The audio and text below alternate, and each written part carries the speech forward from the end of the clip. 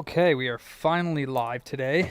I'm actually going to be staying after to catch up. Had a busy day today, which is good, but it's also a pain in the butt.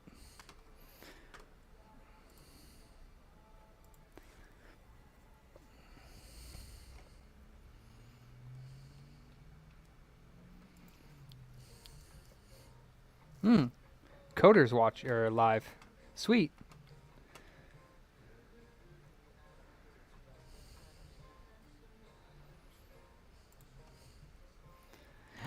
Jason. Let's see.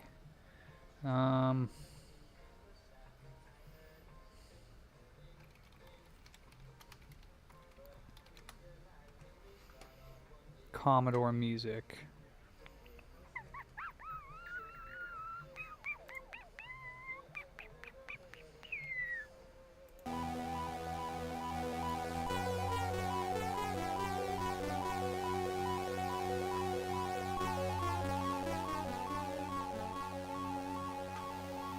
All right, that's good. Let's go ahead and do, let me see here.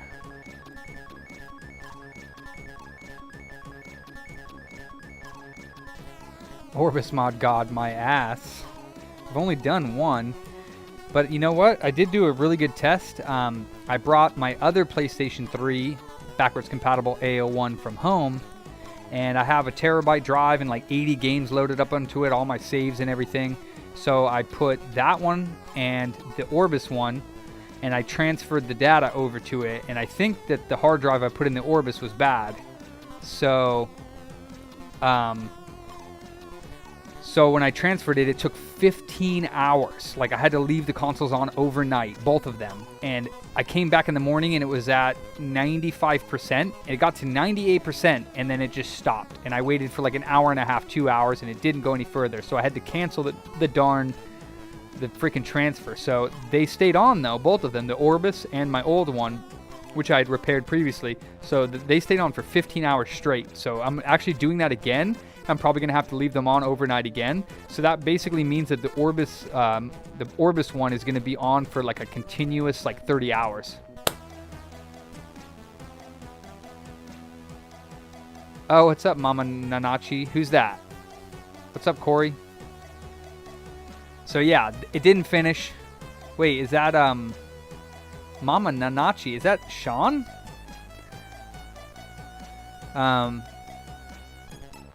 Yeah, so they're doing it again. 15 more hours. Okay. I don't know if I have the PS5 or Series X right this moment. No. Who is that? Mama Nanachi. Mama Nanachi. So, boom, boom, boom. This is at 62. 63. 64, 65. Yeah, so I'm not quite there. Actually, it's going to be a little while before I get to the PS5s, but...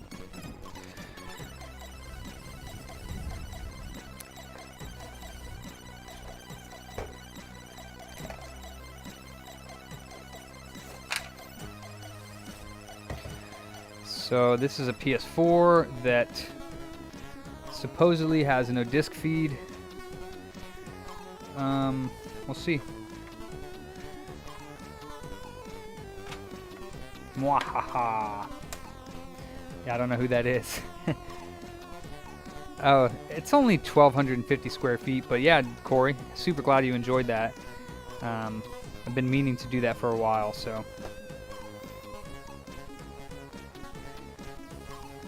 Cypher.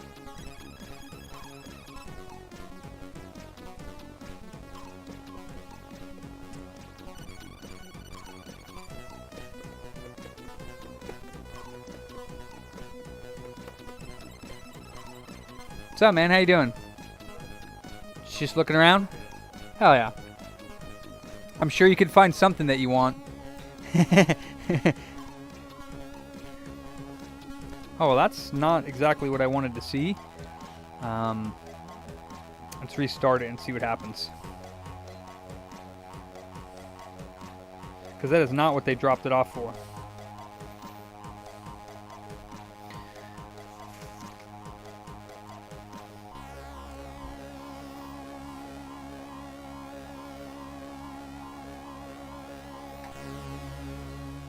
turn it on again.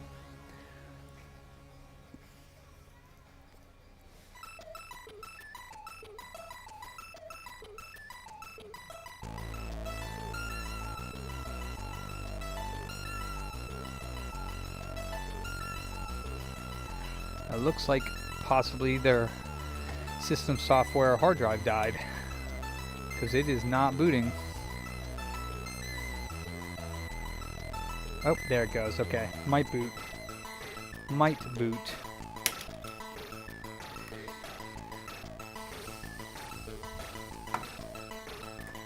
Could still mean that the hard drive's going bad though.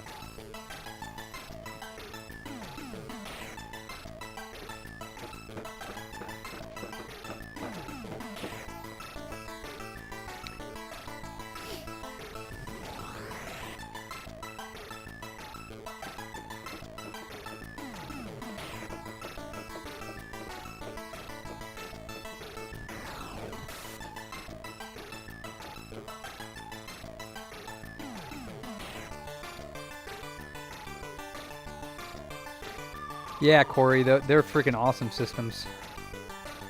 They are really cool. Okay, so it is booting now.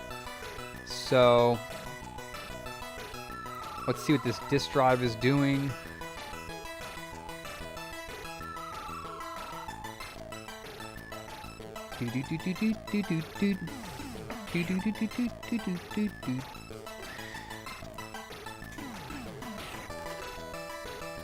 Okay.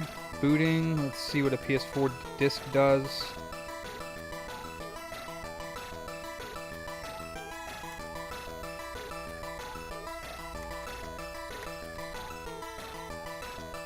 Okay, so there's a disc stuck in there, and it won't eject. Okay.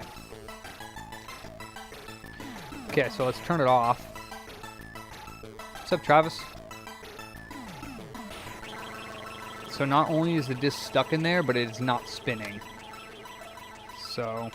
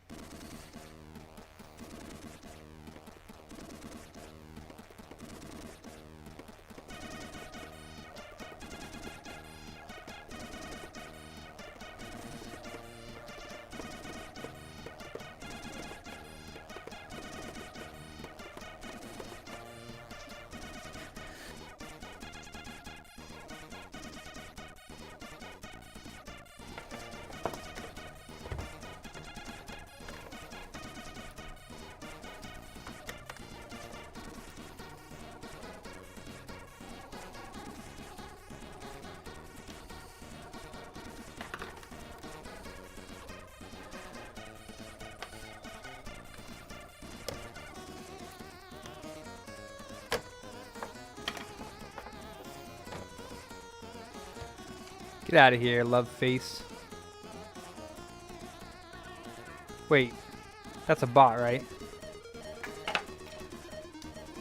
Pretty sure that's a bot. Got any mods in here right now? Alright, well then I'll have to do it myself. What's up, Roger? My mods are off. What's up, Kaiser? Let's see here.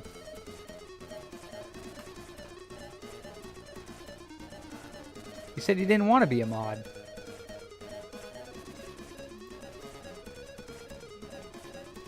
Hide user on this channel. Remove. Report? That's a bot, right? Wait. Wait, no, that's their name. And they said... I don't know if that's a mod or not. Loveface, are you a bot?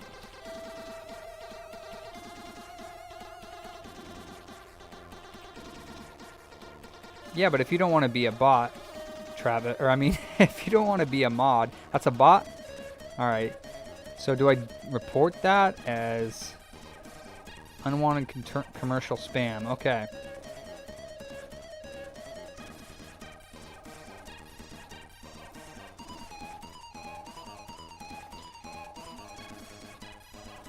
Oh, Phil just ended? Oh, great. Sypha. Well, Travis, you said you didn't want to be a mod, so Yeah, as long as people aren't ripping on each other or saying offensive things to each other, I don't care what people say in the chat, so you don't have to delete people being... It's only when somebody gets, you know, is fighting with somebody or something. So we'll do Sypha. Sypha is now a mod. Welcome to the mod team. Sypha. Travis, you didn't want to work, so I'll let you... Oh, was he reballing something? What was he reballing?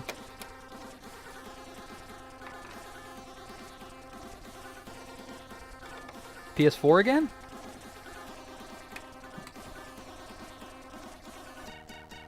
Ah, Roger, your comment got hidden. I can either show or hide that.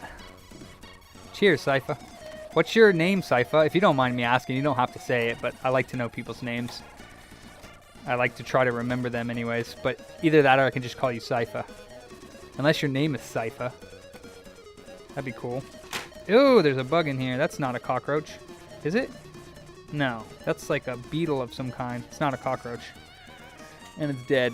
But yeah, it's not a cockroach, so that's good. Alright.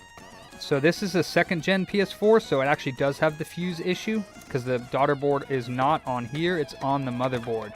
So we will take the motherboard out, and most likely it's going to have a bad fuse. Oh, he did a PS4 APU. We'll leave that in for now, but I am going to take the disk drive out.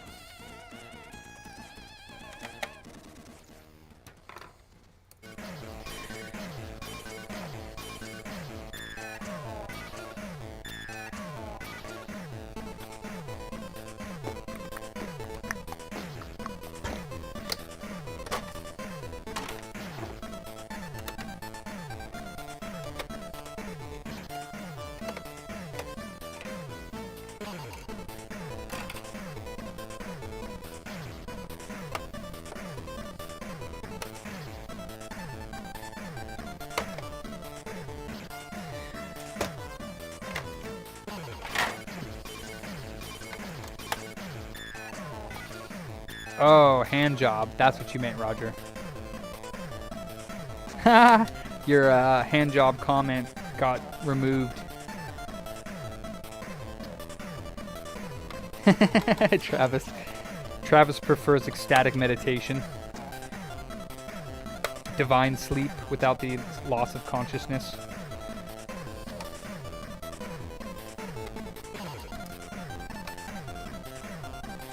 You have to teach me your ways, Travis. I haven't quite gotten that far yet. And the just working all the time and not sleeping isn't really working out too well.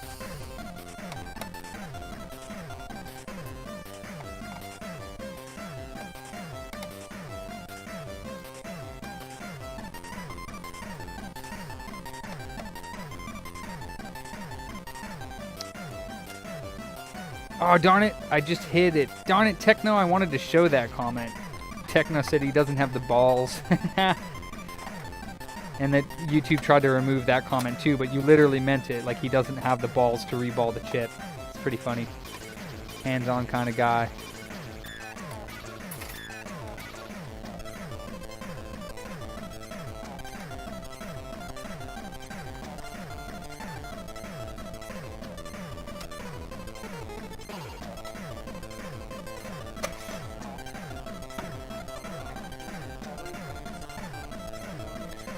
Uh-huh.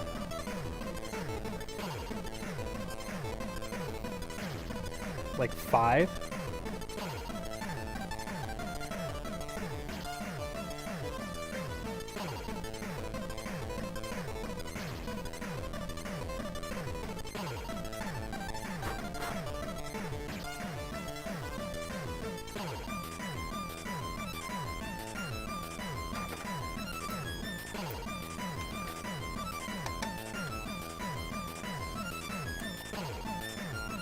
Kaiser. Hey, Joe.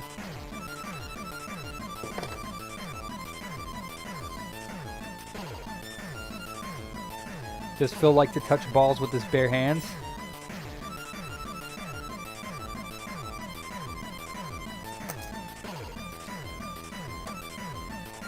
Or is he glove up?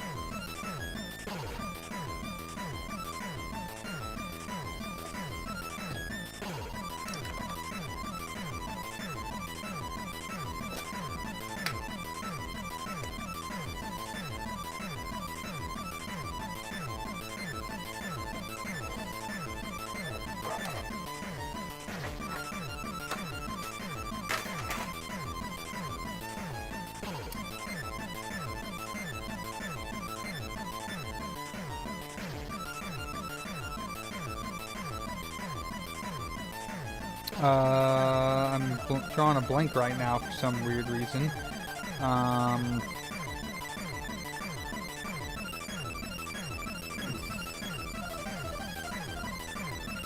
Actually,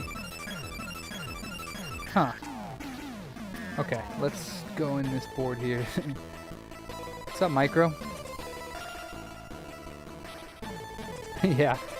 So I forget. I don't think I've ever replaced a fuse on this model. Is it still F6202?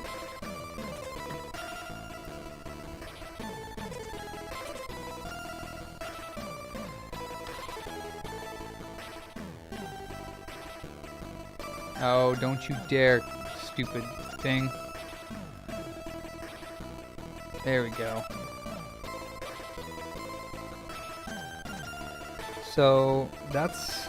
Where's the Renaissance chip on this one?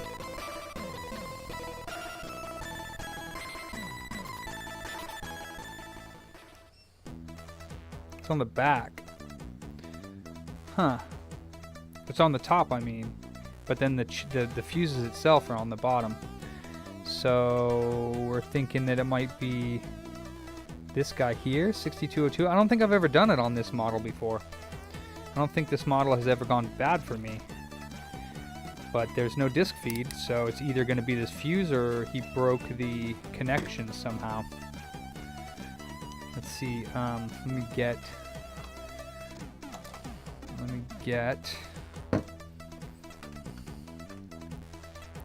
my multimeter online so y'all can see it. Hi, Chris. Chris Farrell. Or Farrell. Boink.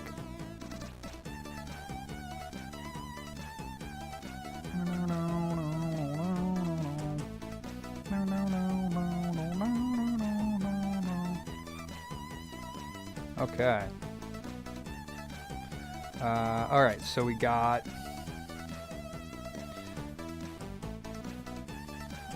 Oh, my thing has come loose. That's okay. Okay, so let's see. Yes, this fuse... Oh, no. Darn, it's good. Okay, so that fuse is good. I don't think this one's for the Blu-ray drive. And even so, it's good. Yes, sir.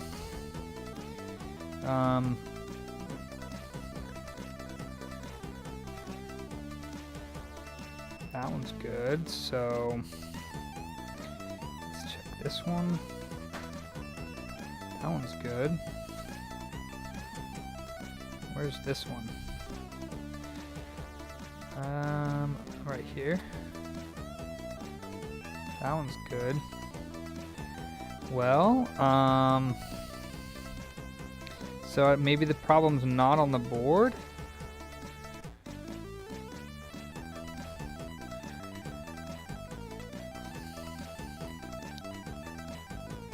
This is Commodore 64 music. That's not for the disk drive anyways, but...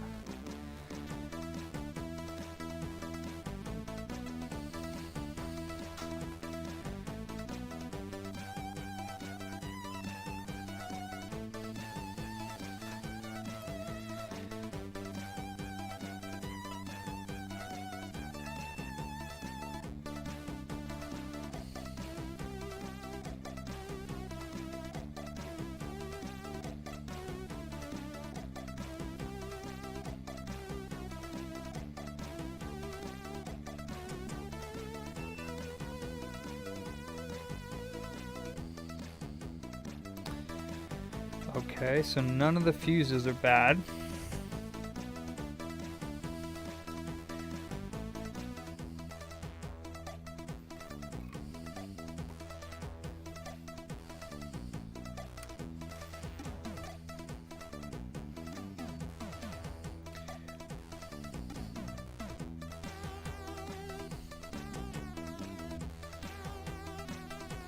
And there's no fuses on the actual Renaissance side. There is a diode though.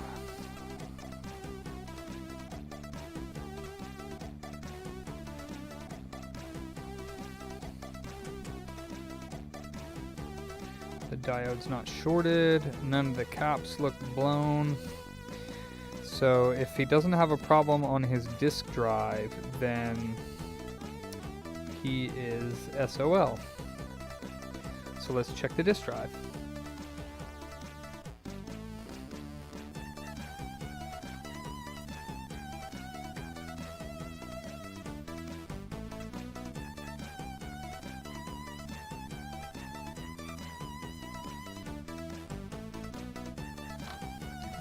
Connector really quickly here.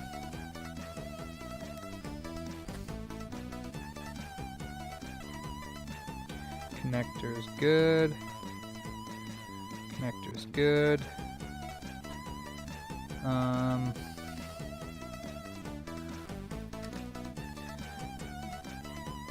Diode is not short. Okay.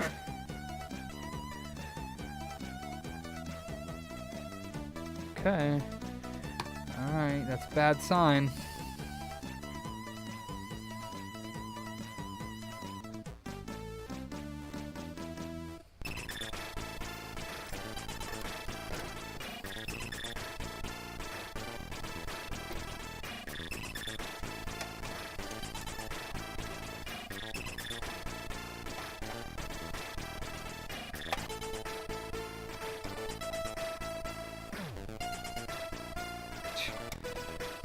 Oh boy, Jason.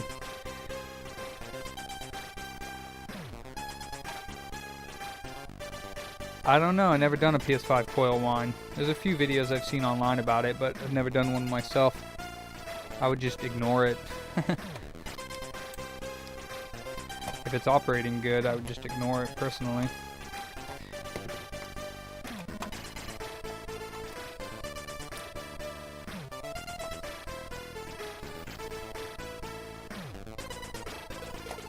I don't really do too much repair on power supplies. I fixed a few PS4 Slim ones by replacing the power MOSFETs, but other than that, I don't repair them because I don't know enough about them.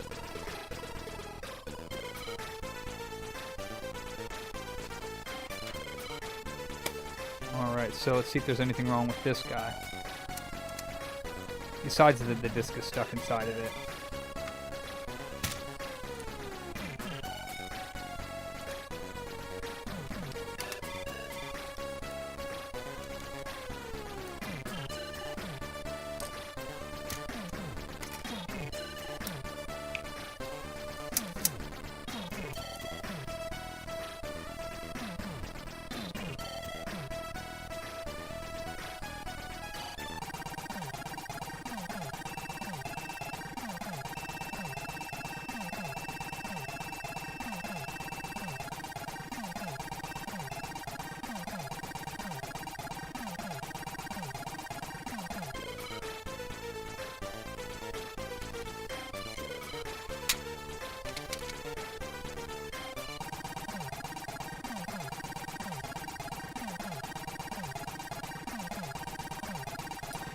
So far, it's not looking promising right now.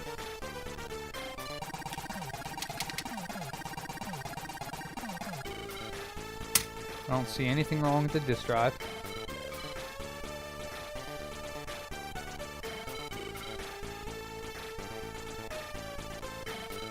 Yeah, I'm not sure about that, Kaiser. I mean, if you think that you might get a bad review because of that, then you probably shouldn't have done it. Let's see. You got this connector here. Let's try, see what happens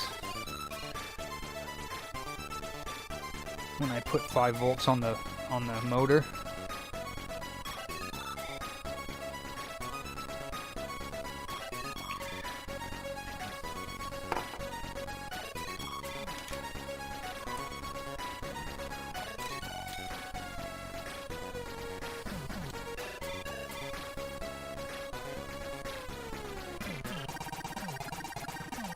The motor's not running. The motor just bad?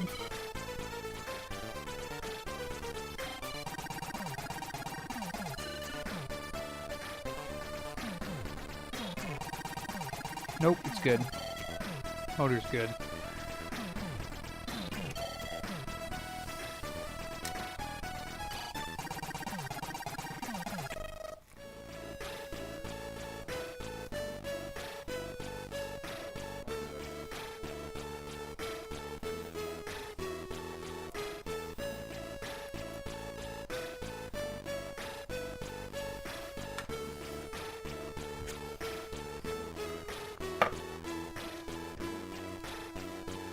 Yeah.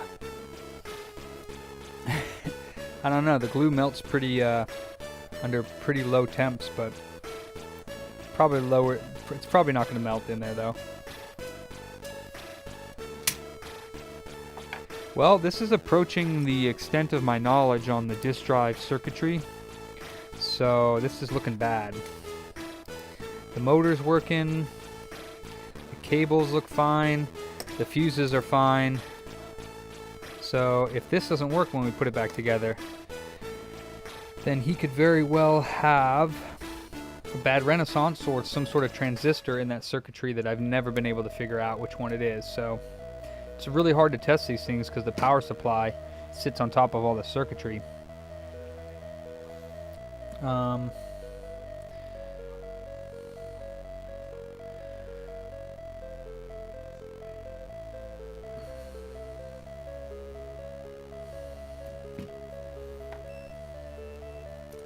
See if there are any shorts around this area here.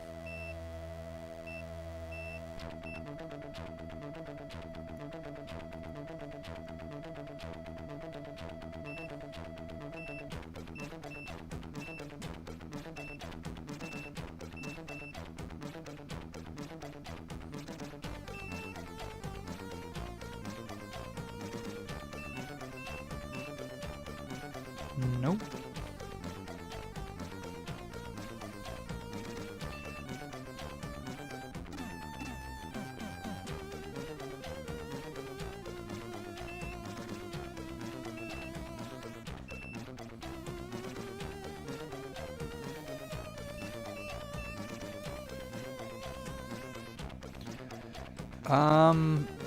You would have to have two bench power supplies because you get 12 volts and 5 volts. So I guess I could do 12 volt in there and plug the 5 volt connector into the power connector, but that might be a way. I've never tried that actually. Those diodes or transistors look fine. Not sure if that one's good. The rating's a little weird. This one's not getting anything.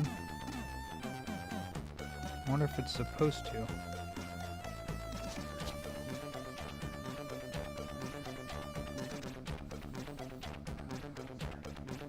I wonder if this one's supposed to get something there. Let me just show you what I'm doing here. I gotta grab a board to look because I've seen people replace these transistors and it fixes the no disk feed. I've just never looked or tried myself.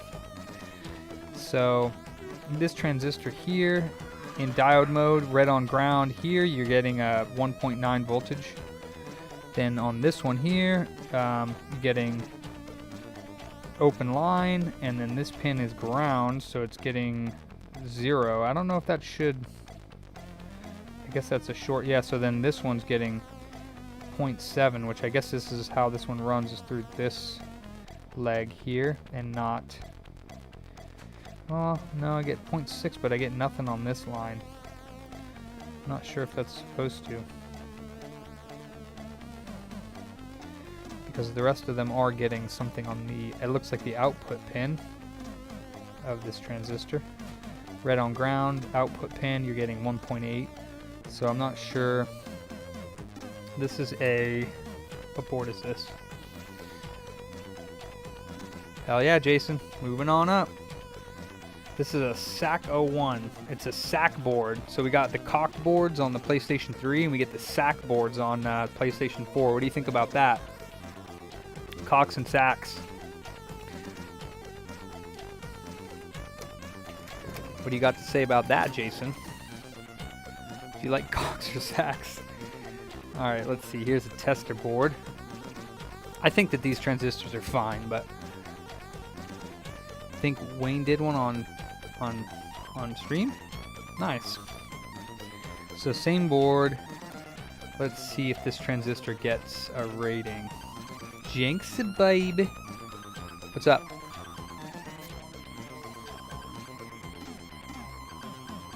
I've been calling him for the last few days and haven't been able to get a hold of him, and his voicemail's not set up. But yes, they did. I already replaced one. He needs to pick it up to test it because it charges through the headphone jack, and I don't have that charger. So yeah, they did. Tell him he can drop his other ones off. Yeah, so we have a problem here. Does it charge through the headphone jack? That's the shuffles. Yeah. Yeah, but it's okay. All right, so I found a discrepancy here, folks. If you look, okay, so this is the SAC 001 board. What? I don't care. I mean, it's easier to watch on your phone, but you're more than welcome to watch here. So your phone sucks. So this is the edge of the board, and this is the area with the fuses for the Blu-ray drive. It also has these little transistors here. So if you flip over the board, on the opposite side of that is the Renaissance chip. So we're going to the other side of the board here where all the fuses are. And this transistor right here, if we put red on ground and we go to this, what I believe would be the output pin, you can see it's getting 1.9 volts there. It's getting, should have 0 here. And it should have 0.6 on this one. So on the other board though, it's not getting 1.9. So maybe this transistor on the other board is bad. So, because this is a tester board, or a donor board as you might say. So we're going to, I've never actually fixed this problem. So if this fixes it, I'm gonna be kind of pissed off because I have a lot of Slims that are like this too. And I've never even bothered looking. But on this board here, got red on ground, and we go to this pin here, and you can see on the meter it is open line. So let's see what happens when we remove this transistor. It could very well be something else on the line, but I don't know enough about electronics to know if that might be the case. So we're just going to go ahead and remove this.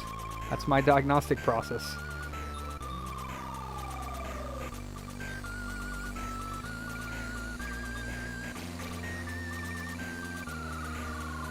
Could also be the 6-leg transistor thingy-majigger bobber duder thingy on this sack.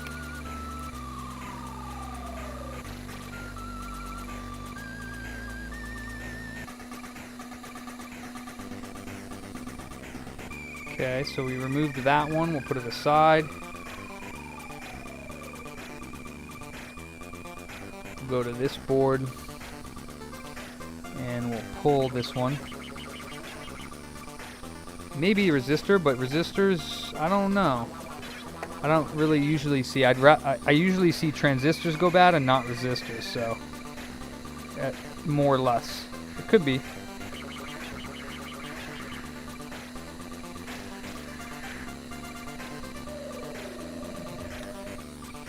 So there's the good one. Now I'm not going to use heat to put it back on because that's already next to like what looks like a LAN chip. Hey Jason, you gotta one of your friends is in the chat. Jesus.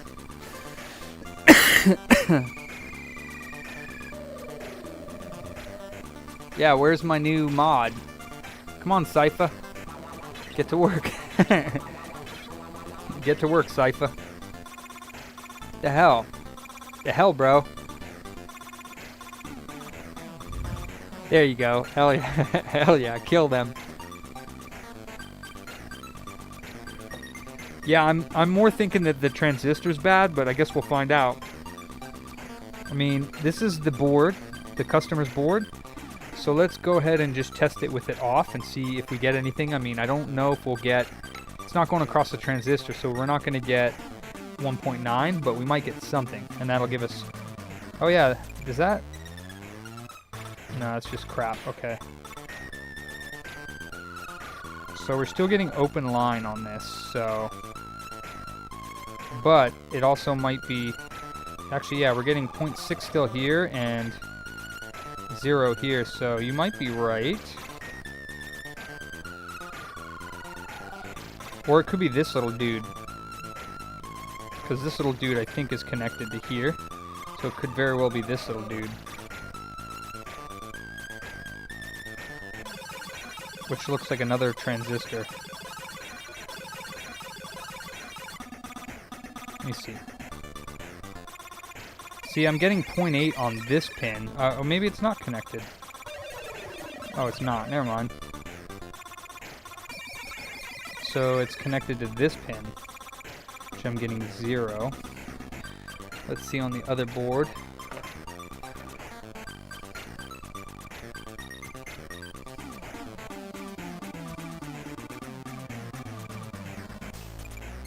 Okay, well with that off, I'm getting open line on both boards, so it might need that transistor on there.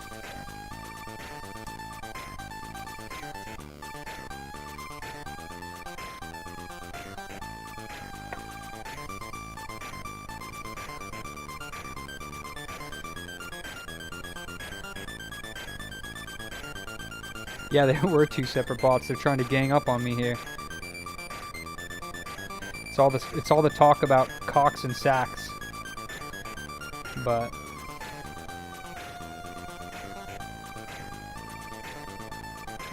oh, it would be nice if my iron was on. Yeah, Jason. It's alright, I don't mind those comments. I don't mind them. Like I said, unless he's like pestering somebody in particular, you don't have to hide his comments. If you don't want to show them, that's fine too, but Jason's not bothering anybody. Comic relief.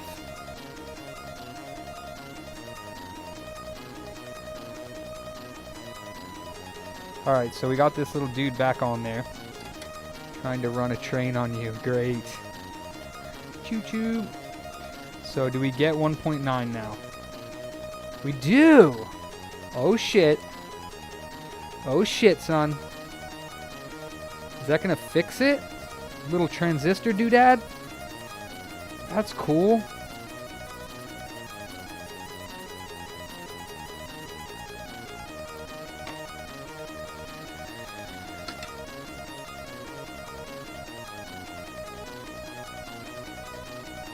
That's stupid though, that little dude. So how does that blow? Maybe somebody like plugs something in. So yeah, you can check here, red on ground. This one here, you can see on the screen there, 1.89 volts. That's correct now. 1.89. So if you're getting no disk feed, instead of saying that it's Renaissance like I've been doing, and what's really sad is that I probably have a decent amount of consoles that I unfortunately didn't know. I've never looked into the disk circuitry further than that, because I would assume that a fuse would blow if one of these things in the circuit would blow. That's just my bad. But I'm getting better every day. Every day. Let's check it out. Let's check out the sack and see if it... Oh, I hate these gloves. They always rip. Alright, I think what's weird is that ooh, I don't know why I smell electrolytical juice right now. Maybe it was that transistor, I don't know, but I smell like fish juice or fish guts or something.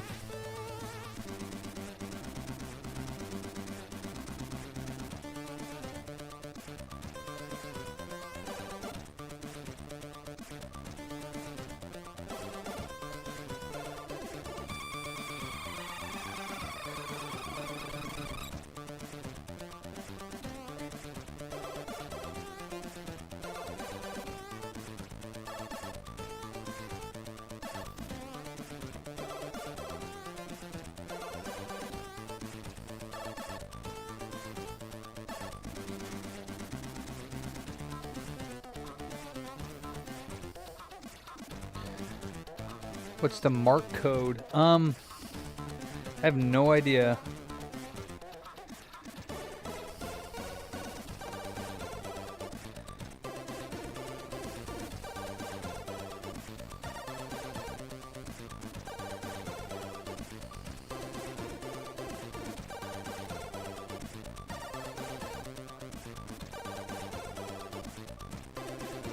I don't know. Can you see any mark code on there? I can't. I think it's too small.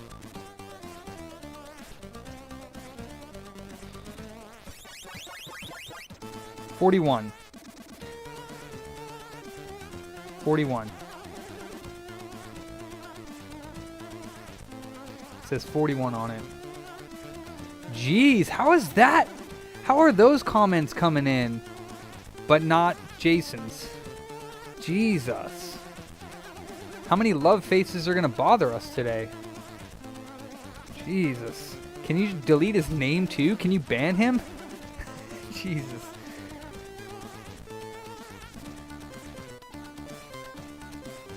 I'm pretty sure that that advice is not needed nor necessary on this channel. You're welcome, Kaiser. What did you need it for? You want to order some more?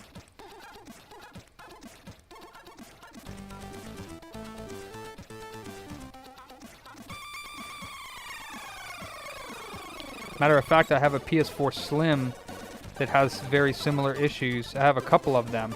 I'm going to try to figure it out because that means I'll have a couple Slims that'll work. But hey, there could be something else damaged, so.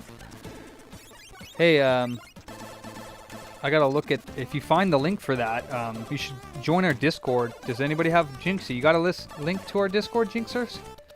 He's banned. Micro. Nice, dude. Does anybody have a link to our Discord? And Kaiser, I should start up like a parts channel so that we can share parts that we find. Let me dust out this heatsink.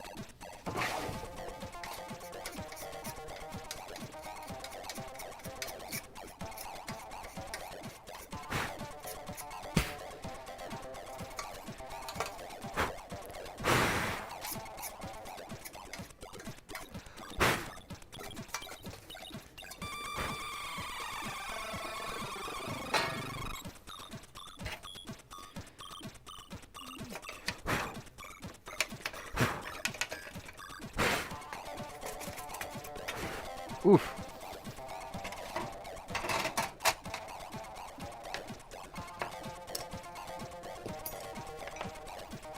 Thank you, Jinxie. Right?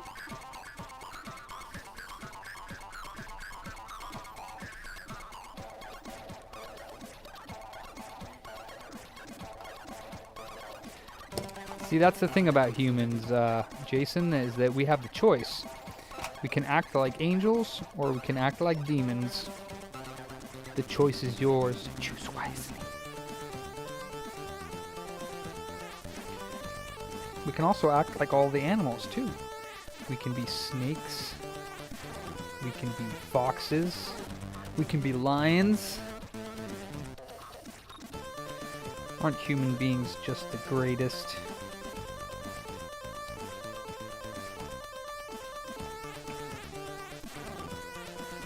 We can be sheep.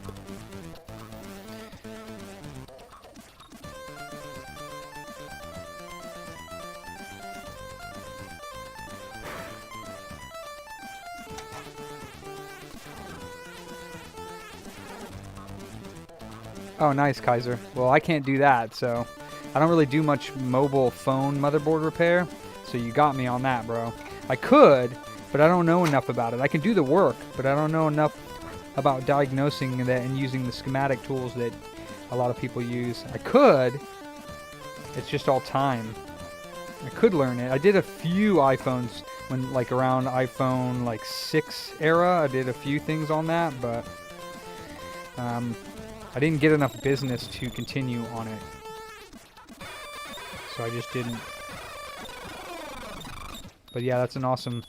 You can get good money doing mobile data recovery or computer data recovery. Like iPad Rehab and Louis Rossmann do. They do a lot of that. It's good money. Because people will pay a top dollar for their data. Because it's pretty much, you can charge whatever the heck you want for data.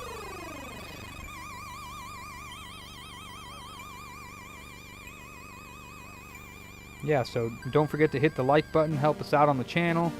Don't forget to go to our Discord and join that so you can bother me at any hour of the day. Just kidding.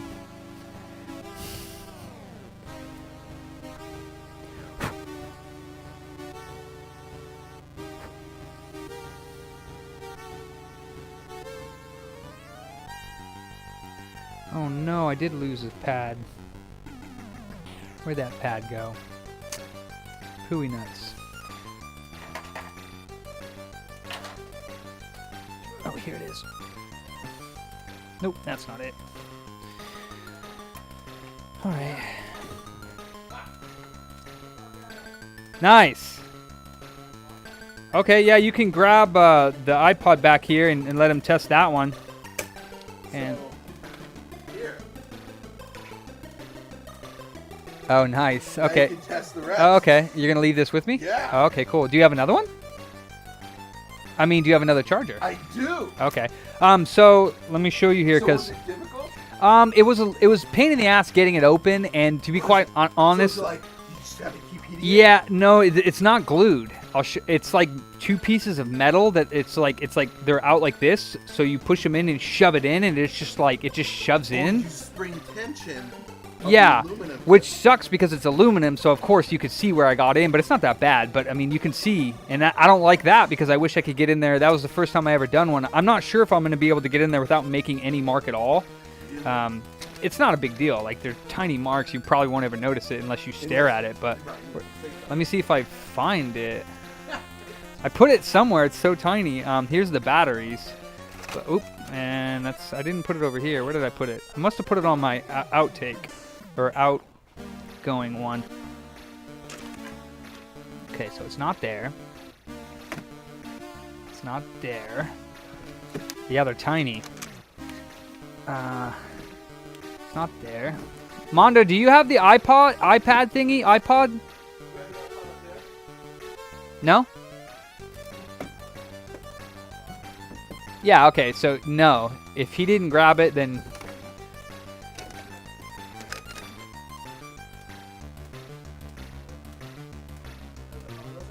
Oh, here it is. Here it is. Here it is. I'll put it right here, cause I had been trying to call you. So when I leave stuff here. Can you hear me for the message? No, it just says no voicemail set up. God damn it. All right. I'm sorry. Yeah, that's all right. So I just when I need to recall people, I put it here, and then I recall. But yeah, so yeah, it's kind of ding ding, dinkleberry. Oh, that. Yeah. Yeah, I mean, hopefully I can do it a little bit better, but like the seam, you can see the seam on the other side. And like there's literally no room. But now that I know how it opens, because I didn't know, I'm going to try to put something in both sides and pry up on both at the same time and see if I can get it to pop up easier that way. Because the other thing is they want you to grab this, but if you grab this and yank on it, I'm thinking it's going to break, you know, and I don't want to break the clip because then you're screwed. So it actually pops out from the bottom. So I mean, that's not that big of a deal, and it's tight in there. So that little mark, it's tight in there. Really? So I don't know. I guess you should try that one. Then can you call me? Because I'll do those tomorrow, but just call me and let me know it works first. Because the battery had no charge on it when I put it in there. These are so years old. Well, I meant the new battery. And usually batteries, if they sit dead, they can die. So it's supposed to have something on it, but since those have probably been sitting on their shelf for a while, so just charge it up. Right, because I mean, do you think this is the sole purpose of its existence? This is not used for anything else. Yeah. Mm-hmm, yeah. Right? Yeah. Yeah. Then they probably have. Yeah, they probably just been sitting there, but it still should work. And that's the pry mechanism. I don't use that. Yeah. I can't get. There's no way you can fit that piece of plastic in the thing. No. So I mean, you could use that after you get it open, but it's straight down on the sides. So like, I don't know. I mean, I don't know how Apple would, because I don't know how they do it. I'm sure somebody's better at it than me because that's the first time. But maybe because even my razors were snapping. You know, I'd get it in there and I'd try to pry and it would snap. And it's aluminum, so it's like any little scratch on it. So it's not the best. Same thing with the iPods, like the old iPods. Same thing. Those kind of get gouged up and bent when you open them too. It's like nothing you can do about it. But yeah. I mean, like I said, I guess I should have said, like, if there's marks on it, are you going to care? Because some people are really anal about stuff like that, but most of the time not. You know what? It's more important that it works. Yeah. I mean, it would be great if I could get it with no scratches on it, but I don't think that's going to be able to be done. I'm going to try to do better on the next one, but yeah, try it out. I'd rather you try it before we waste our time doing the other ones. Okay. So try it out, and then... I'll charge it, and I'll call you about it. I'll charge it tonight. Sick. Okay, nice. I'm pretty sure it'll work, but you never know. Yeah. Never know. All right. Cool. Thanks, Tony. And then I should have them done tomorrow if it does work.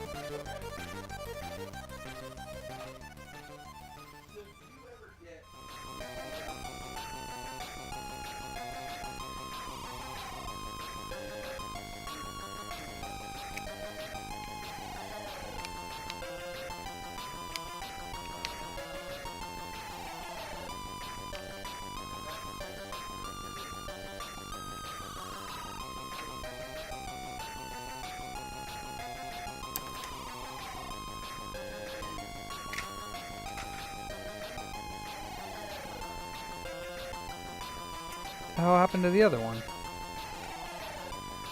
Oh, there it is. Never mind.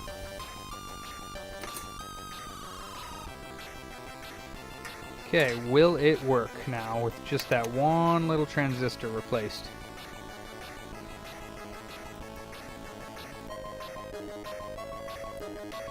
I thought that the aftermarket displays are. You just have to have the programmer.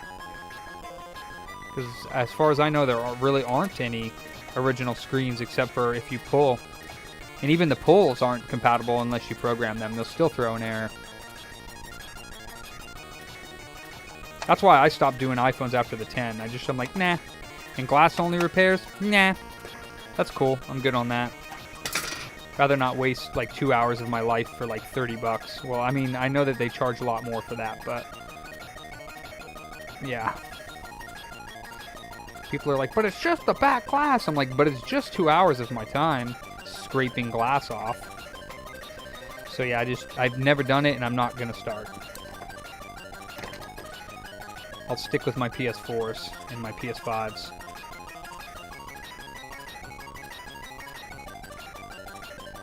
Oops. Alright, so let's not put it all the way back together. Let's try it first.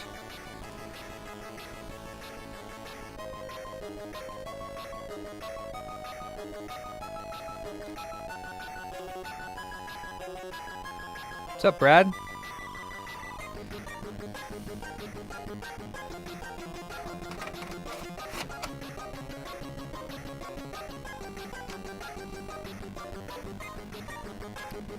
Oh no, I did it. I turned it upside down with that little plastic, or that little metal rub clip thingy.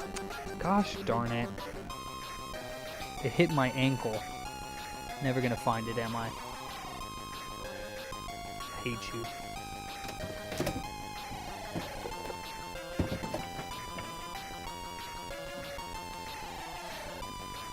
Oh my gosh.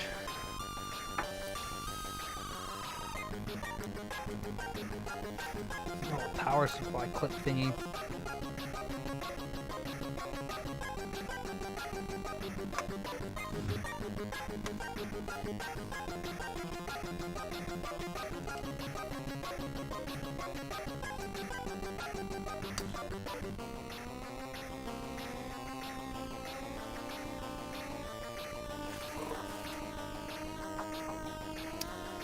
Gosh darn it.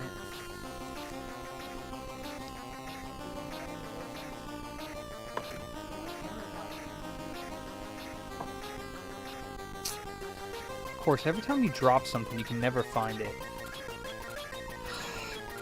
Alright. And I think I'm running out of these little stupid clip things.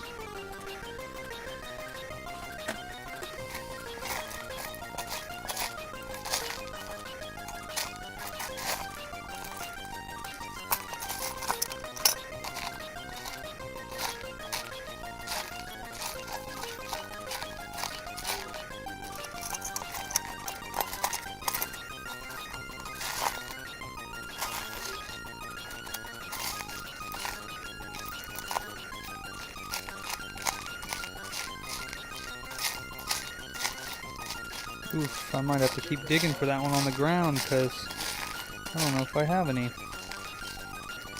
Oh, I found one. Hee-hee. Definitely pretty much out of those little clippy things, though. So hopefully I can find that other one. I'll have to sweep up in a little bit.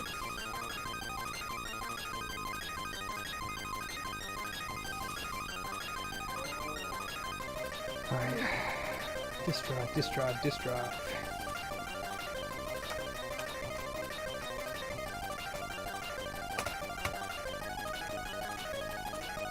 Will it fix it?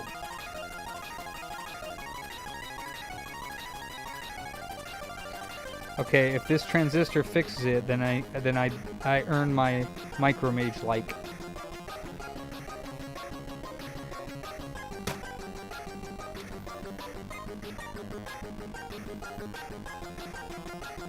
Because I know I have to earn my likes with micro. Joshua's hard to please.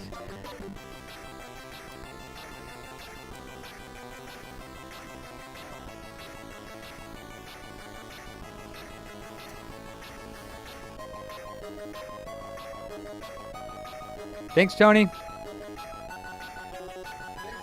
Mm-hmm.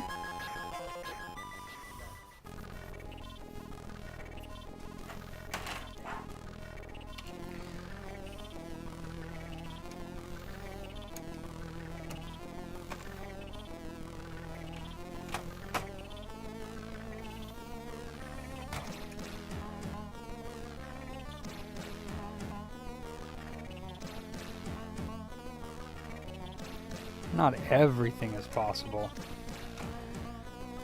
There's limitations, bruh. Not everybody could be a millionaire.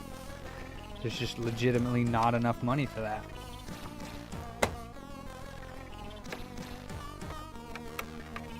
Okay, let's see what happens. Let's turn her on.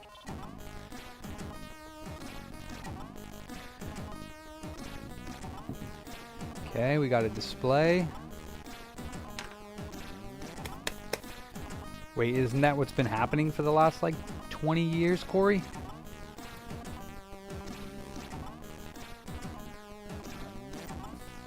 Oh, in electronics. I don't know. You can't make a NOR gate and NOT gate. That's not possible. You can't make a transistor a capacitor. Wait, I don't know. Maybe you can on that one. I don't know. All right, here we go. Does it pull the disc in? Wait, do I have it the right way? Yeah. It does not. That's sad.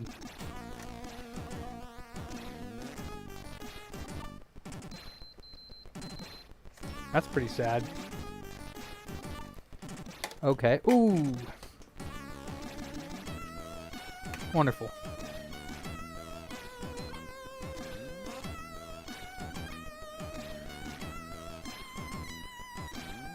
I don't earn my Joshua like yet. Too bad. More readings, huh? Where I can replace those two little dudes.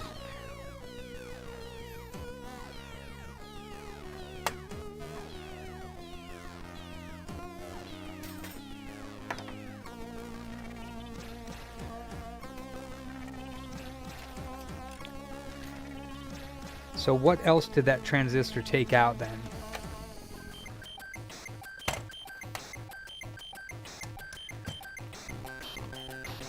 I have seen posts where the other guys that fix it, if they looks like they replace. Wait, is it in all the way? Yeah, it was. That's the laser one, anyways, not the disk drive one.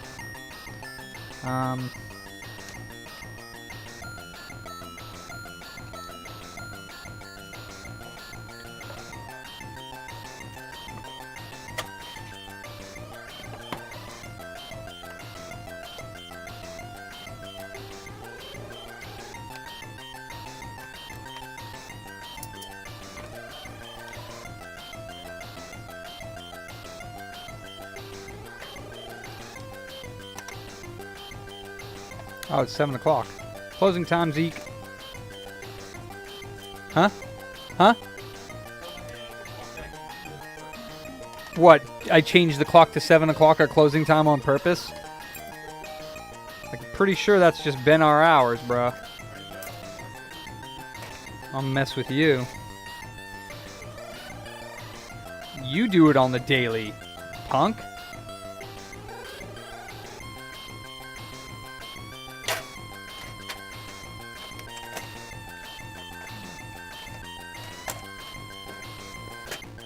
Alright, well, what else is wrong with this thing? Is that transistor bad again? Did I blow it again by not replacing the actual real component that was bad? Let's find out. It's snowing, huh? Alright, let's see what we got going on here. So, I think what people replace to fix this issue is, these two little dudes. So, let's check if this 1.9 is still present. Okay, it is. So, this thing's still good. So yeah, let's check the readings on this. So we get 0.5 there. This is going to be 0.52 because it's the same leg. This one here is getting 0.4. This one here is getting 0.5. This one here is getting 0.5. This guy here is getting open line. So, is this one here supposed to get open line? Let's check these ones. Well, this is backwards, so it would be this one. That one's also getting open line on this same pin. So, but it's getting 1.9 at this transistor. So, let's check the other board. One sec, guys. I think that it's those two little dudes that I see everybody replacing. And I'm not sure that, I think those are transistors too, but I don't know. So here's the donor board. Let's see, this one here is open line, this one here.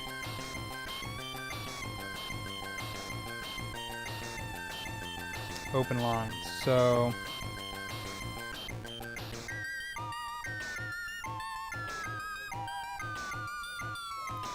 but it's 1.9 here. Open line on this side. 0.4, 0.4, point. Open line. 0.5. Open line. Maybe it's this little dude. 0.5, 0.6. Open line, 0. Later. 0.4, I mean. 0.4. 1.4.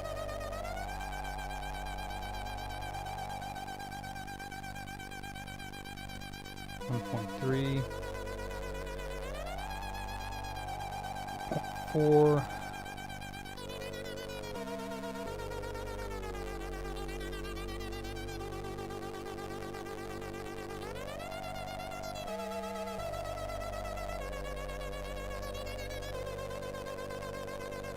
Wait a minute, if that's getting 0.5, then this pin should get 0.5 too.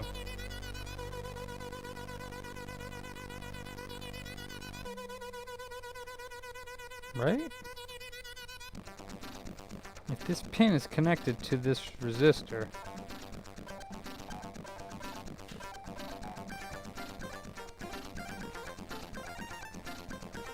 okay, I must have been touching this. Okay, never mind.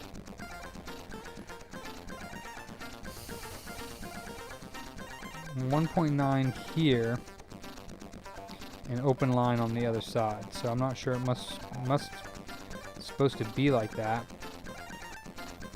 This is the donor board.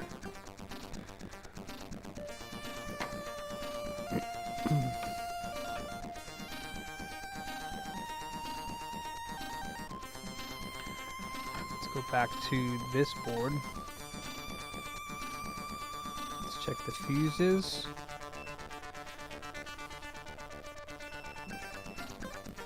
Fuse is good. Let's see if there's any shorts.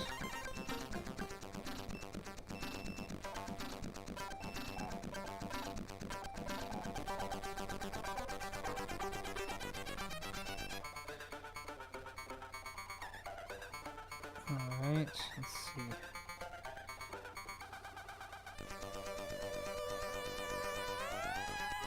Oh, okay, well this one's not getting the right reading.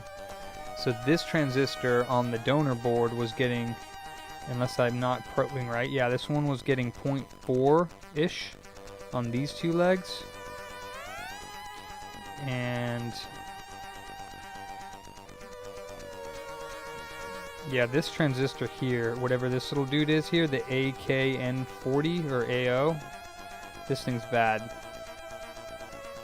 Wait. Yeah, this thing's bad. Yeah, this dude's bad. This dude...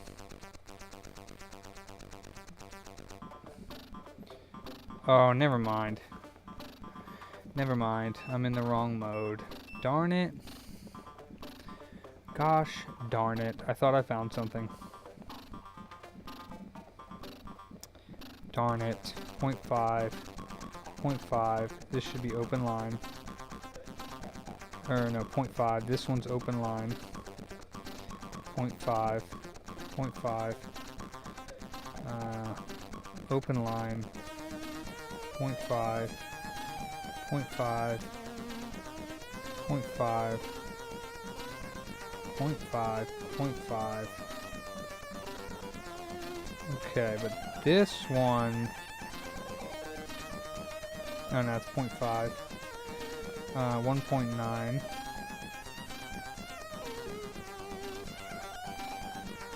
0.5. 0.6. 1.3.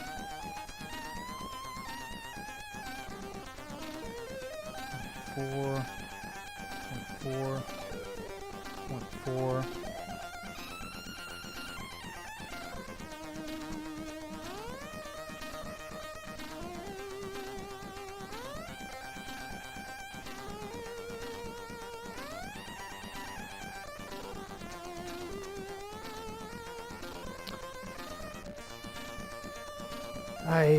Well, I don't see any other issues. Let's check this little dude, but I think this is for the drive, or the, for the SATA connector.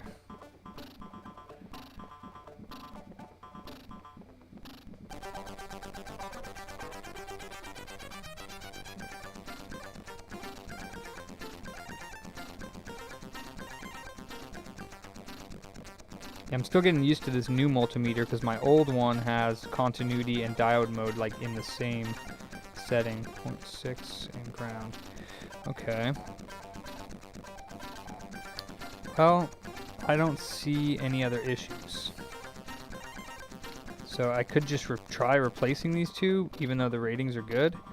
Because other than that, I don't know. Unless it's this little dude, but I think all the ratings are good on that. 0.5, 0.5, this is the only one that's a little bit off. 0.6, 0.4, this one here's 0.6, that's the only one that's off a little bit.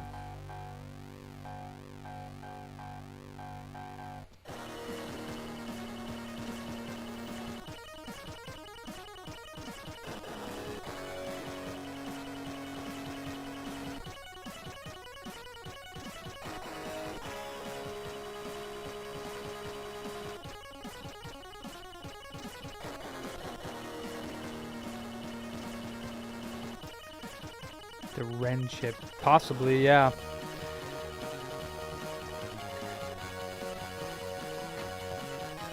Let's see, are these two shorted on this one as well? Because I don't think they're supposed to be. That might be an issue. That might be the issue. So this is the donor board. Between this top right pin and this bottom left pin, we're getting diode mode. Oh, never mind. Now it's 0. Well, it was 0.4. Why does it get 0 sometimes? 0.4. Maybe I was touching something else. 0.4. See, now it's 0. So that might not be bad.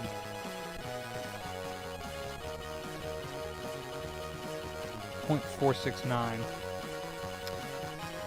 Maybe I'll just try replacing those two little dudes.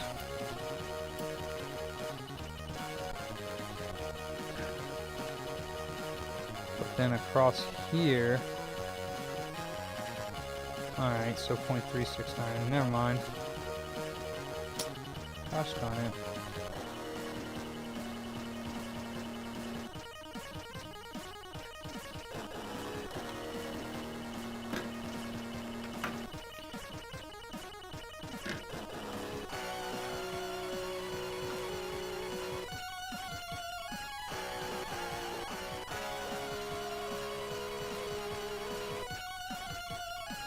And that reading's normal too.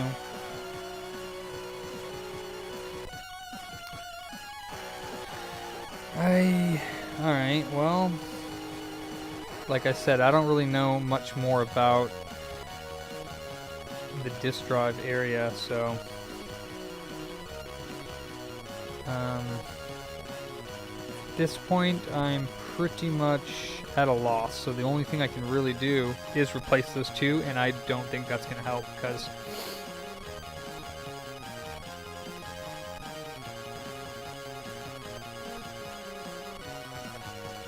I don't think that's going to help.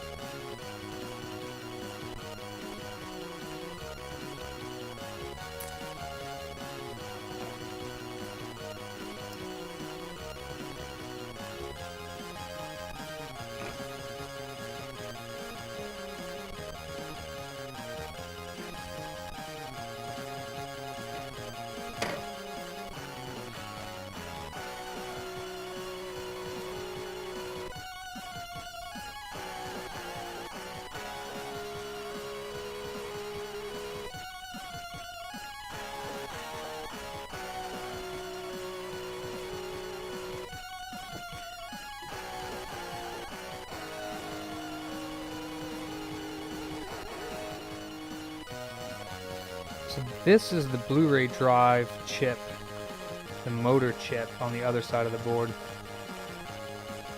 Yeah, I gotta stop working on this soon, because like I said, that's why I don't work on disk drive ones, because I don't know. Let's see here.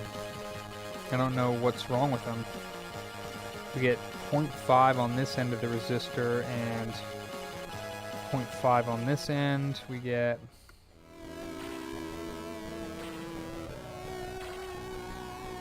0.7, open line, open, 0, 0, really?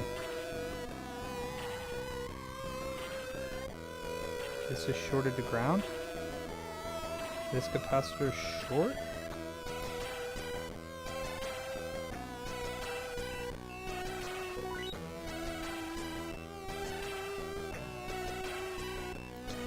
Okay, I'm not sure if that's supposed to be. Although maybe, because it doesn't seem like it goes anywhere. This is the donor board.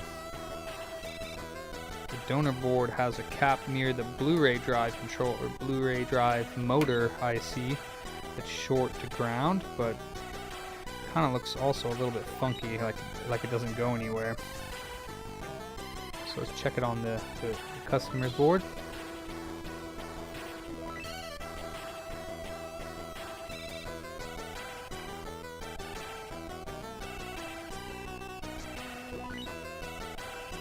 Short to ground there too, so I don't think, thinking that might supposed to be that way,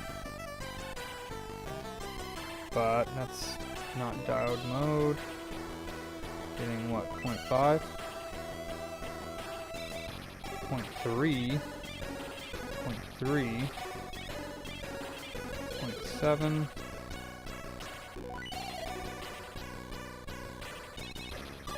7.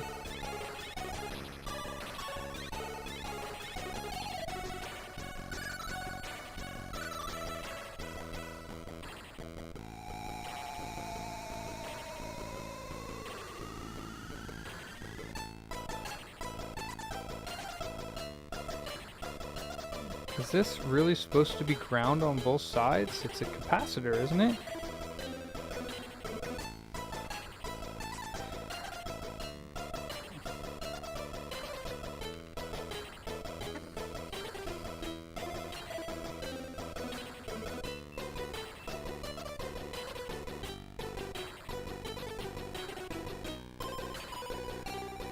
I mean, maybe. But I've never seen capacitors ground on both sides for any reason but bad. So maybe it's the chip, or maybe it's the capacitor.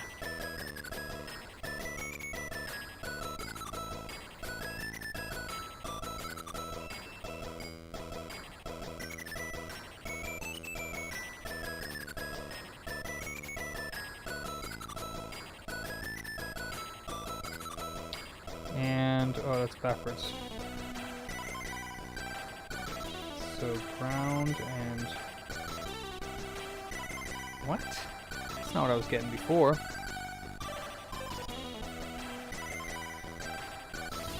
This is donor board. Donor board is getting...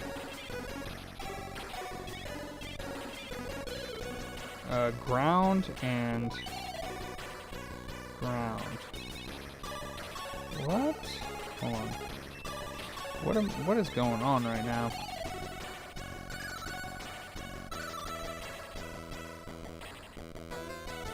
That thing is dead right on this one.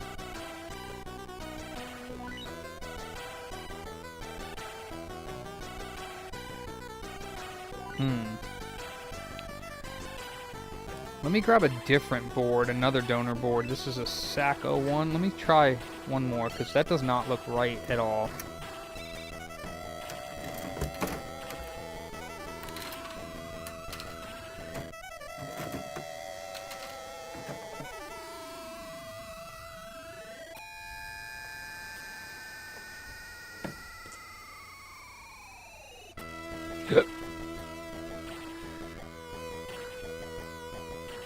It's a different one.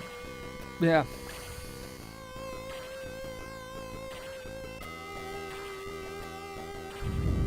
This is a 330 ohm resistor or something, you know. I mean, it says R330. I'm not sure exactly what the rating is, but yeah. So 0.5 volt on one side of a diode reading and open line on the other. No, 0.5. So 0.5 on both, and it's got a rating on the board of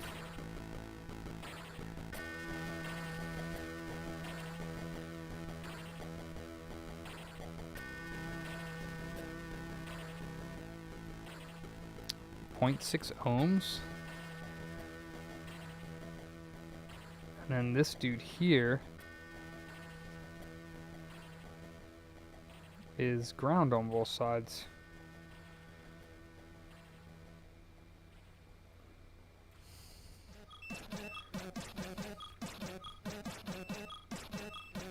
So I guess this capacitor, unless all of these have Blu-ray drive problems.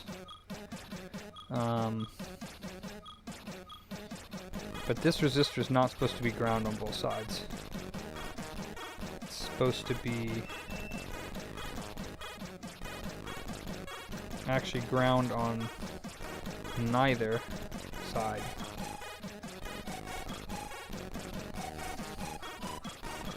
Okay.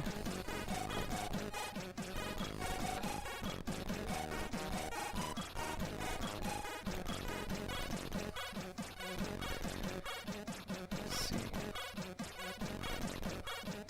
We're getting, okay, so it isn't ground on that side on this board. It was the donor board that it was getting ground. Ground, ground, open line, Diode mode is 0.3 and 0.3, which is a little bit low.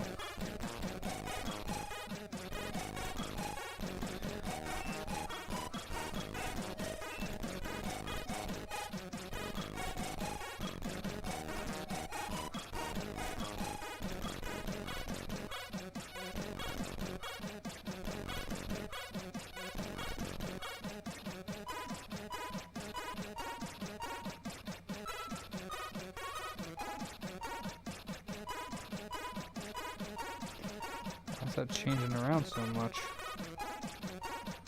0.6, okay. Well, I don't see any more problems. Really don't.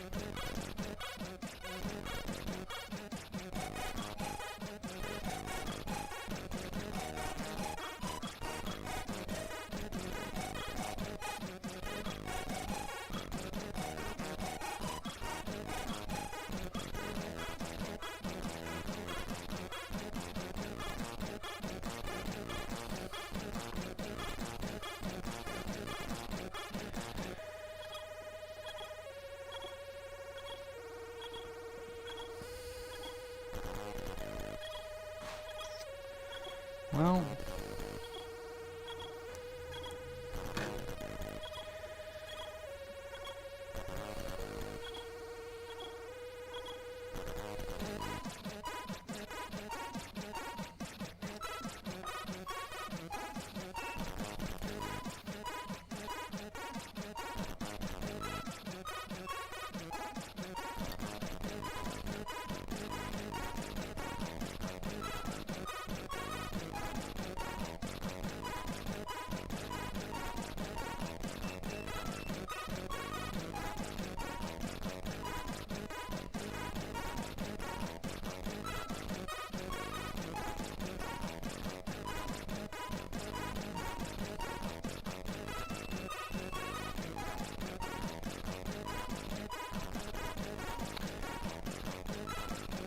no disk feed, and this transistor was bad, so I replaced it, but still no disk feed.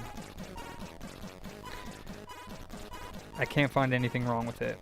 All the fuses are good, all the other readings appear to be good, so I don't know what's wrong with it. Like I said, the only other thing I've seen people do is replace these two little guys, but I don't think they're bad on this one.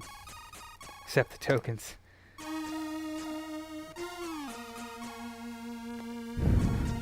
So yeah, I don't know what to do for this one. This is the second donor board that I have. And what I found on the customer's board is that this transistor did not have a diode mode reading of 1.9 volts on this side.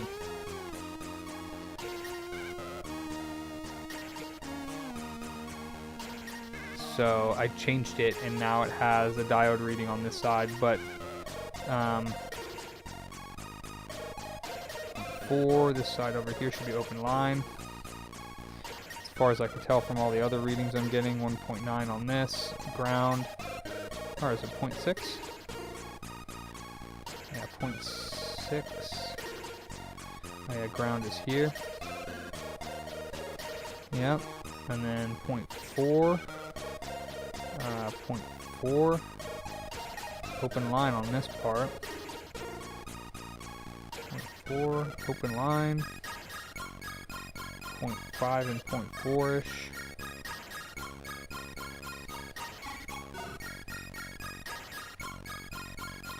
So yeah, I don't know. Everything here looks good now. The only other thing I didn't check, this is a donor board, so don't pay any mind to that. 0.6 ground and 1.4 Okay, 0.8. This one's 0.8. This one's probably 0.8 as well. And then what? 0.6 and 0.6.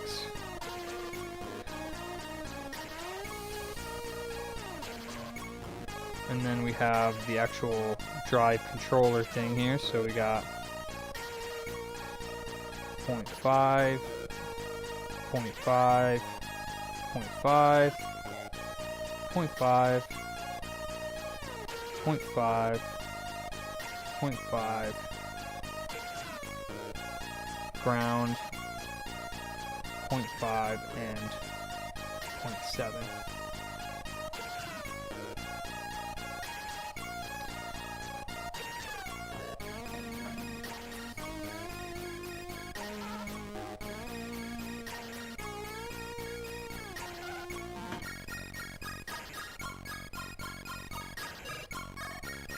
Point five,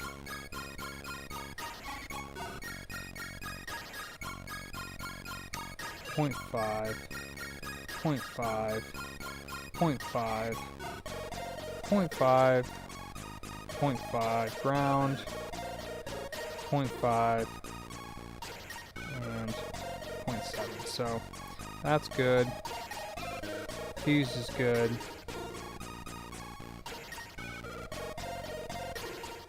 Diode's good.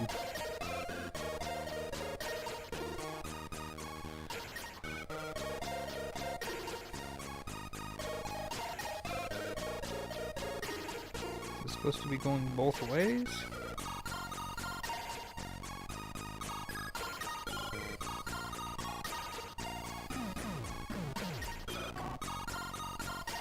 Does on this board too, that's interesting. I mean, the disk drive, I put power in the drive and it spins, so I could try that though. 0.6, 0.6, 0.6, 0.8, 0.8, 0.8. I could try another drive, but I doubt it's that. Fuse is good. Fuse is good. Yep, I don't know. Fuse is good. Fuse is good.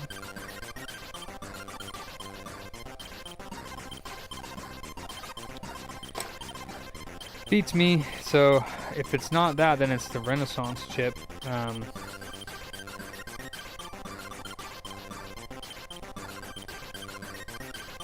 Just for shits and giggles, though. Just for shits and giggles.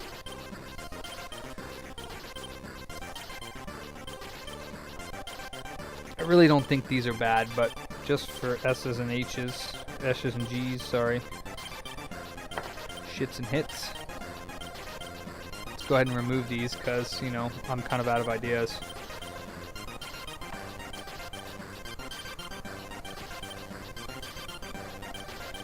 The only other thing I've seen online, people saying that they do, is replace these two, but they don't look bad, so.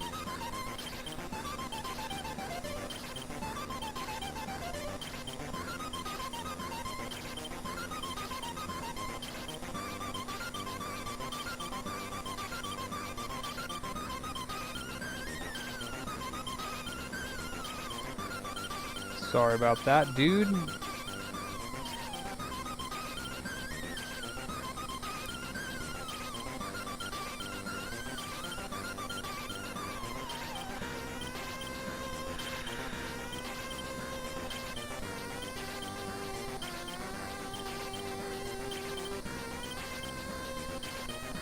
Everything else good? You good? You good? You good? Alright. So those two are off.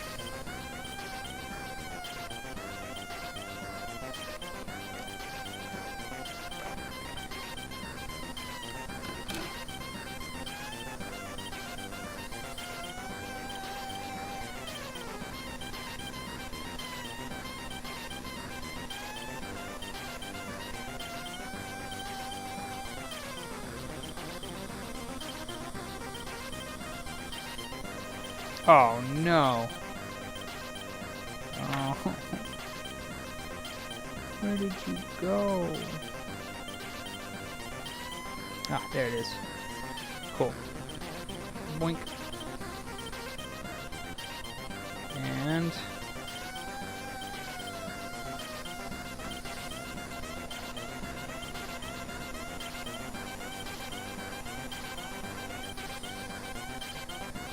boink.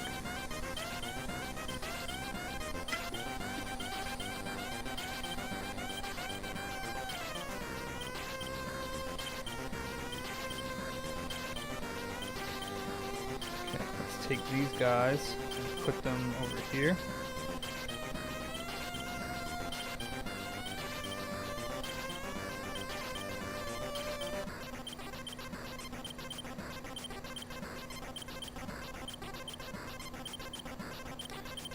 Take these dudes.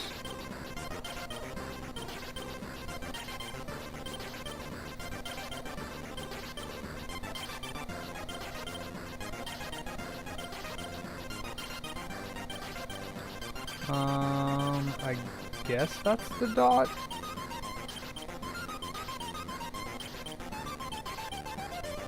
Is that the way it was? Let me see.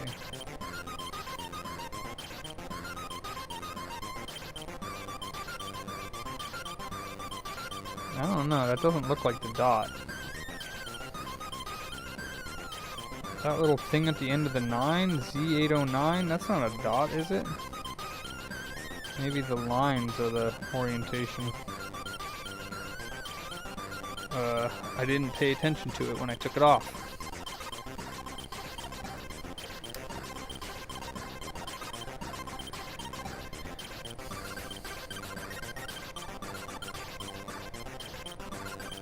No, the little dot is whatever that little weird thing is. Yeah, that is the dot. Alright.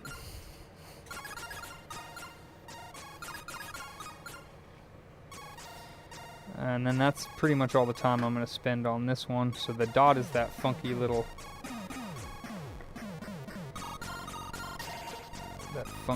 thing there.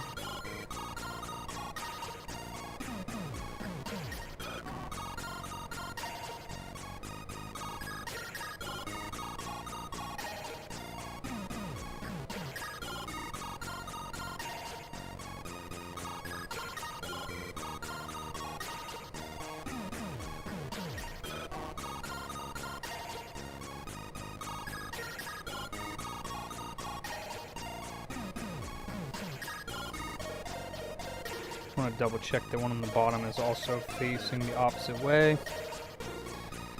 Oh, this is the donor that I took them off of.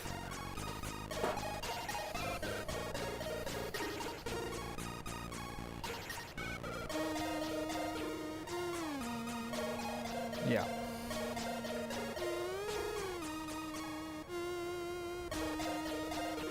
That's a good idea. Never thought about that.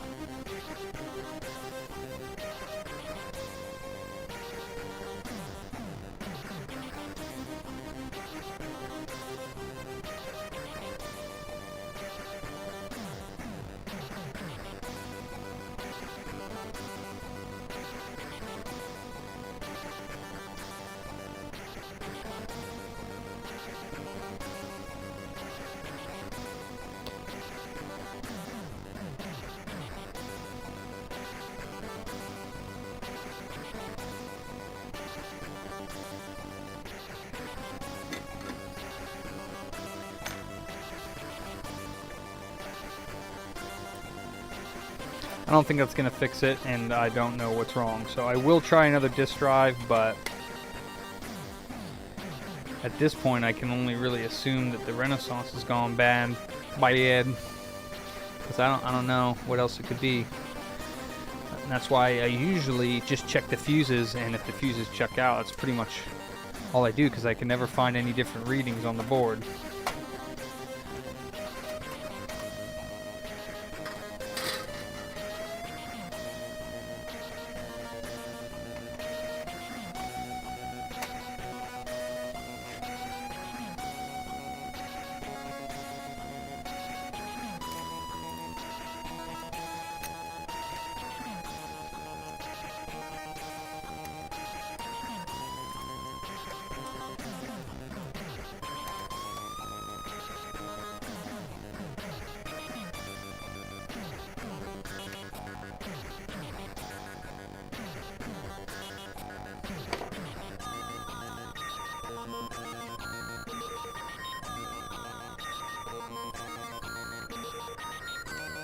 Flex cable's good.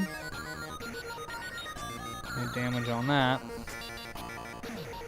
And I bet you that it'll turn on when you stick the disc in, but it won't feed it in, which the only other thing it could be is the Blu-ray disc drive controller chip. It's the only other thing I can think of. Guess I could leave the laser unplugged in case it's like the laser doing something funky. This is plugged in, right? Yeah, it's not. I checked that already. It does look kind of messed up looking now. I'll check another disk drive after this as well. It's a really good idea.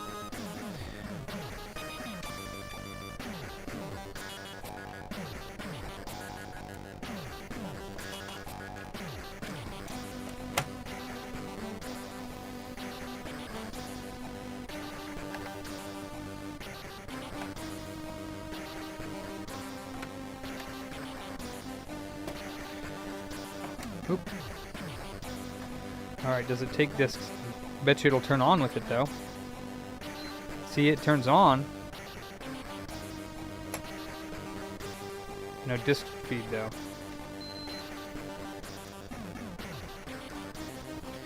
Turns on with it though.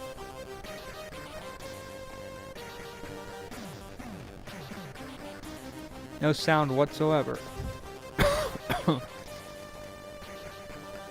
I mean, the only other things I can really try are replacing the Blu-ray drive controller chip. That's the only other thing I know how to do to try to fix these things.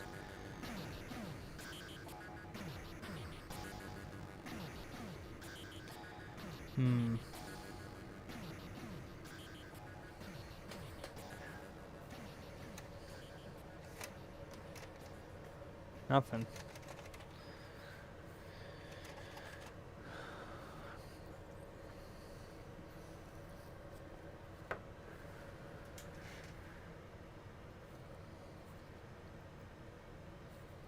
I don't have the disk drive in, so, or the, alright, we can try another drive, but I'm pretty darn sure that it's not going to be that. Oop, it's my tester disk. Pretty darn sure that it's not going to be the disk drive itself.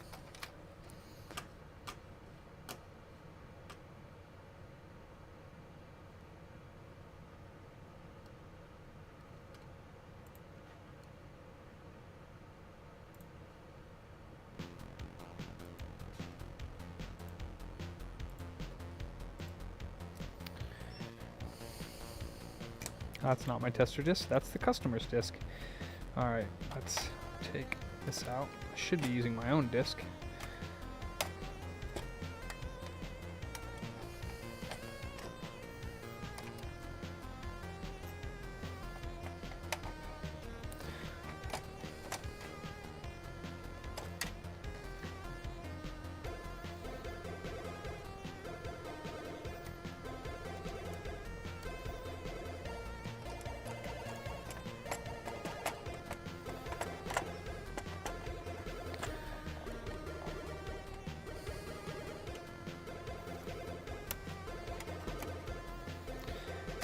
really don't think it's the drive, but let's grab one. See what happens.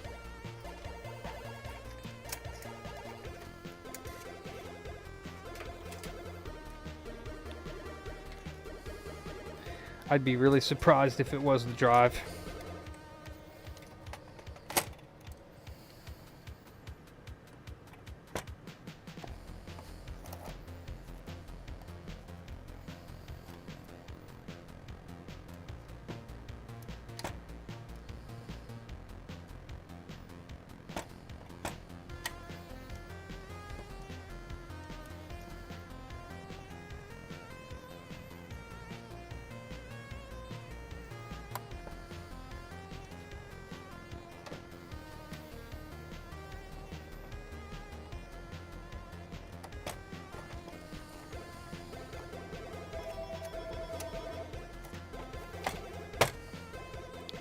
I'll get it.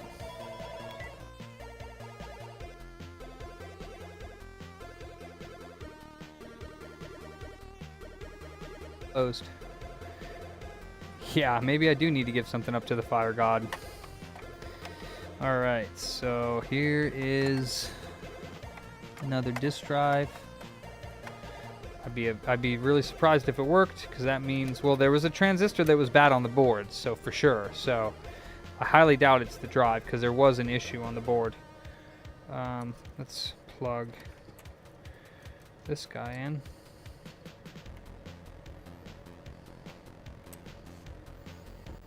And this. Nope. It's not the disk drive, so it's not the disk drive.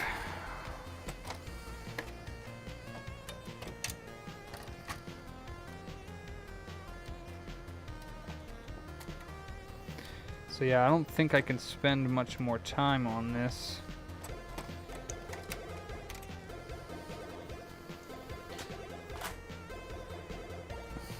Because I have other things that I want to do. Are you walking home, or are you waiting for me to take you home?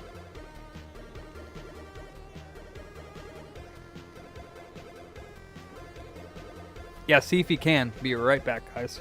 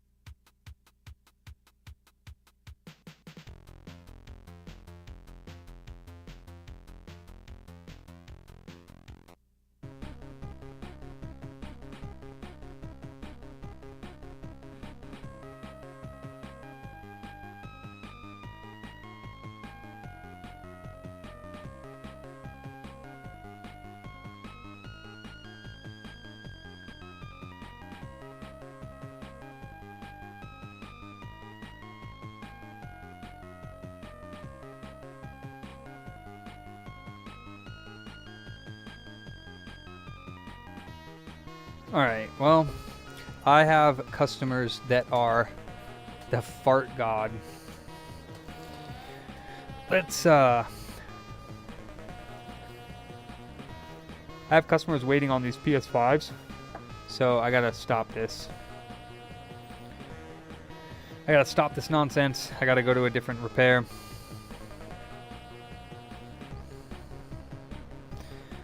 So it sucks because I found the general area where there was an issue with that transistor, but I wasn't able to figure out exactly what. I might come back to it, but maybe later I'll try to replace the Blu-ray drive controller. But I mean, at that point, it's like I've pretty much replaced everything that I can think of.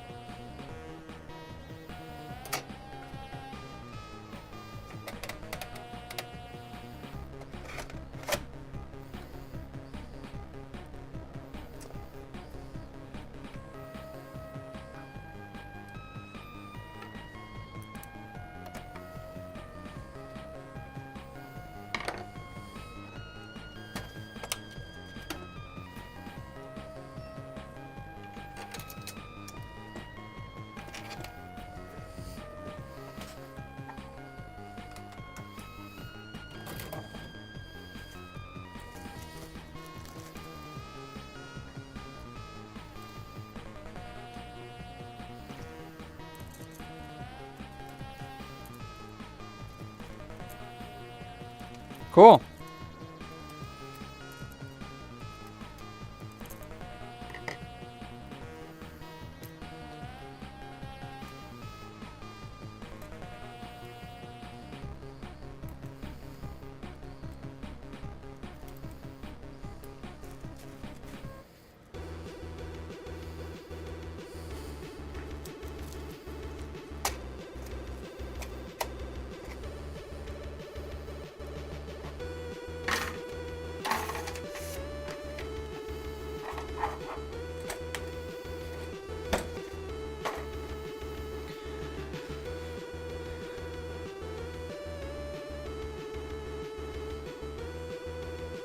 Yeah, I'm not sure about that, Roger, but I will try. Like I said, diagnostics is not going to be my strong suit. I just kind of replace stuff.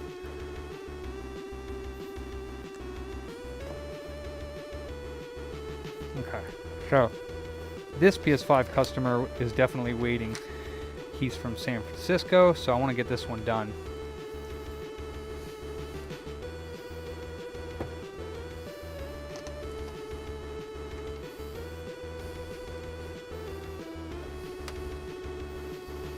Looks like it took a nasty fall right here. Let's turn her on. Make sure she goes to a white light.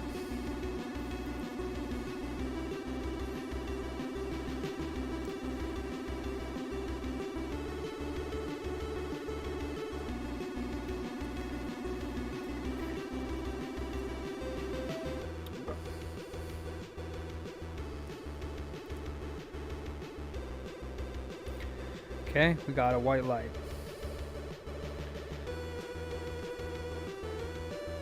Oh, it's going to restart. Safe mode check.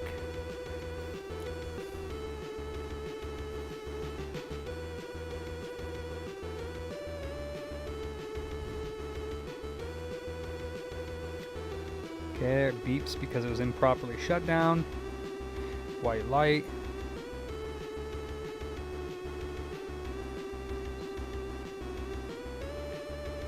So it is starting up.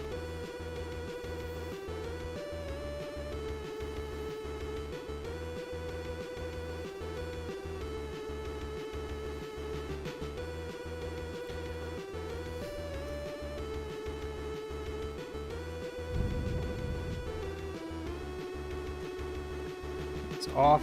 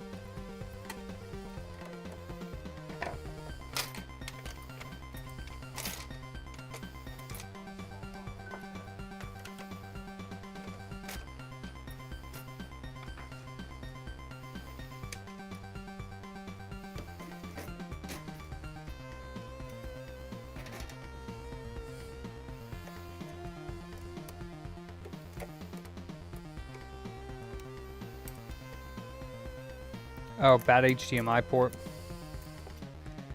Broken HDMI. That's what's going on.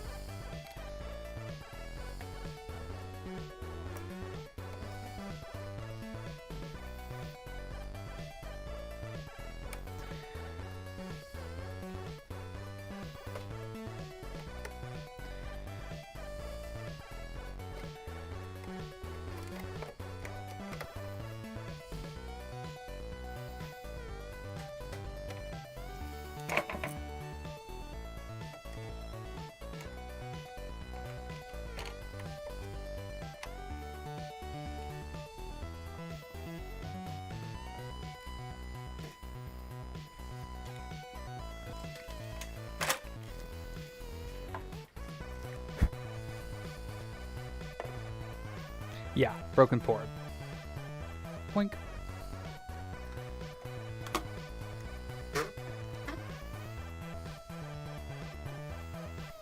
Broken, broken, broken.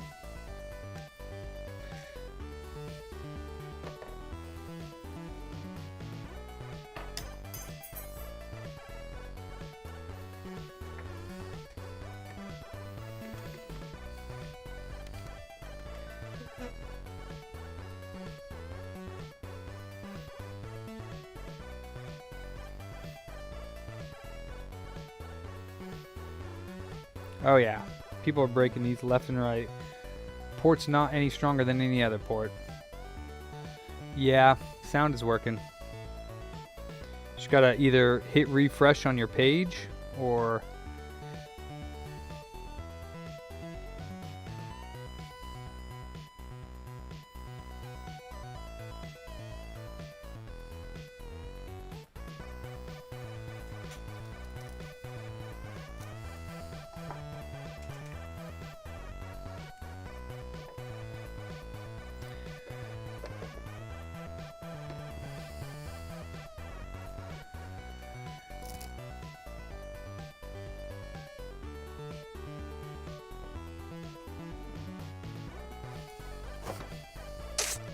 Darn you.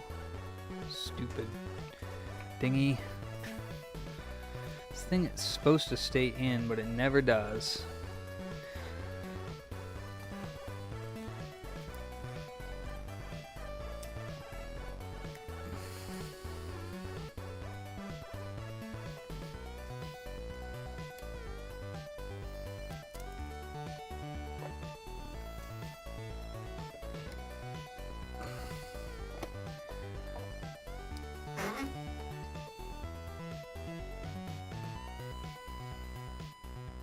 What's up, Jessica? What's up, Sean?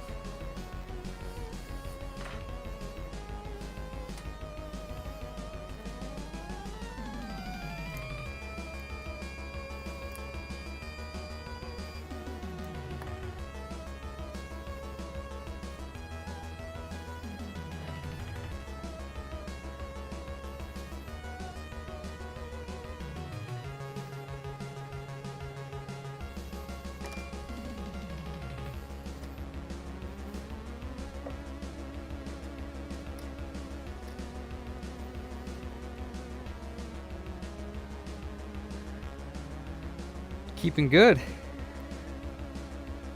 I'm keeping good.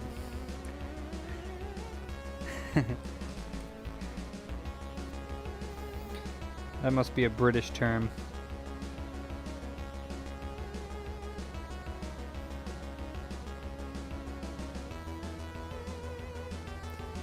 All right, that's good to go.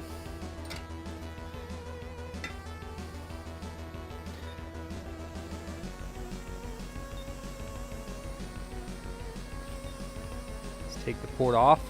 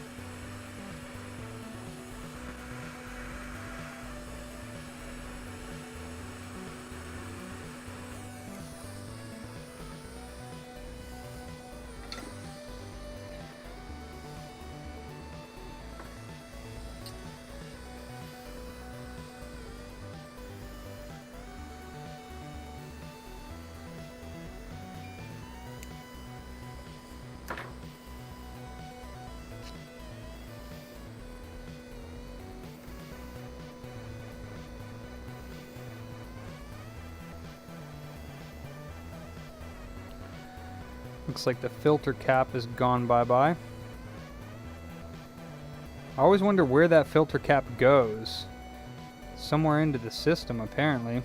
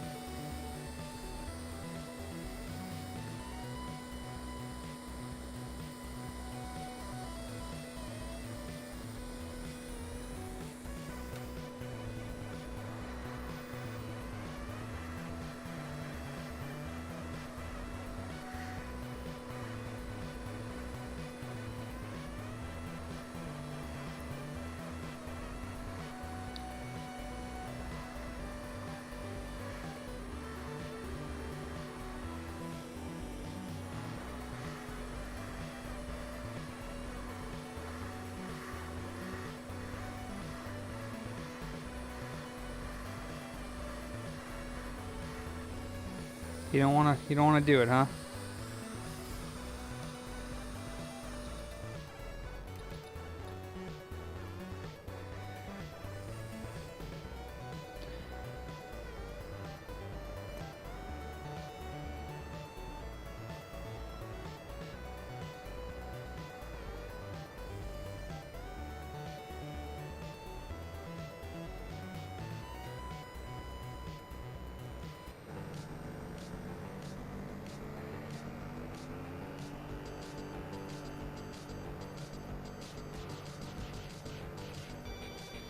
You don't want to play nice, huh?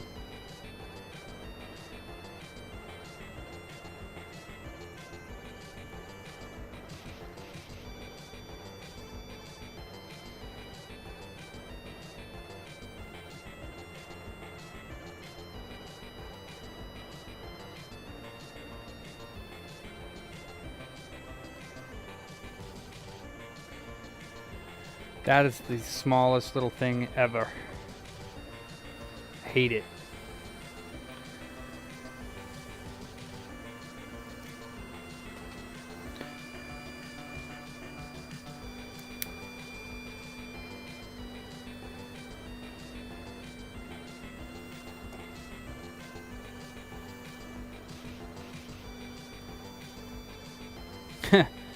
Hopefully not, Jason. Hopefully not.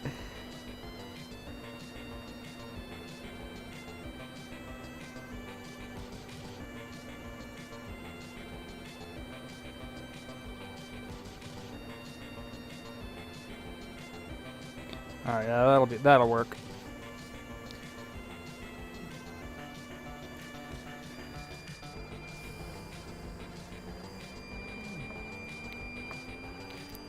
I'm sorry she said that to you, Jason. I hope it didn't hurt your feelings. It I mean, it's a filter cap for 4K, so it should be there. I'm so sorry, Jason.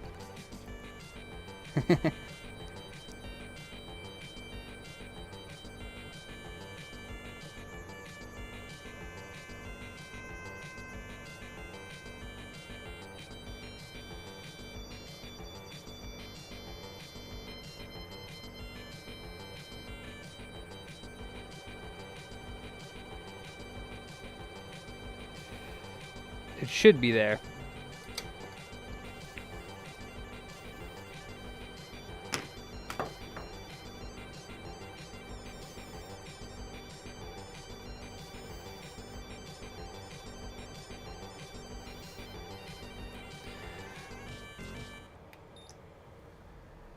All right, here we go.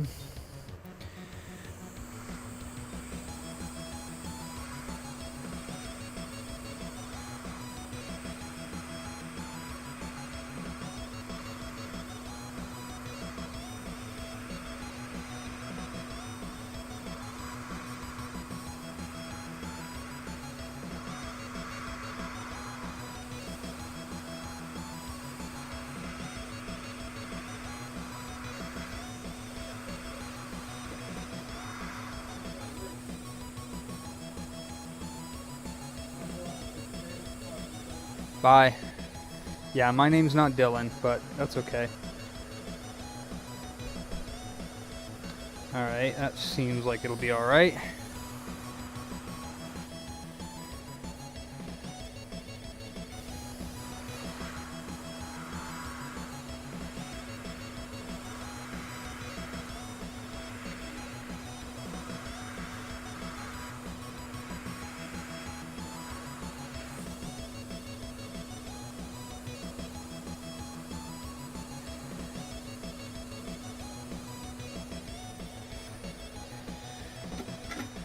Okay. Don't cry, Jason. It's okay.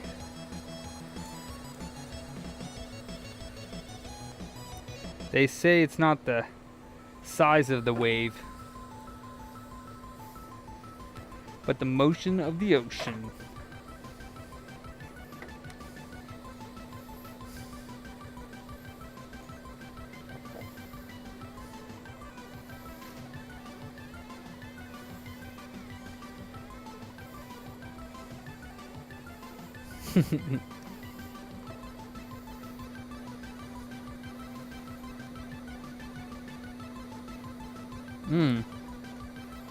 That is beautiful.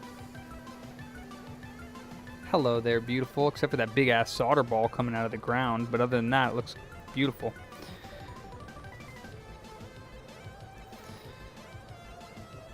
Oh, that's so nice.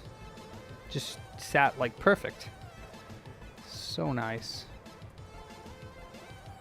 So nice. Except for that big ass solder ball. Clean that up real quick and then it should be golden. Don't even need to touch up the pins. Hot drop.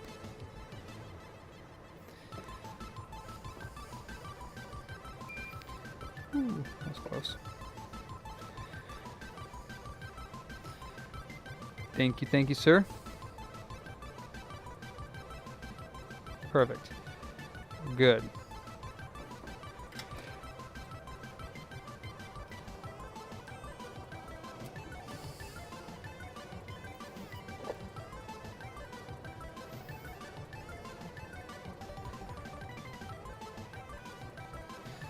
Well, I've had a lot of practice, Corey, so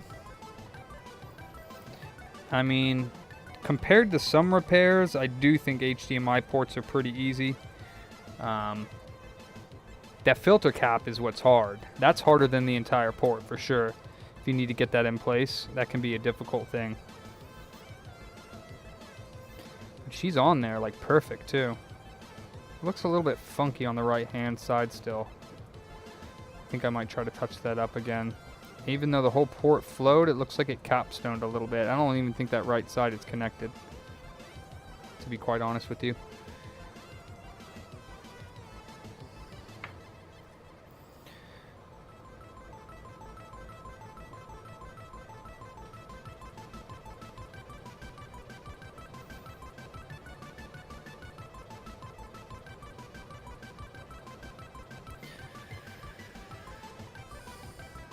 0201, I think. But yeah, that might actually be smaller than the original one. I can't quite tell.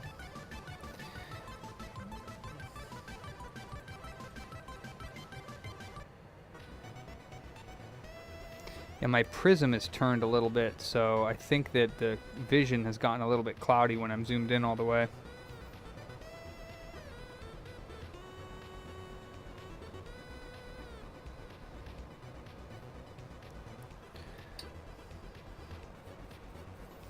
Can I use the big tip, or do I have to use a small tip? We'll see. Might just wipe this thing right off the board right now. We'll see what happens.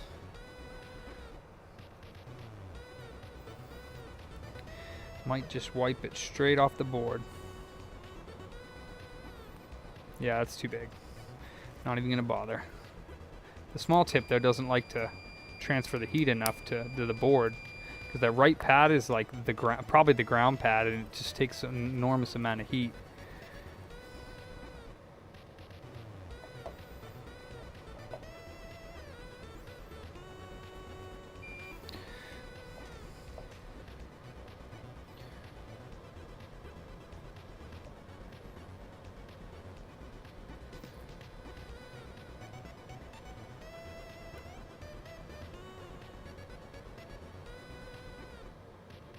Boom. That's beautiful. That's what I want to see. Nice little pillow. We'll do the other end anyways.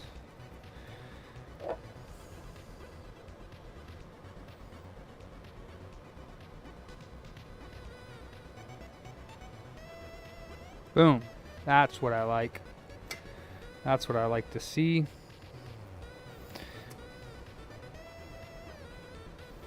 Now she's on there. No ifs, ands, or buts about it.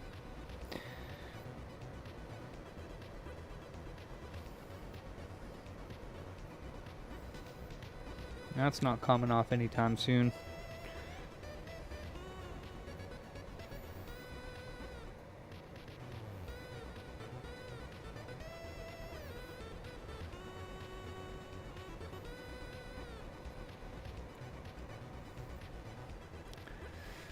Alright, so once again, let's double check this port.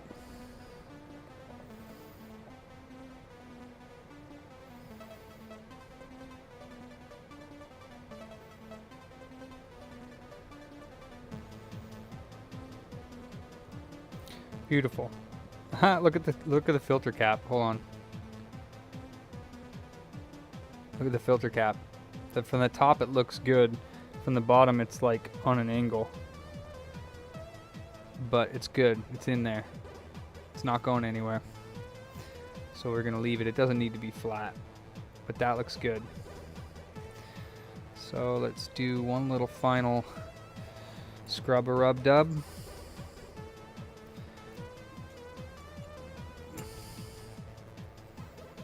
No, I don't have any hot tweezers. No.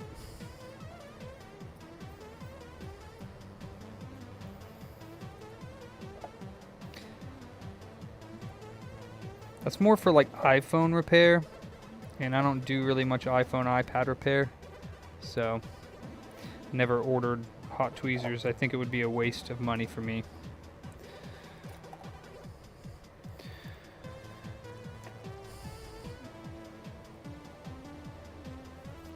Okay, let's put this aside for just a moment.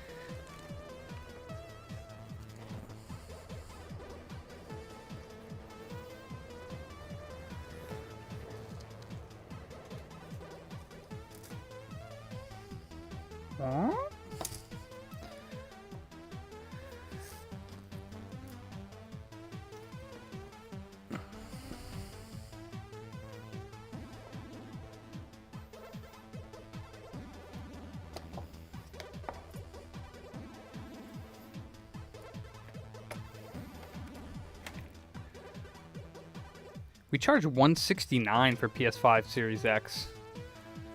S.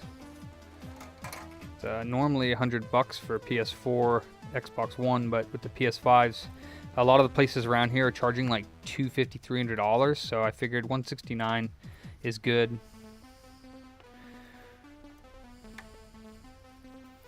Gonna have to drop it when they become readily available, though. But since the consoles are still $400-$500, I guess people are willing to pay more for these since they're hard to get. I still think it's kind of a lot for a port, but I can't be too much lower than the competition. It's rude to the other shops. Like if other shops, I mean, I don't want to be $300, but I think that's a little bit rude to the customer, but I can't be like $100 when everyone else is like $250, $300. That's just doesn't make sense.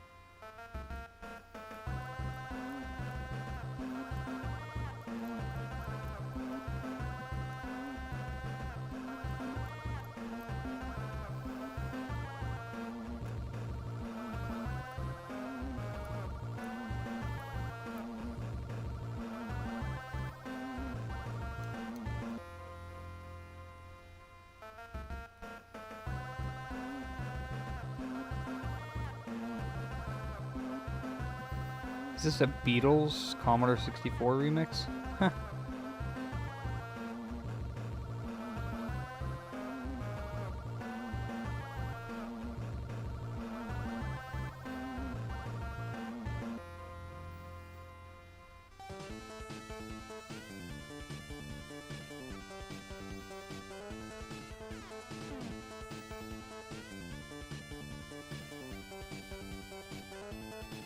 Yep.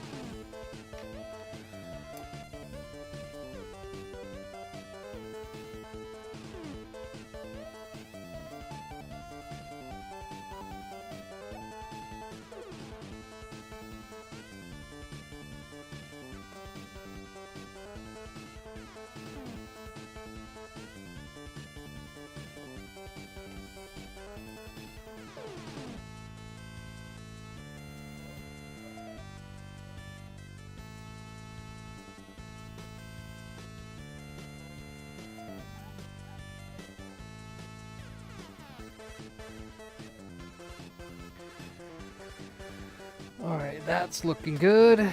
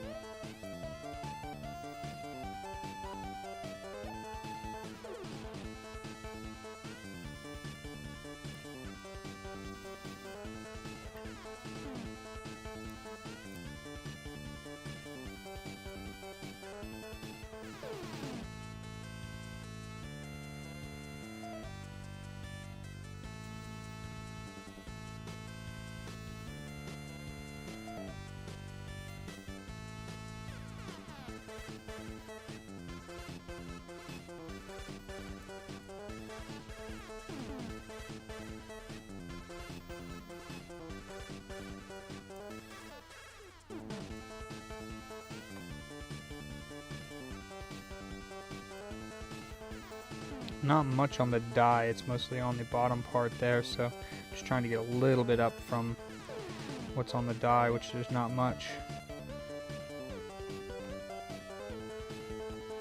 Try to get as much of it back up onto the die or heatsink.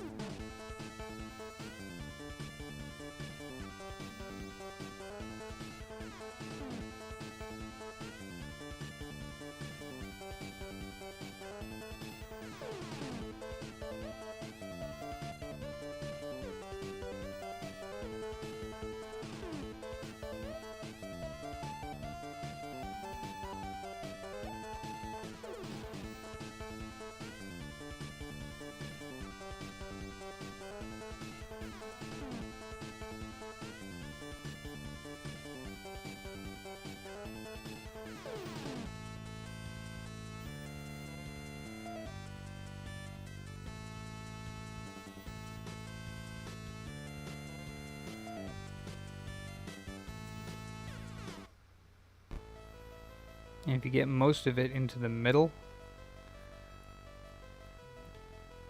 then it should spread back out.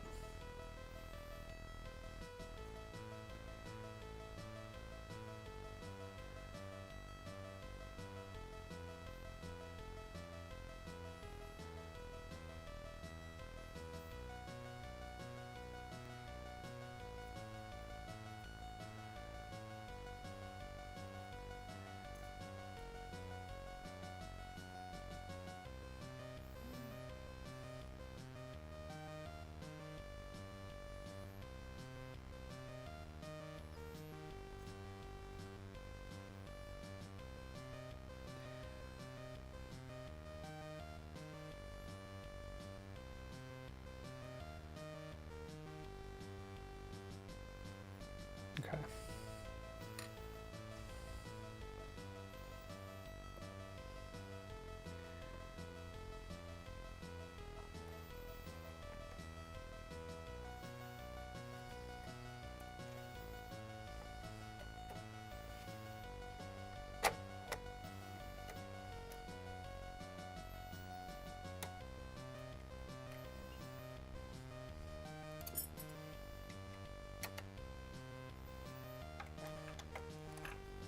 Mm-hmm.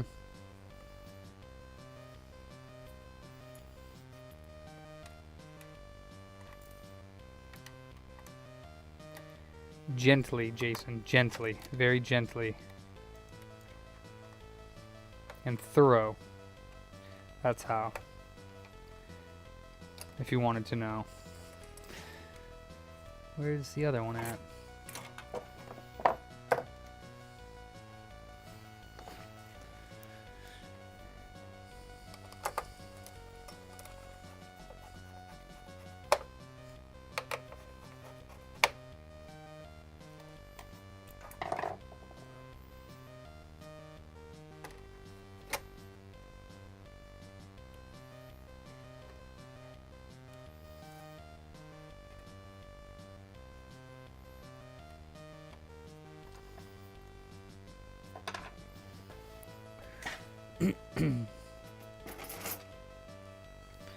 Let's test.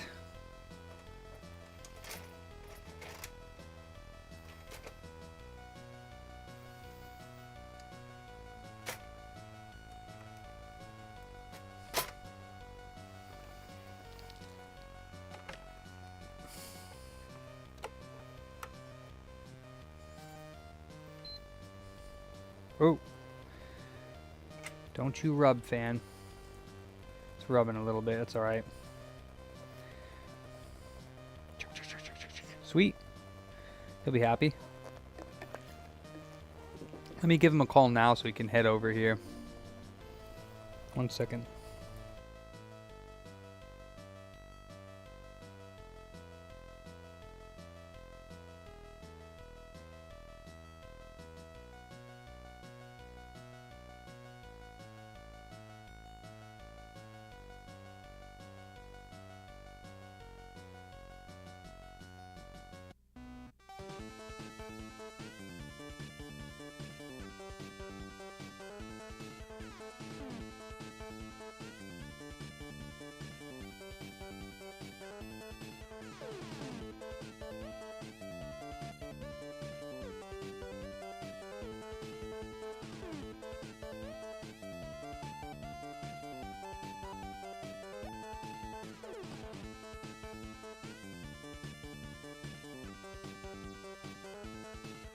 Box is not set up, so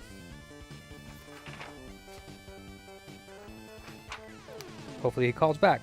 I stayed after specifically because he said he wanted it done. Well, I was going to stay after anyways, but I probably wouldn't have done this if. So hopefully he calls me back.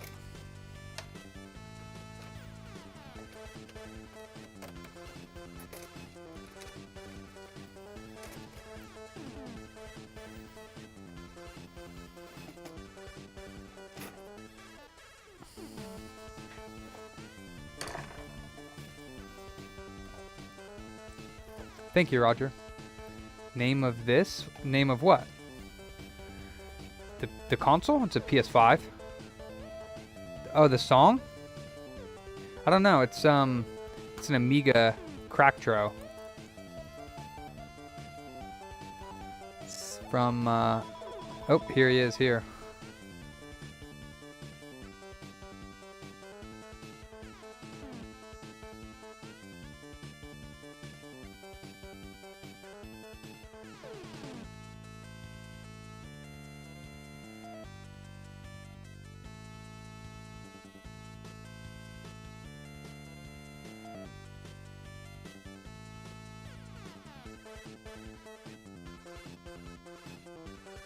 Yeah, he's gonna come get it. So I'm gonna put it back together. If I can find my electric screwdriver. Electric screwdriver, where are you? Where did you go? Where did you go? Where did you go? Where did you go? Where did you go? Hey, hey, hey, hey. Ah. If it were a snake, I'd be dead.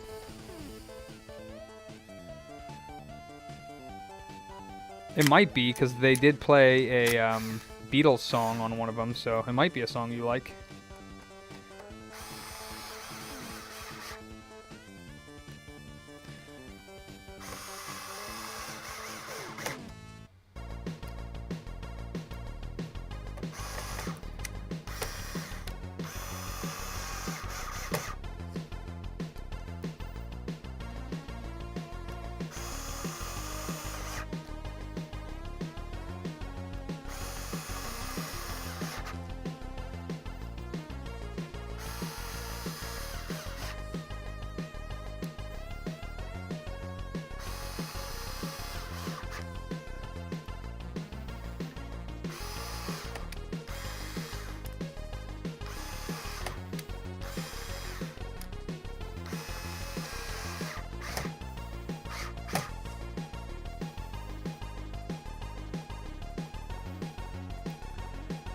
Earthquake yesterday, 3.7. That's really tiny, but that's interesting.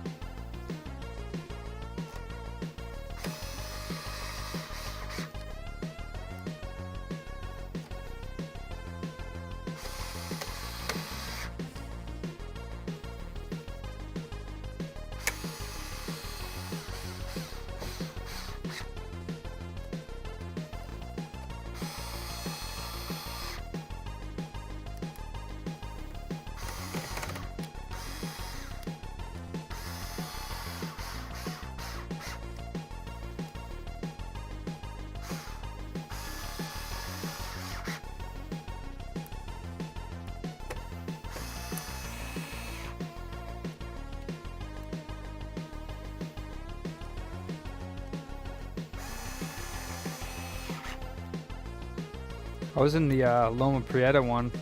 I think that's the Loma. That's what it was called. Like a. I always thought it was like an 8-point something, but I don't think it was. But that shit was crazy.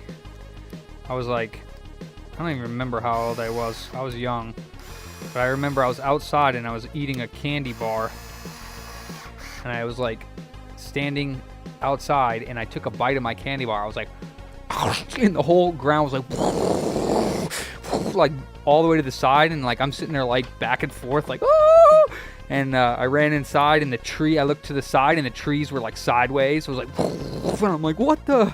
And we all ran inside, and it was nuts. I still remember it like vividly to this day. It was craziness. It's like something from it was like fake.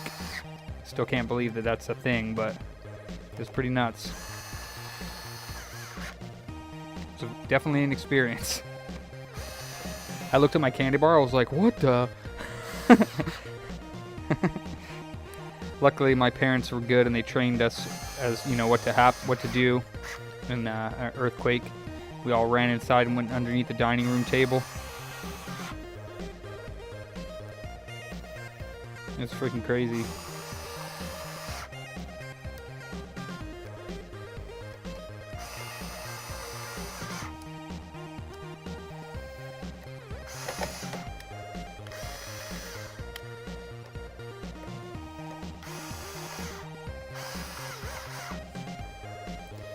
But honestly, I'd rather be in an earthquake than like a hurricane or like a tornado. But I guess all of them are deadly. Alright, so that's all good. Antennas.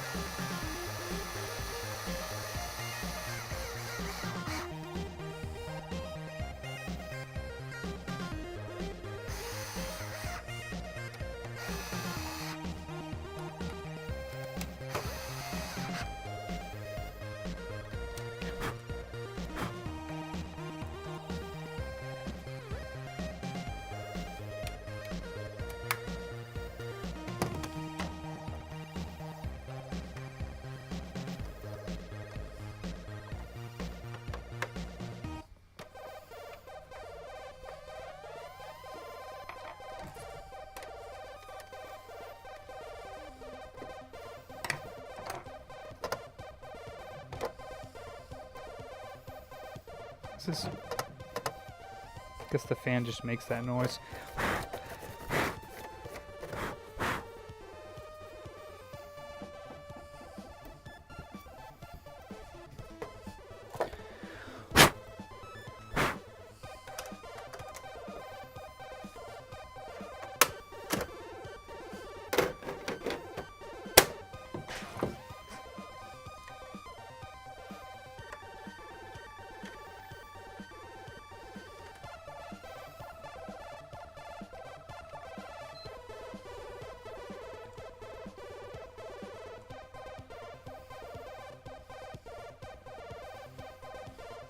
Cool. Should be here any moment now. Actually, I'm not quite sure where he's coming from, but... Doom, doom, doom, doom. You want to surf in the typhoon? Hornadoes. Oh boy.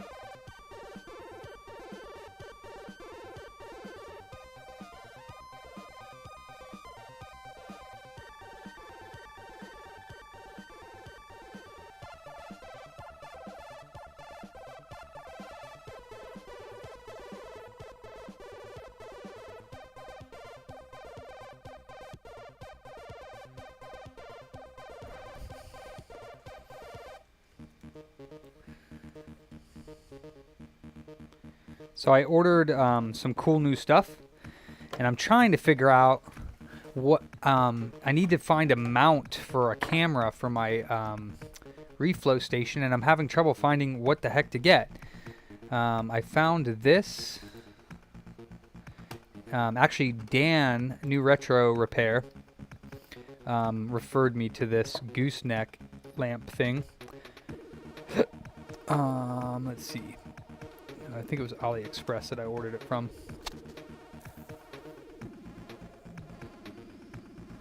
My orders.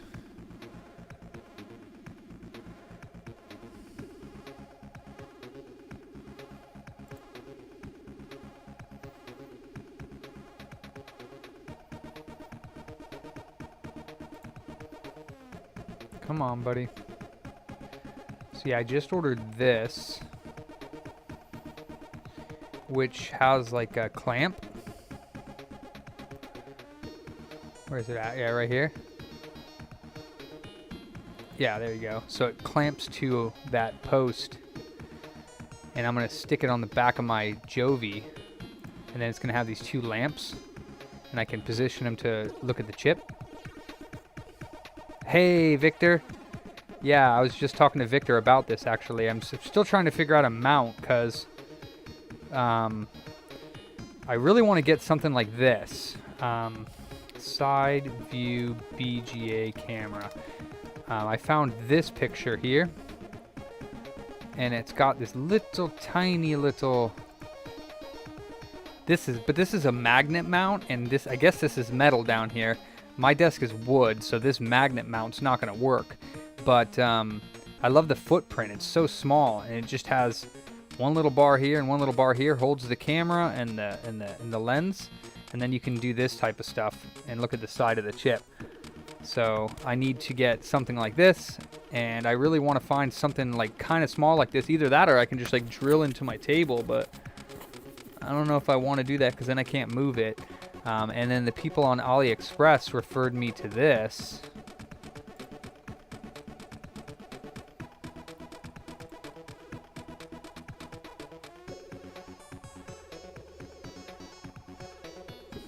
Oh, they just gave me another. They said that they have this pillar, and then I can add a stand holder like that. I mean, I don't know. I need like the actual picture of it. But they tried to get me to buy this stand, and this thing is hella expensive.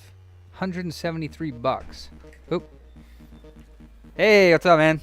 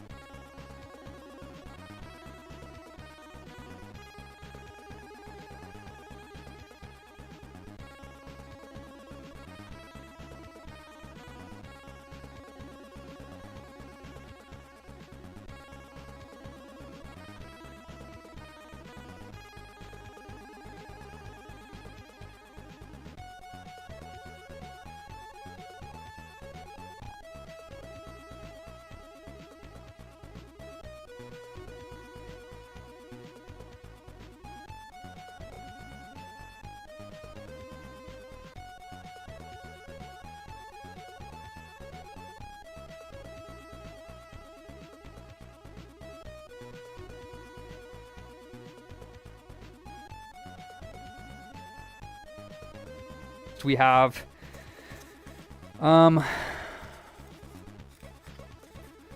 we have 2 PS4 Pros, a PS5, a Series X. We have some Game Boy mods to do. So I could do some Game Boy mods because those actually take me a while. So I should probably do those tonight because I can do the PS4s tomorrow.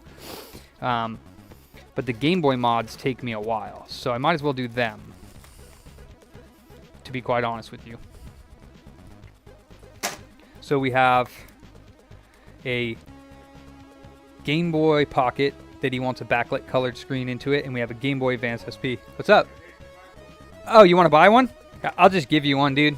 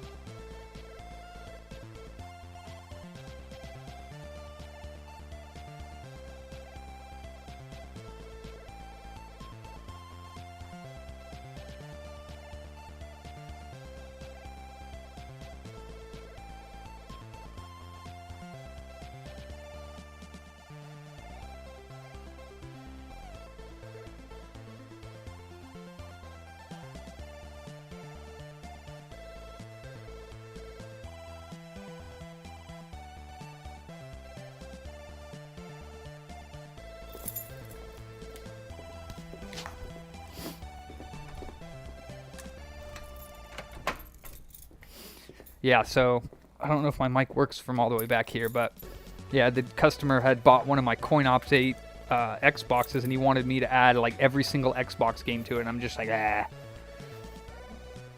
Alright, so Game Boys. Yeah, we're going to do the Game Boys because they take me a while, and I haven't done one in a while, and I want to get them done, so it's 9 o'clock right now? Okay. Not bad.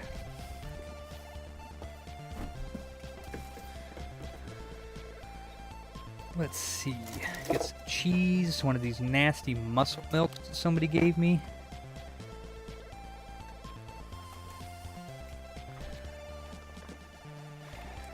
Not really a fan of these muscle milks, but I'll drink it because I should probably drink something, eat something.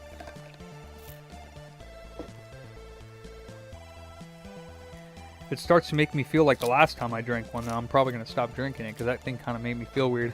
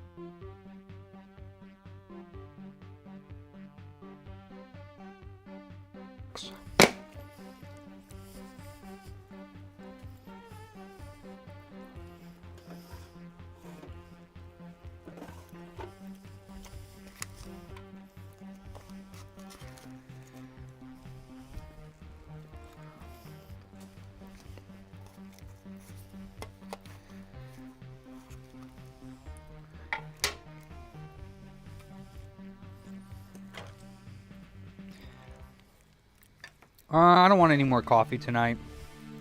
I already had 2 Trentas. Like, actually, no, this is Venti. But, I had a Trenta for the morning, and this is a Venti. Had that one at like 4:30 or so when Mondo went on his break.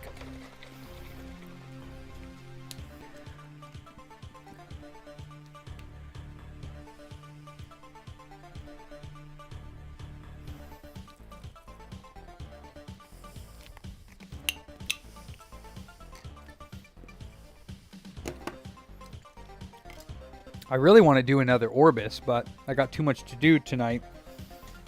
I could prepare a A01 or E01 board for one. Alright, so I actually forget if I have to trim this shell. I think I do. No, actually it's smaller, so never mind. I don't think I have to do that. Alright, so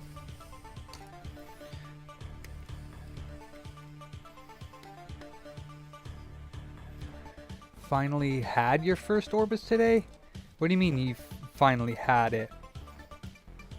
You mean tried it? Or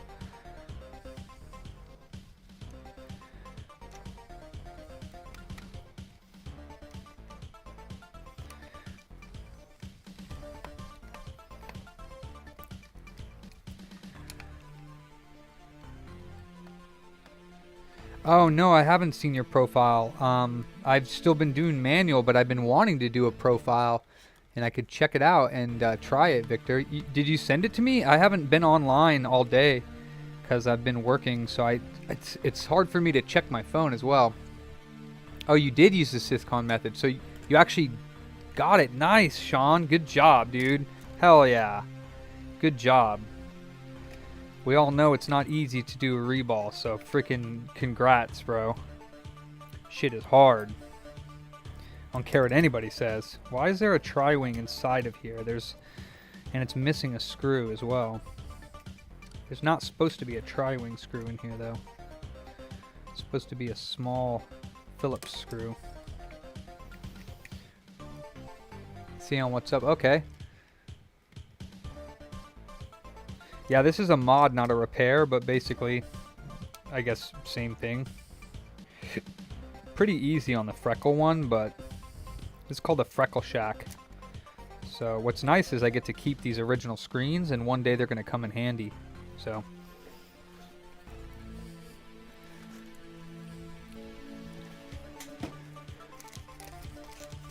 I have a box full of original Game Boy Color screens, and I know one day they're going to come in handy.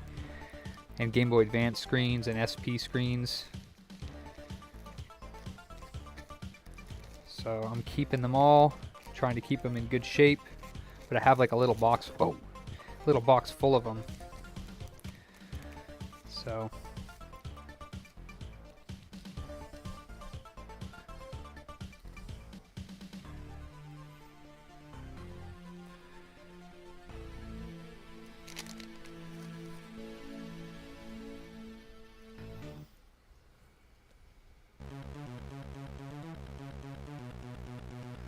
pretty much the same thing. Yeah, I think this one, I don't know if it's IPS, this one, but yeah,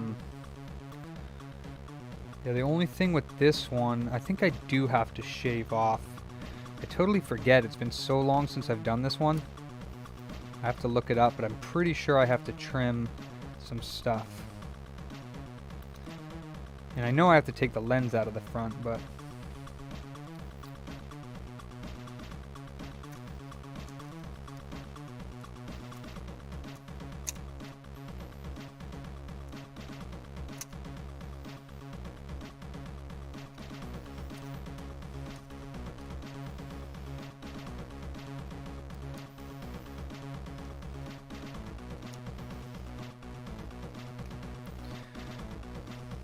shoot, wrong way.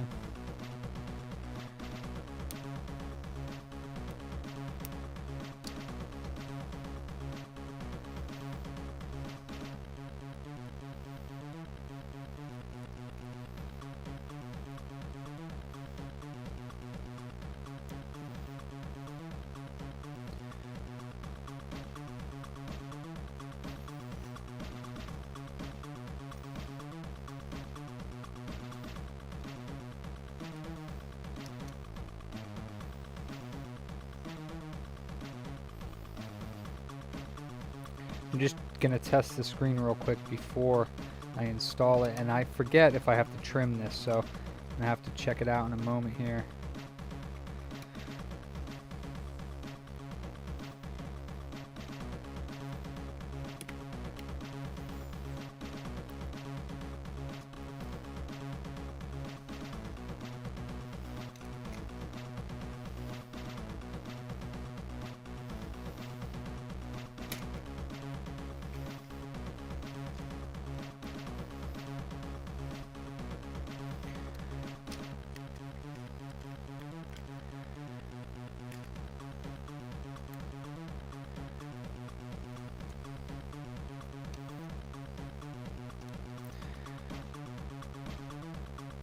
Yeah, I think the entire bottom part needs to be trimmed out.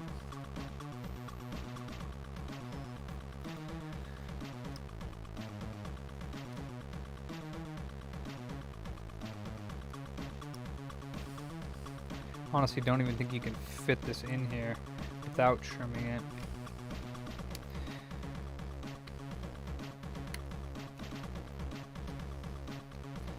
No, you can't.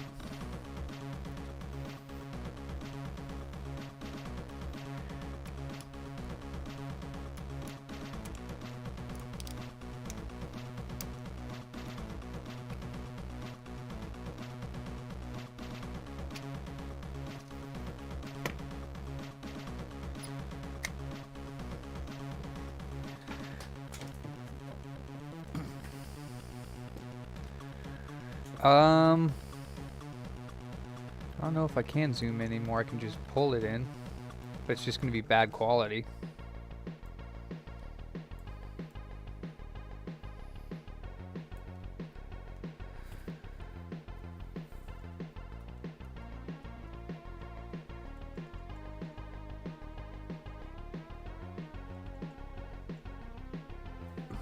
So let's see if this turns on.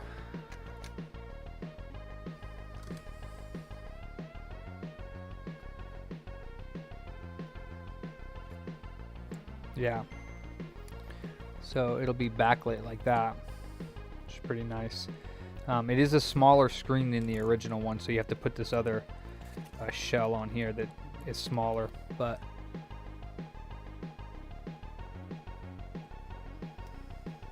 yeah, I don't think this is the IPS. I don't know if the Freckle Shack's IPS. I think it's just LCD, but I forget where you have to trim on this one. It's been a while since I did the Freckle, so I think this might be my last Freckle Shack screen now. What's up, Italian Retro? No, I don't remember where I got these from. It's been like a long time. But I forget what I need to trim, so. I know there's spacers, but the spacers, I've never been able to get the spacers to work properly, so I usually don't use them, but.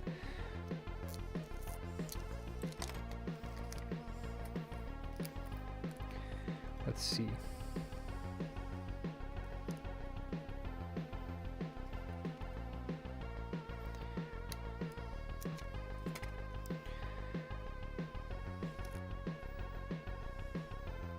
Pretty sure you have to at least trim the bottom off. Let me look up. I'm gonna have to look up a guide. Oh, what's up, Chris? Hell yeah, man. You're welcome, man. That was fun to repair. Glad you're tuning in. Let's see here. Freckle Shack install guide. Freckle Shack.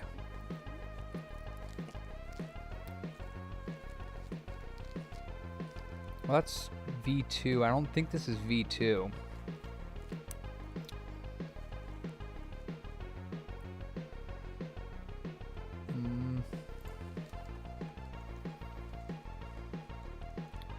That's the new one.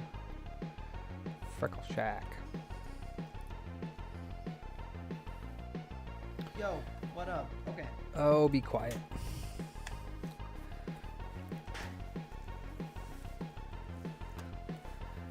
Okay, there's the Freckle Shack. Let's fast forward. Fast forward.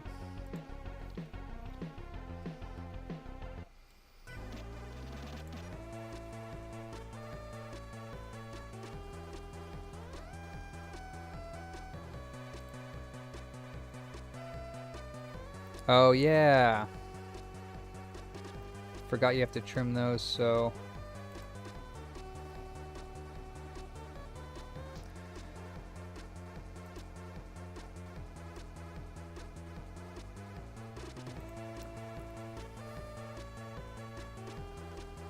Okay, first things first, you gotta trim the cartridge pins on the back of this board because they're sticking up and they need to be trimmed. So I'm gonna trim these real quick.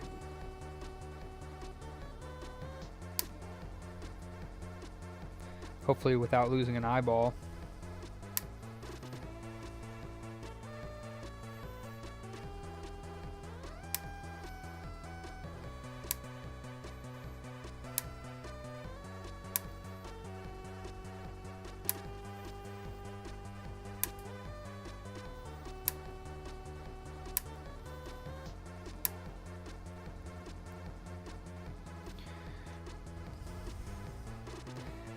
I'm going to do this over here so they don't fly into my rework station, which is where it sounds like they're flying right now.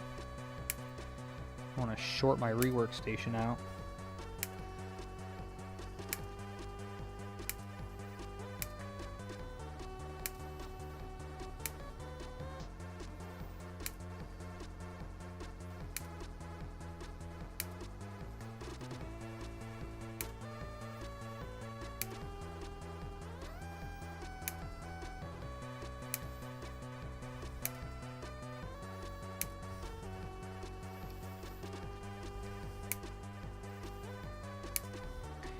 Alright, so trim all those. And I guess we could put some Kapton tape over them, just in case it wants to ground out on anything. Oh geez. Gotta have something from Jason. Freckles? Hopefully not. I don't know. I don't think I've ever checked my sack for freckles, bro. And that's a PS4 board, the sack. Let's So you don't want any freckles on your PS4 board. That's probably a bad sign.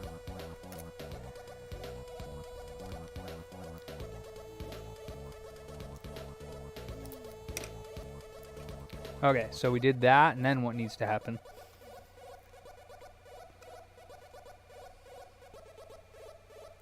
That's a big old piece of Kapton he has. I wish I had Kapton that thick. I don't, though.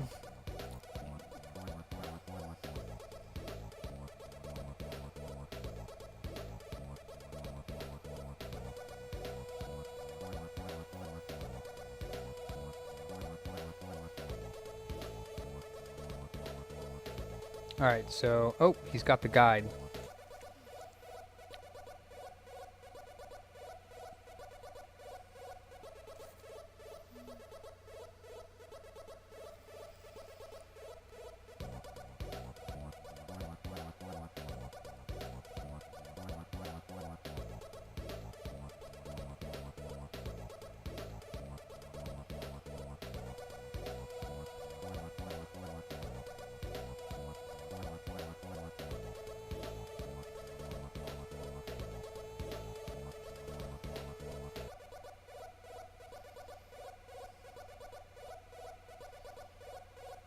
Okay, so what you doing here, buddy?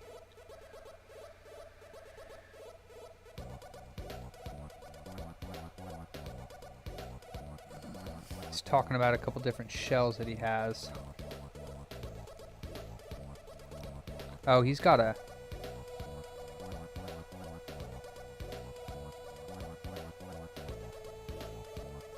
He's got some sort of... Oh, no, he's doing it with a cutter. He's doing it with a knife. No, dude, that looks like you might hurt yourself. Snipper clips, bro. Snipper clips. Oof. So he's taking the bottom out, but... Oh, that's a... I think that's a... No, it's the same screen.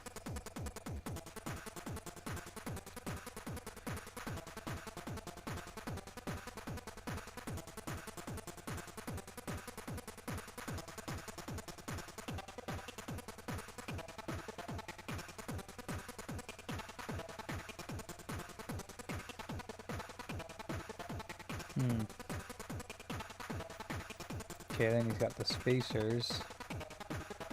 The smaller one he's putting below it. Wait, what does he do? The smaller one goes to the right, and the bigger one goes to the left. Alright. Okay. Alright, well... Oh, that sounds bad. Okay, so what you gotta do is you gotta cut this bottom trim off here. So the way I do it is with snipper clips, but you can do whatever you want. Let me do it like this.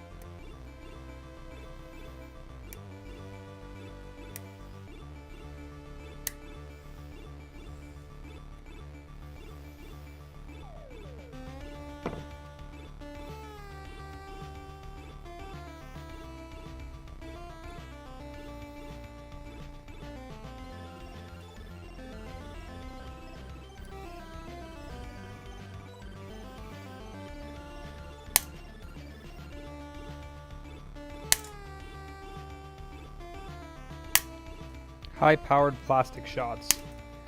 Not really good for the eyeballs. Snip, snip. Yep, yep.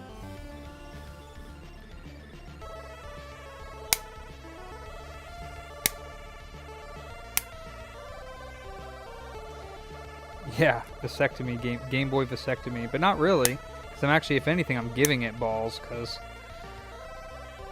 it doesn't have a backlit screen, and it'll have a nice backlit screen after this, so little upgrade, Reno.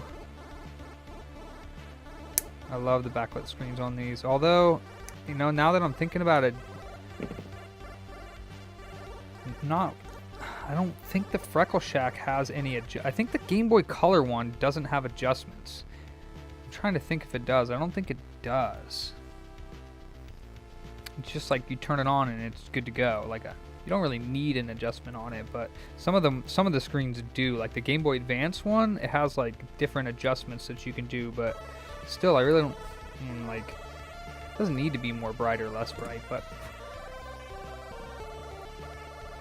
okay, so I mean, it's only a Game Boy. It's not like a Vita or anything, you know. Alright, so this thing goes in like so. Not sure if that's going to be enough clipped off. Then this one goes here.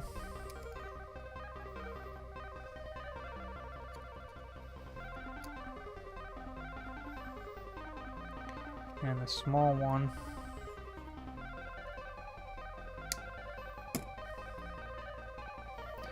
goes here.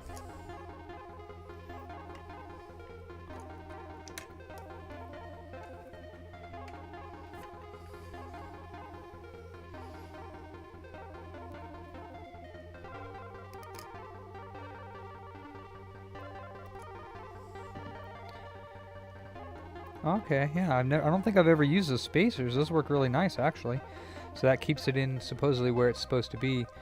So yeah, you got one spacer, the small one here and the big one there. Now let's just see if this fits, because it should. And then you're supposed to cover this part of the board as well, because this motherboard sits on top of it, but I don't really think that's going to touch anything, so I don't see how it really... Oh, you know what? It can touch this. Okay. What I need to do is get some more Kapton, because I don't really have big enough Kapton. In matter of fact, this is just about out. So, might run out of Kapton.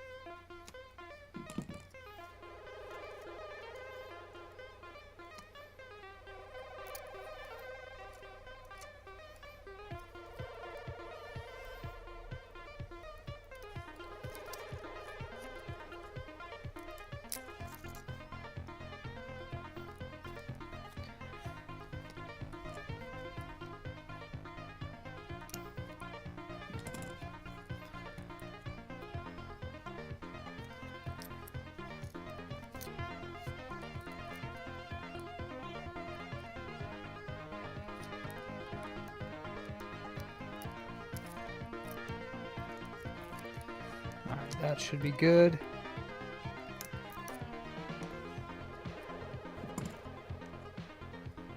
Alright, let's see if this fits now, and then we can do the front frame.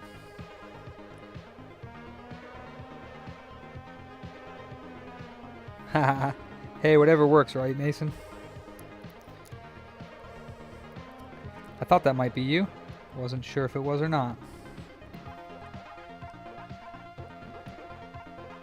Alright, so this bad boy goes like that. Oh, gotta have it straight though.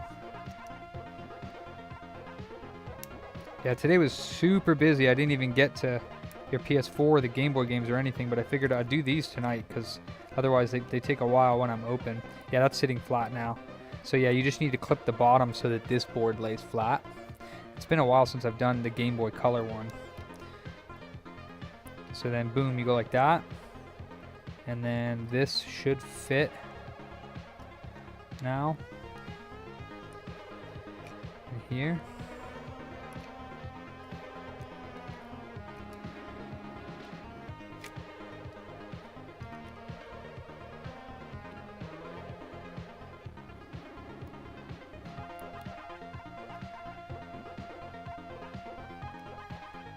Come on, speaker, work with me here. All right. Perfect. Nice and flat. So, and there's supposed to be 3 screws on the inside here, so it's not actually an extra screw. You're actually missing a screw, but I think I have some replacements because you want the one in the middle for sure because that one holds the board in place for the buttons, like your start and select and all that jazz.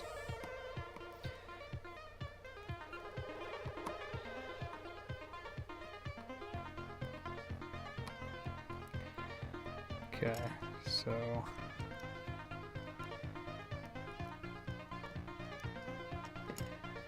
cool. So that's like that, and that goes in there. This is just a test because, as you'll see here, the original lens.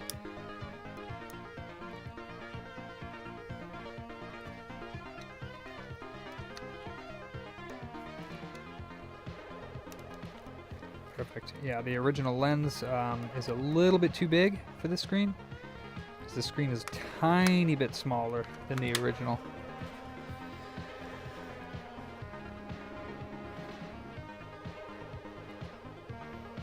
Nice. So yeah, nice and backlit. You can see it at every time of the day.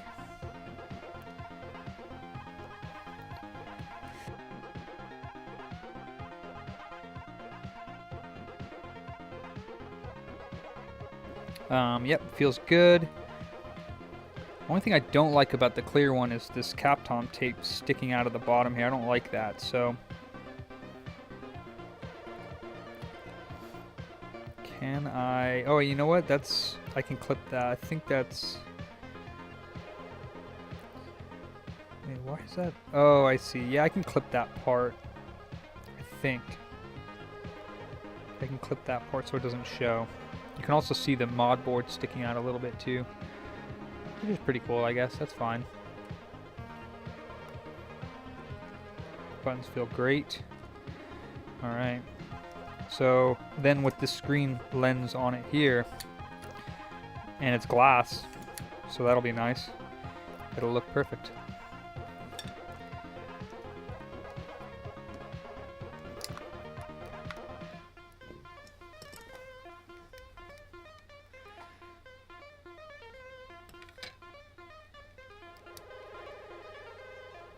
Also, I don't think I've done an SP one in a while either. The SP ones I have are definitely funny playing IPS, but to be honest, like between like the IPS and the LCD, they're both really good quality, so I don't really notice too much of a difference. And I mean, like I said before, like personally, I know it's personal opinion, but they're just Game Boys. It's not like it has like great graphics or anything.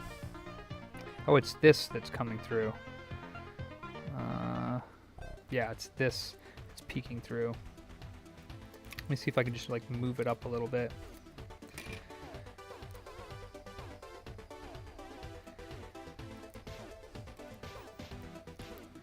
And maybe trim this off.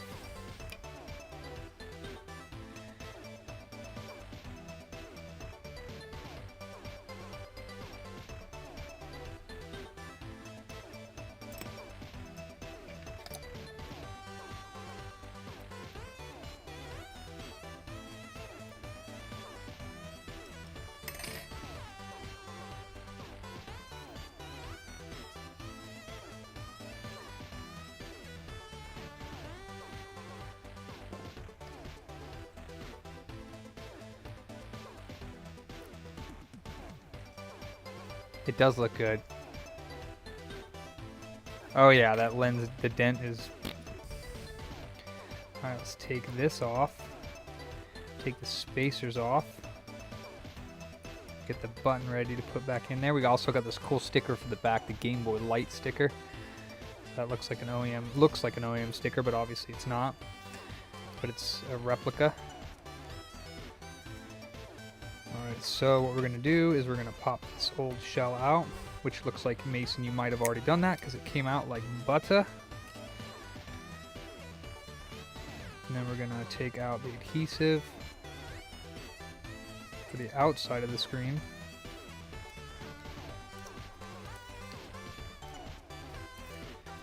And then we're going to take out the adhesive for the inside of the screen.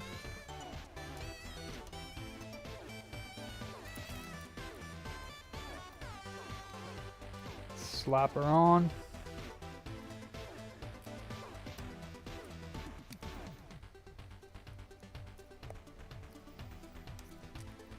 And as quickly as we can so that dust doesn't get in there. I'm going to take off this screen protector.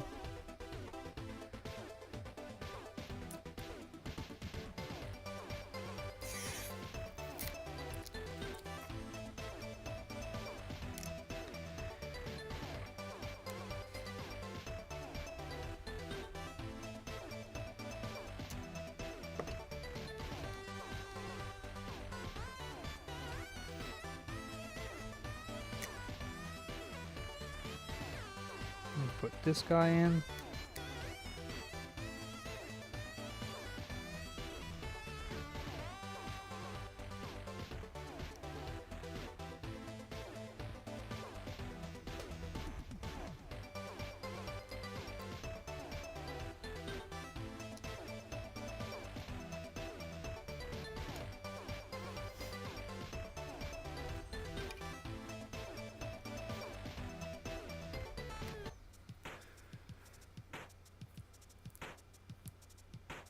Looks good, no dust in there.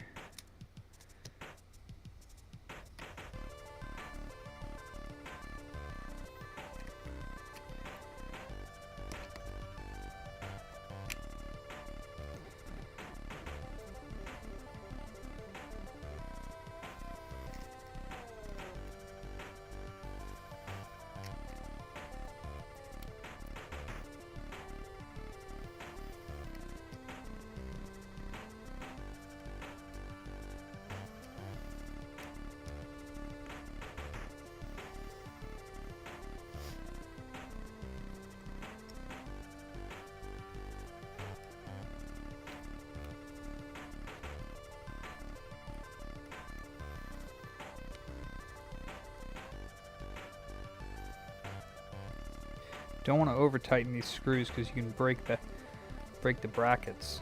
It's totally fine if this tri-wing's in there as long as it tightens down. Just need a tri-wing to open it back up again. Yeah, it tightens down just fine. There's no slack, so that one's okay. It's the right size. Let me see if I have another screw.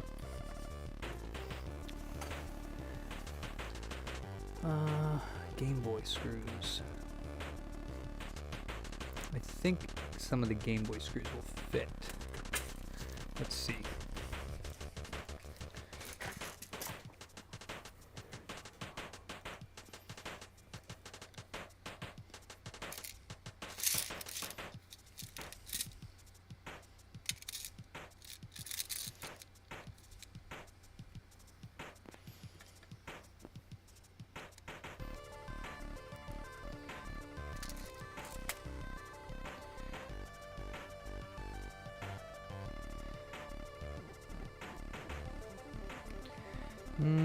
That one's a little bit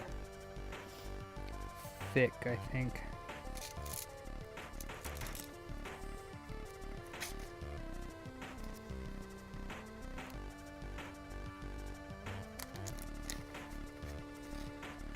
Let's try one of these guys.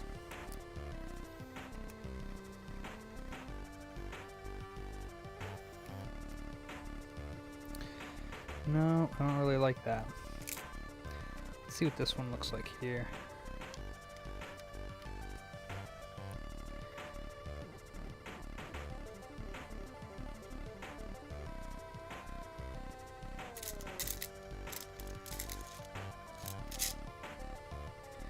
Yeah, these dudes aren't going to cut it, the ones I have in here, so let me see if I can find another one.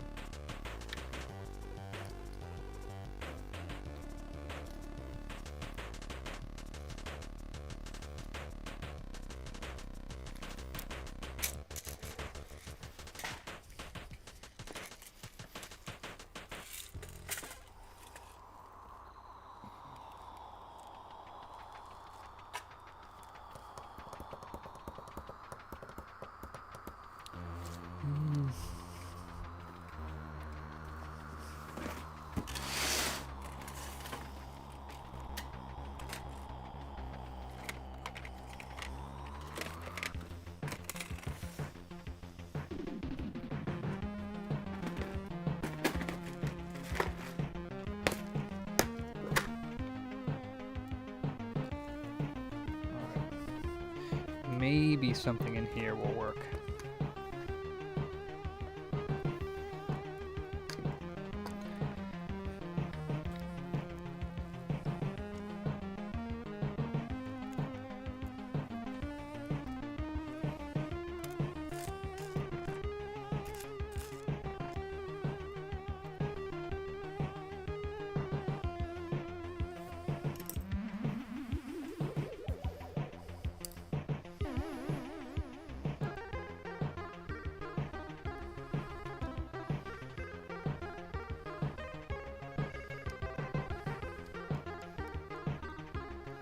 Perfect. It's another tri-wing screw, but that's okay. We just need it to hold the board down so the buttons work.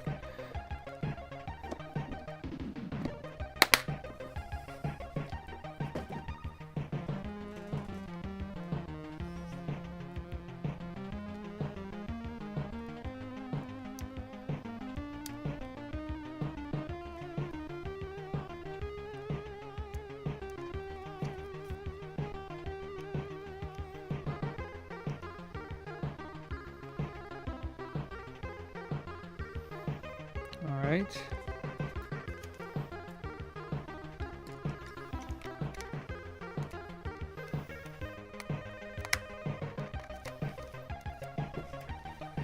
Sweet. Nice. Perfect adjustment, and it's gonna look nice with this off. So yeah, it's perfectly aligned, which is pretty sick. Looks great. Like I said, the screen is a teensy bit smaller, but with it being backlit.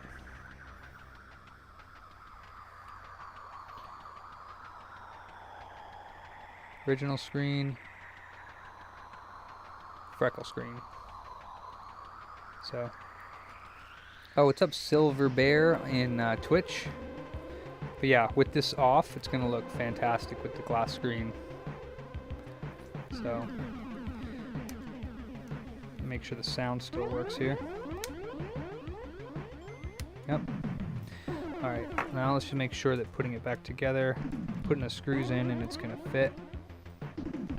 Doesn't break the screen or anything like that.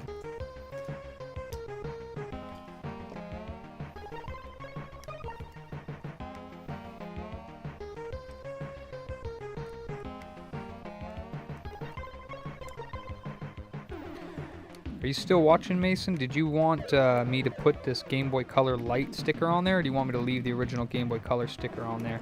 So the Game Boy Color sticker is right there, and I can put this Game Boy Color Light one on.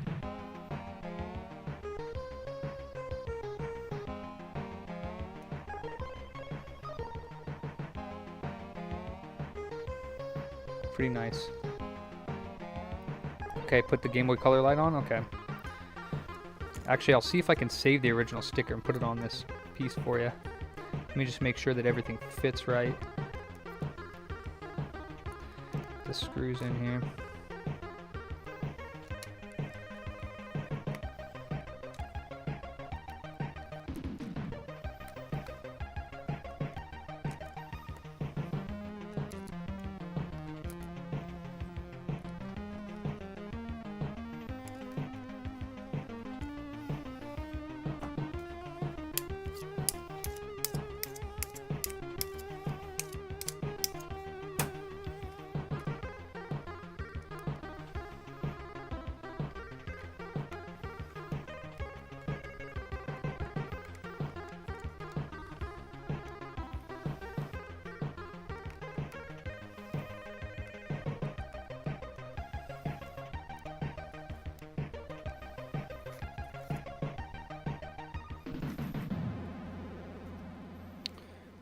thinking maybe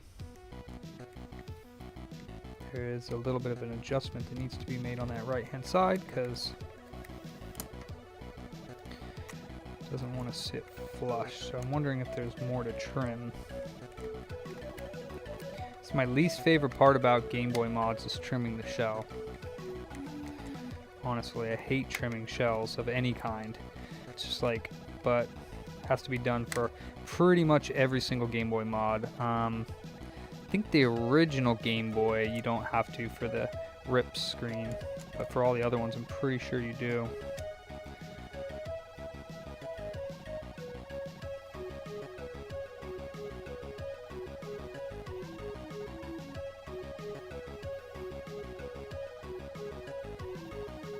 Okay, well that's sitting flat, so I don't know what exactly the deal is with the shell. Let me try again here.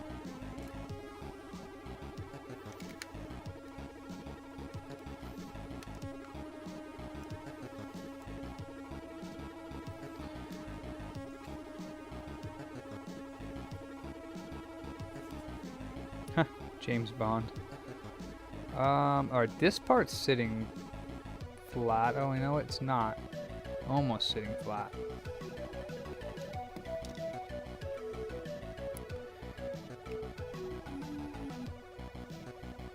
Actually, no, I don't need to do that. Let me clip this in and let me take this out.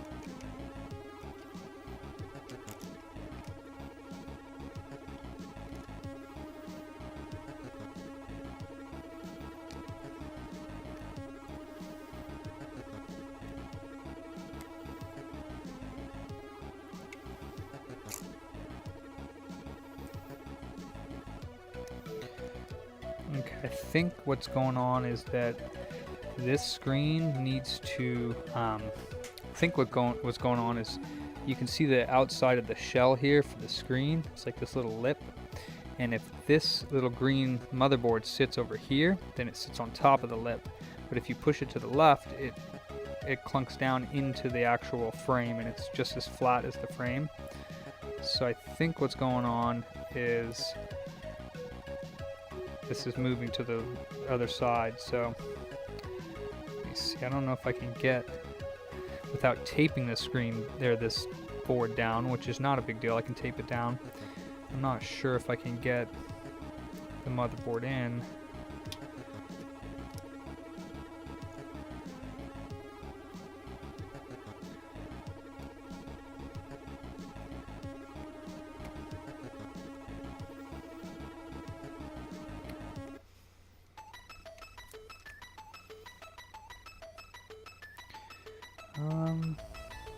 Yeah, okay. Now it should be laying flat.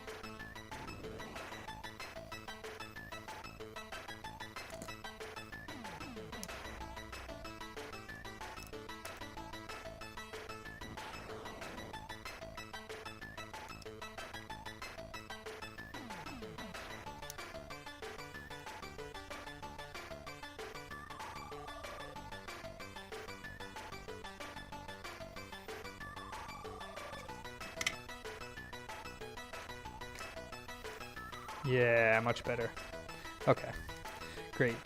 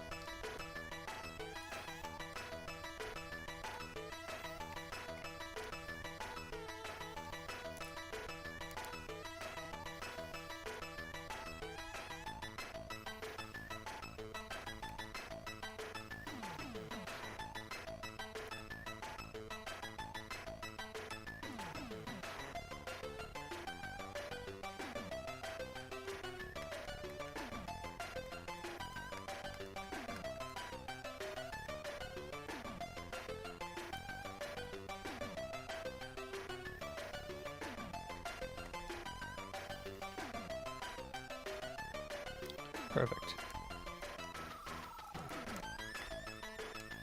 Too bad the Game Boy doesn't have a middle screw, because it is a little bit. This screen does push this frame out a little bit in the middle there.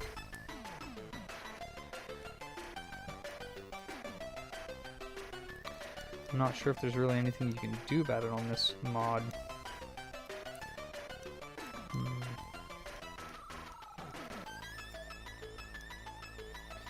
Let's see if it says anything about the trim, because I don't remember this from previous installs.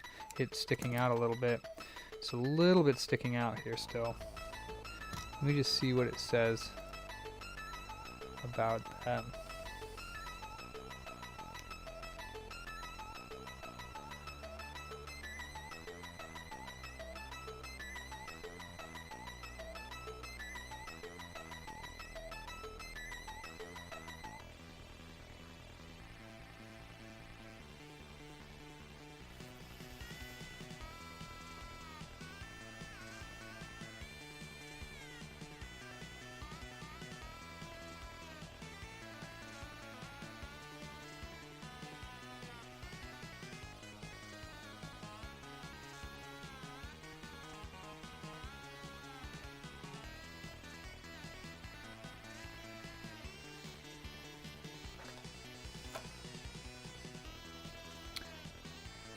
Golden Fate.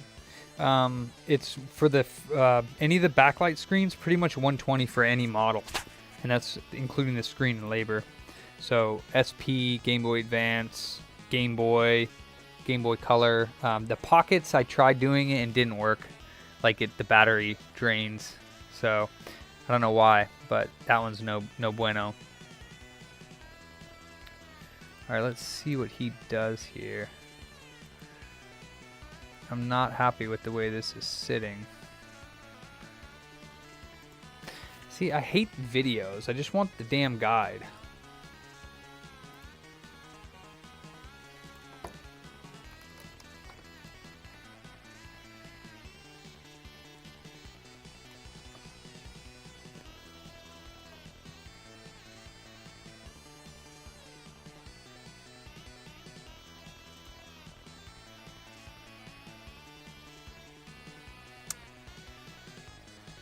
When I got these, there was a guide for the Freckle Shack, and now I'm having a hard time finding the actual original Freckle Shack guide.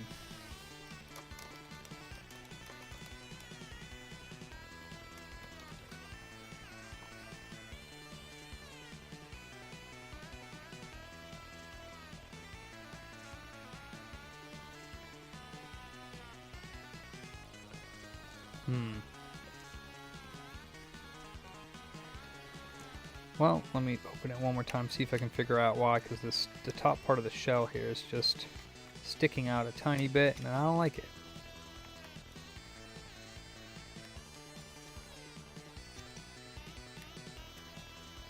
I don't like it.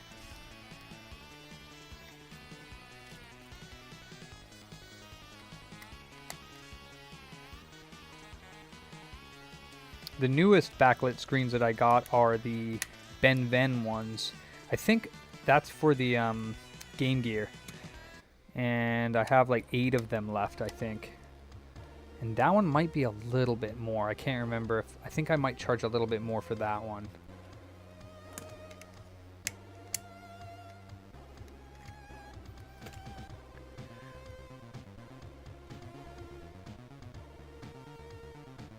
Okay, so the board is still hitting.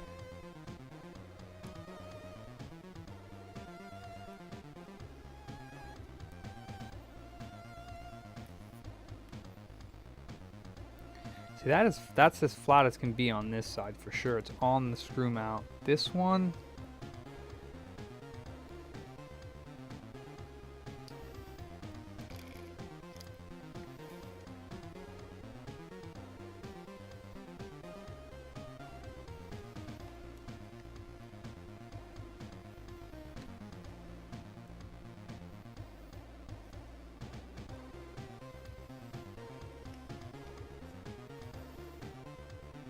this one's not. Where is it hitting?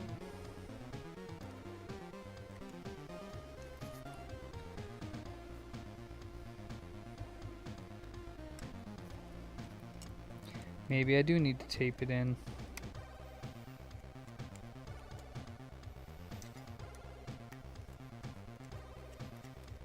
I mean, once this motherboard's in and the shell is closed, it's not going to move, so you don't have to tape it in, but I guess if I can't get it to align properly, then I should probably tape it in.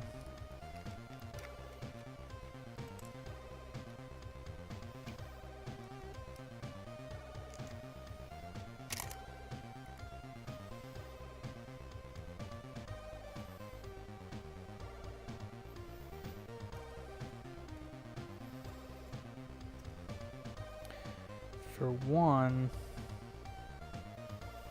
I'm gonna nick this.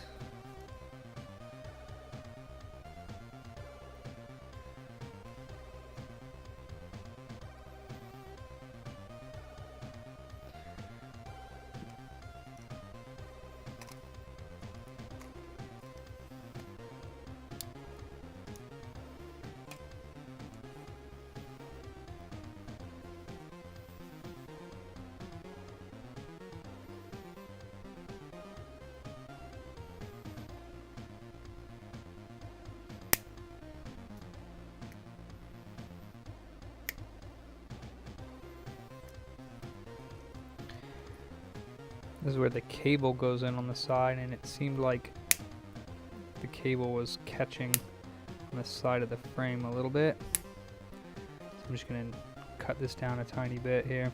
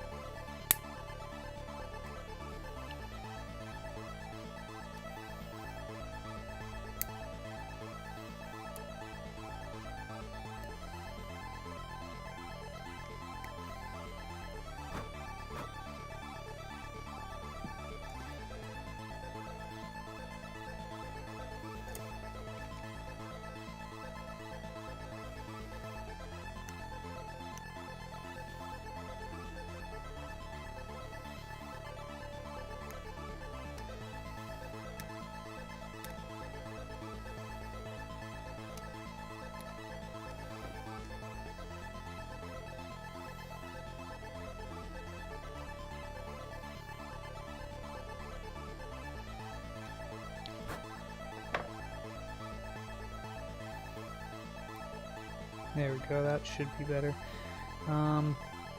Now,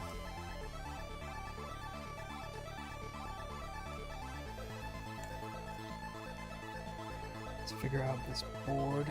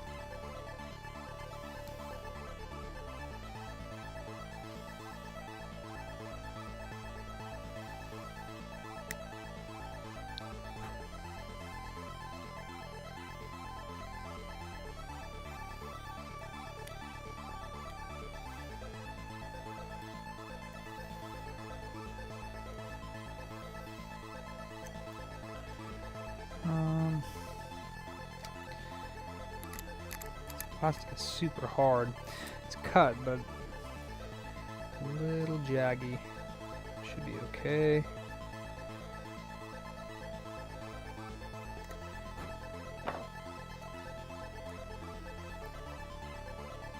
Oh yeah, that's nice. It's got a lot more room. Okay, that should be fine. Hey, Nate.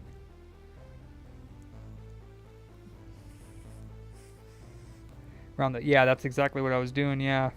And it is pushing, it was pushing on that ribbon cable, I noticed, so I'm just trimming that area up there, but I think it's also has to do with this green PCB laying flush in here. So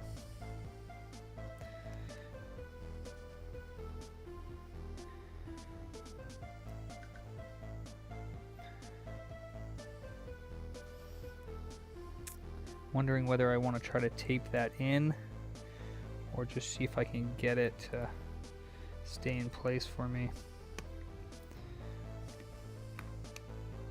Just like that. Because any tape on these clear shells can show. I don't know where it's going to show. So let's see that.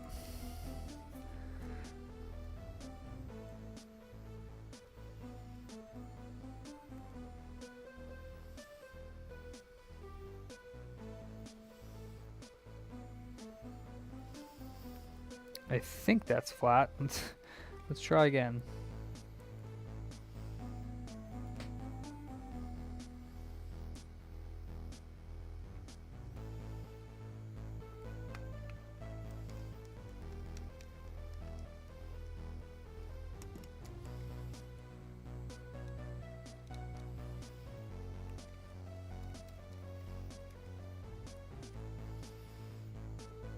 But as you can see, that's probably why I don't like shell trimming. Later, Roger, thanks for popping in. Because I think for most of the mods for the Game Boys, especially if you don't do them like every day, all day, you're going to forget where you trim the shells. And I think just I'm always super careful with the shells. And it's like the most time-consuming thing because you can't really go backwards. You trim the shell too much or in a wrong spot, and you pretty much game over. Like, not game over, but you can't go back. You can't stick pieces of the plastic back on. So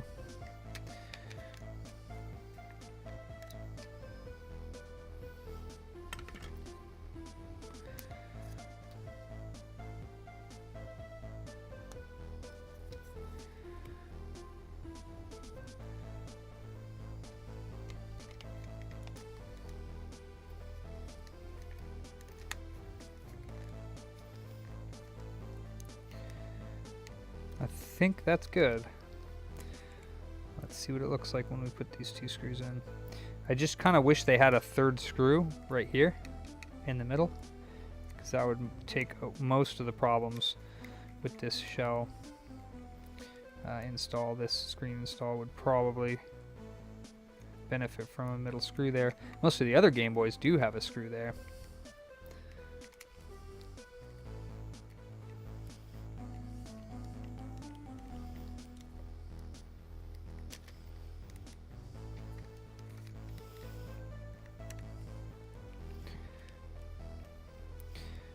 Yeah, see, this still doesn't want to sit flush.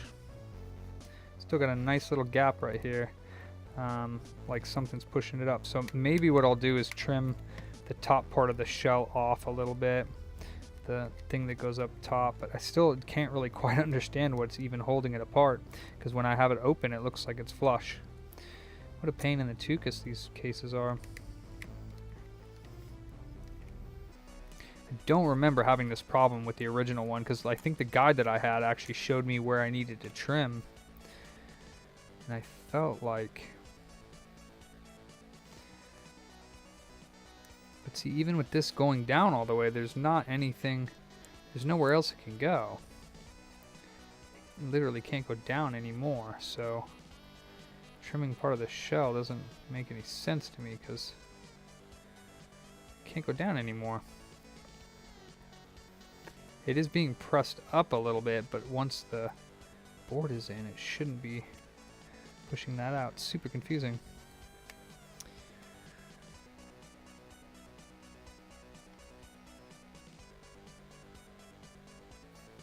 I know it's not a Gen 2 Freckle Shack because I didn't even know they came out with a Gen 2 Freckle Shack. But it is. Did Ben Ven make the Freckle Shack? But yeah, I don't know why anybody would nuke any info for a previous screen because there's probably somebody out there that still has it, which is interesting. All right, let's see if I can find out why. Maybe I just need to tape it in place.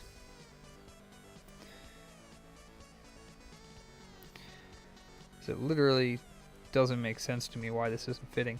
The only thing I can think of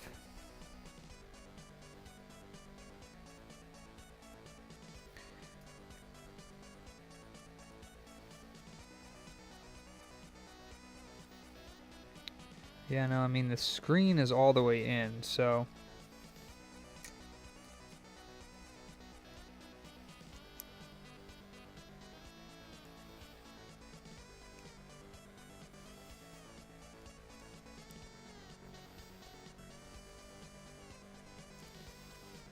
alright, let's try something here.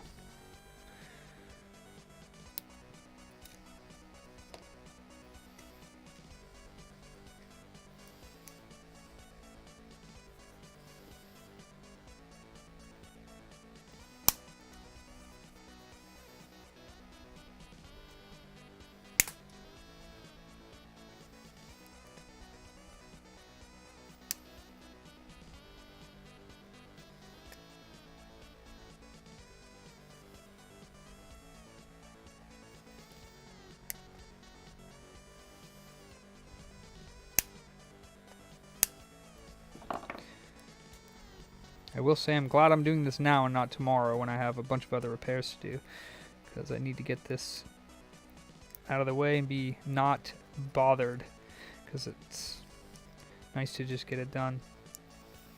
Okay, I don't think that made much of a difference.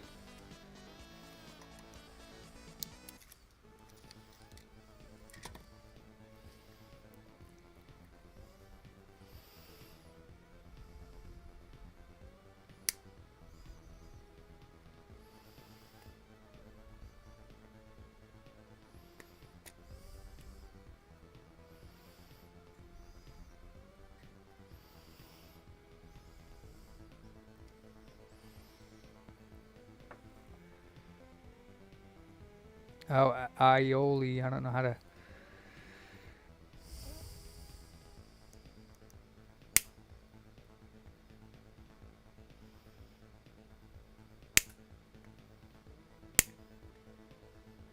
This is all hidden behind the front of the screen, so trimming some of it isn't going to hurt anything. So I'll trim a little bit around the top part here and see what it does.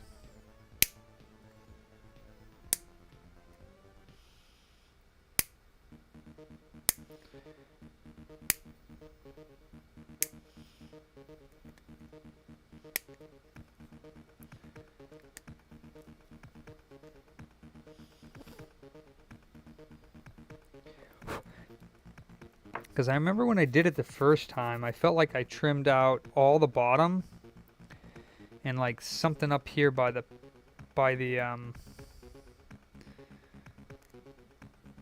power button or the IR button, but there's something over here. I don't remember exactly what, but I remember that the guide had something about trimming more than I already have.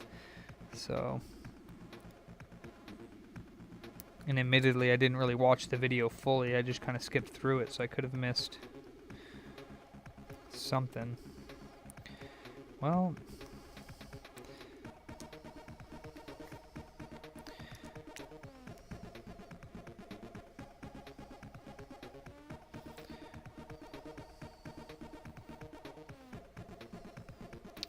I mean, it seems fine. It's the weird part. Alright, let's try again.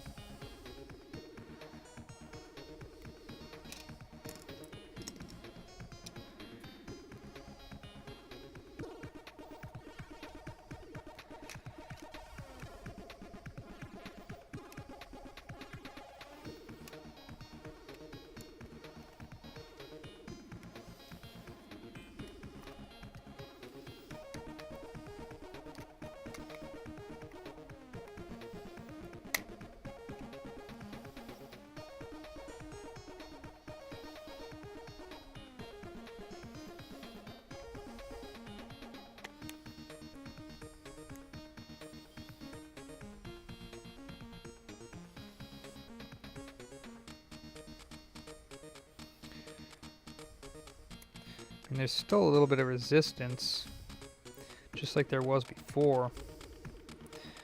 So, I'm not sure what the deal is, really. It's like the screen and the board maybe are just a little bit too thick. Alright, well, let's put it back together and see what it looks like again.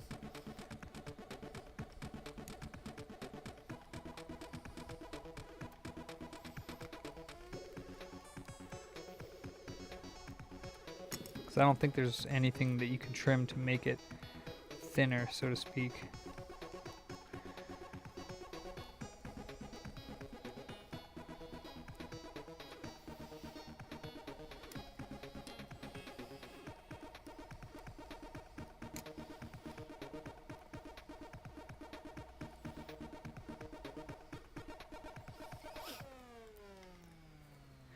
I want to see what happens with the SP.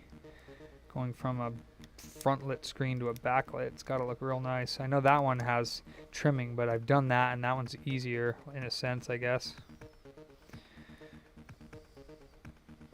Yeah, see this still? Okay, so it does press down there and there, but it's the middle that's sticking up. And there's nothing you can do for the middle. It's actually pressing onto the back of the screen.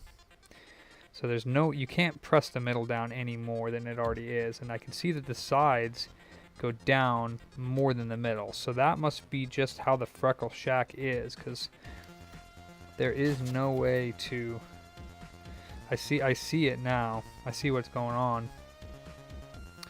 Is that the middle of it is sticking up higher than the edges when you press it down. And I don't think there's any way around that. So, I don't think I've ever noticed that before though on these, and I had 20 of these screens and this is my last one, so kind of confusing how I didn't notice that before, or maybe it's just been a while since I've done this screen, I don't know.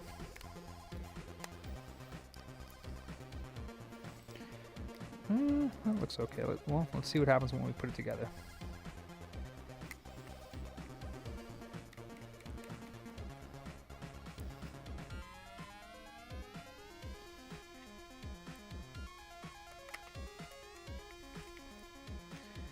I mean, I'm pretty anal about the installs, so maybe I'm just being too anal.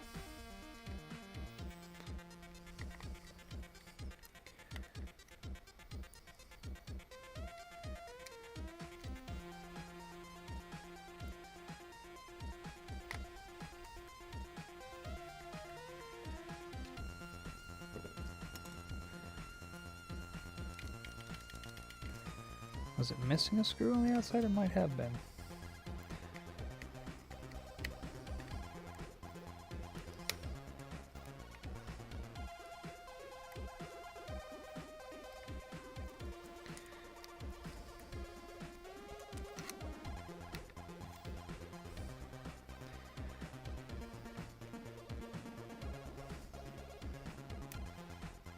Yes, he definitely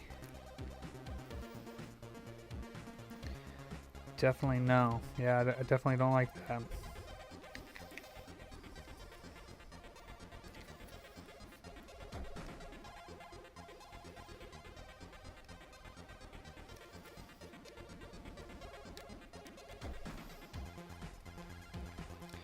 Definitely too big of a gap there. Are these the wrong screws for the outside and they're not holding the shell together? Like, 'cause this is tightened all the way. And it doesn't, it's not holding the shell together on that part is the main, it's not going down deep enough. Let's see.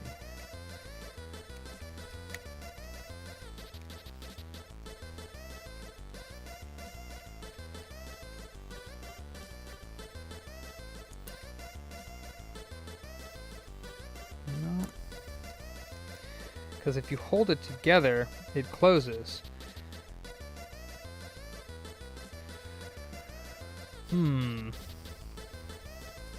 It's like the screw is too long or something.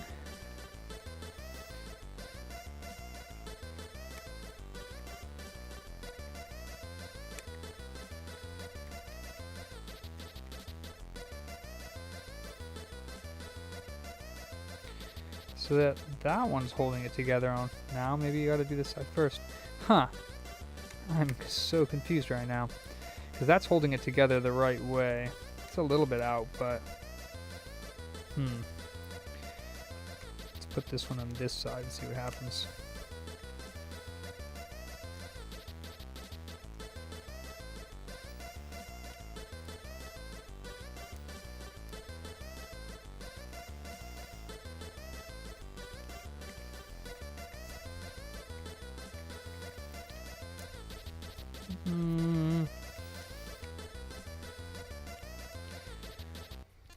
Well, it's not perfect, but it's not horrible either.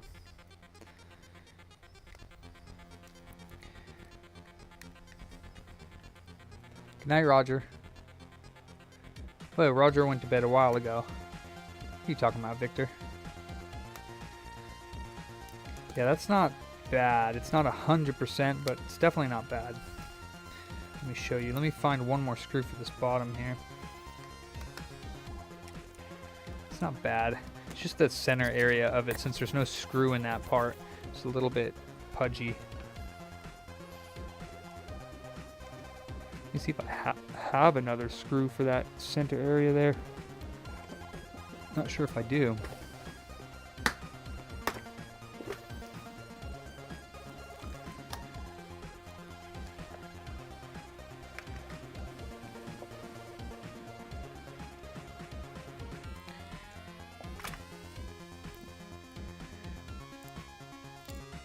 This looks like the same one.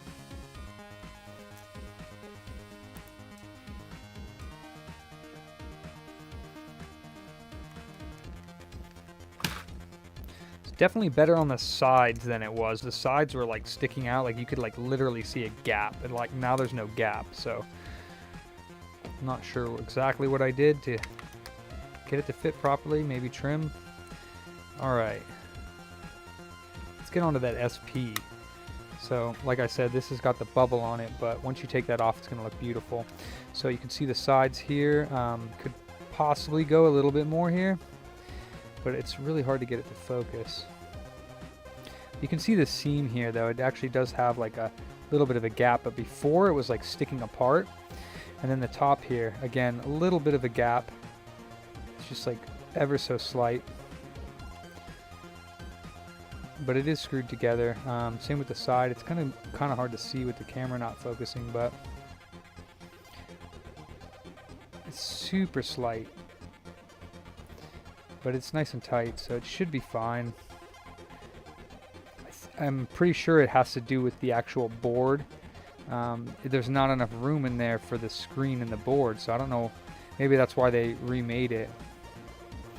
But for the most part, it looks pretty good.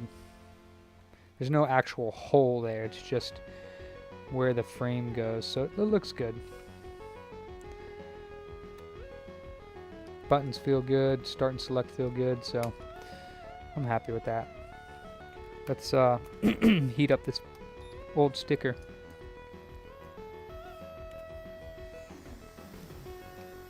Put the Game Boy Light one on.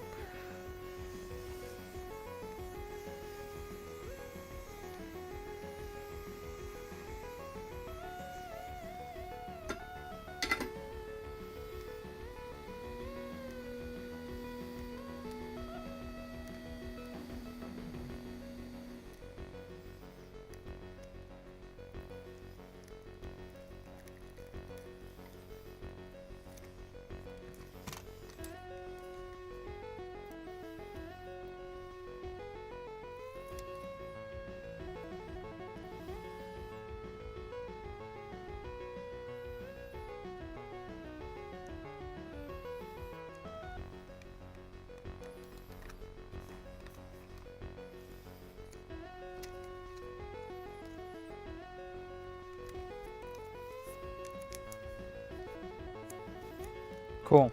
So it's got the Game Boy Color Light sticker on there now. So let's move on to the Advance now. SP. Advance SP. Bathroom break.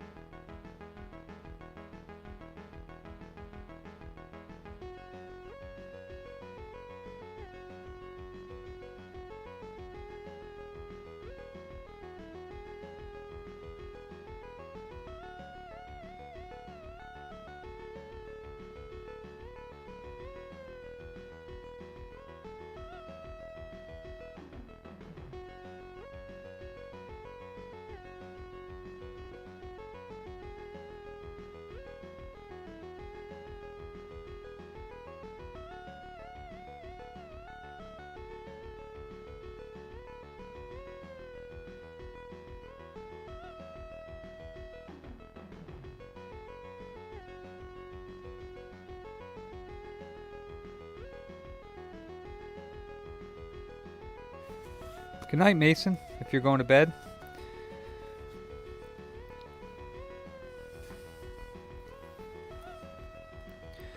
Alright, SP time.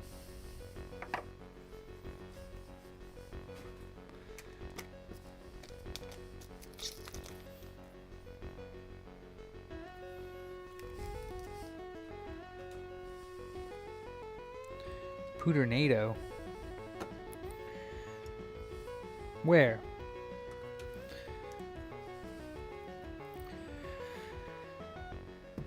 Alright, let me grab my screens for these. Where did I put my screens for these?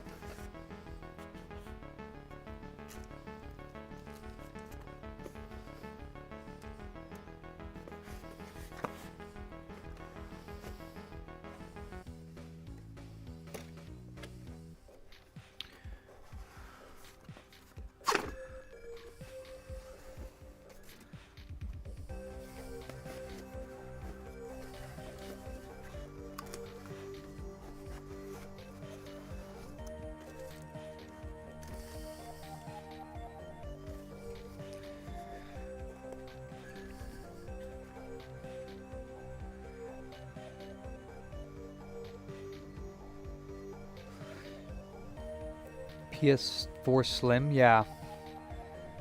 Try the ribbon cables. There's a couple different ribbon cables for PS4 Slim, so maybe if you change the ribbon cable, but yeah, there is something like that. So this one's really nice. This is the Funny Playing IPS laminated screen. So it's got a piece of glass that's laminated onto the front, so it's a really nice display for the SP. I really like this one a lot.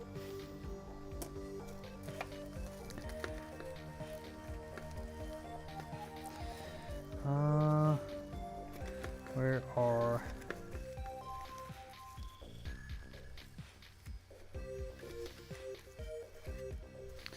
Okay, well, that's great.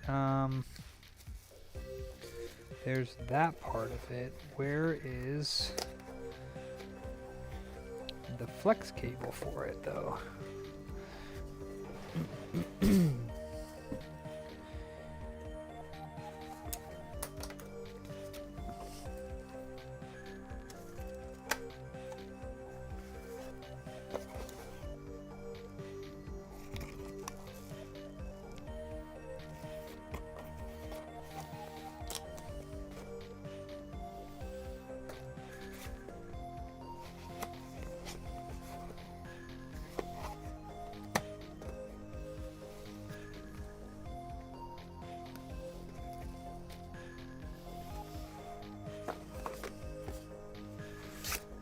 Ah, here we go.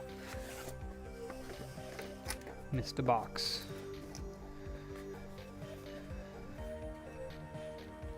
Never been opened. Huh. Is it just making that really weird laser sound where it's like ticker, ticker, ticker, ticker? Yeah, that's, I don't know what that is. I don't know if that's an update issue. Here they are. Here are the cables.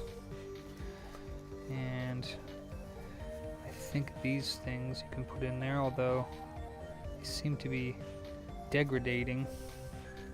I don't know what the hell's going on with these, but they're like starting to, the foam is kind of starting to fall apart. Don't know what the deal is with that. I don't even know if you need the foam in there. Okay, so now we need GBA SP Funny Playing IPS guide, because I need the trim on this.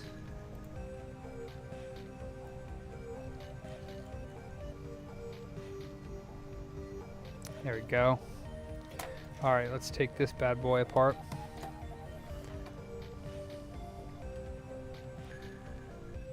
Huh. If they spin, then it should be just another laser.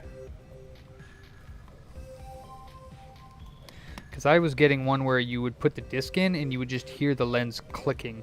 And I put in like 4 different lenses in the same thing. No spin, just like a weird click. And I tried everything. I tried lasers, a whole new disc tray, new ribbons, pretty much everything, and nothing. I've only had that maybe twice.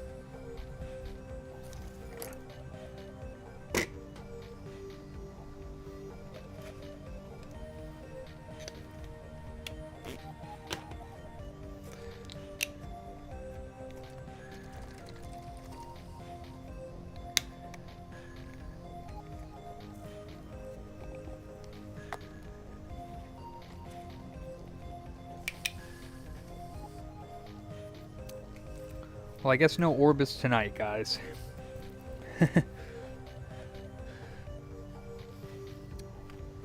But my Orbis has been on for, I'd say probably like 20 hours straight.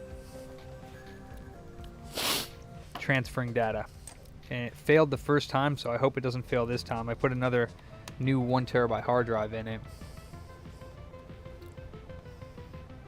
Yeah, definitely. Maybe there, Victor. That sucks.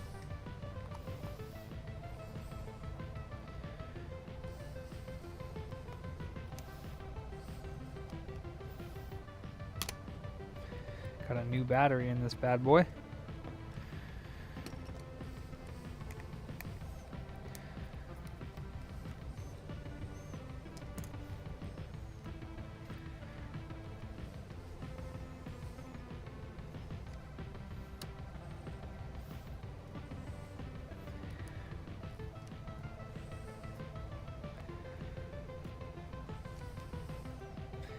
Thing feels like it's almost been like glued shut. The heck?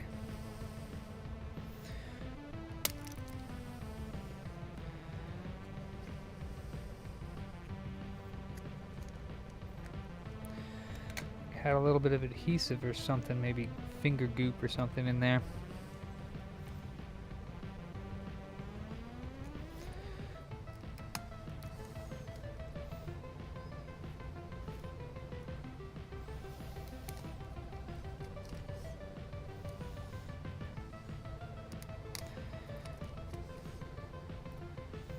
Take out the motherboard.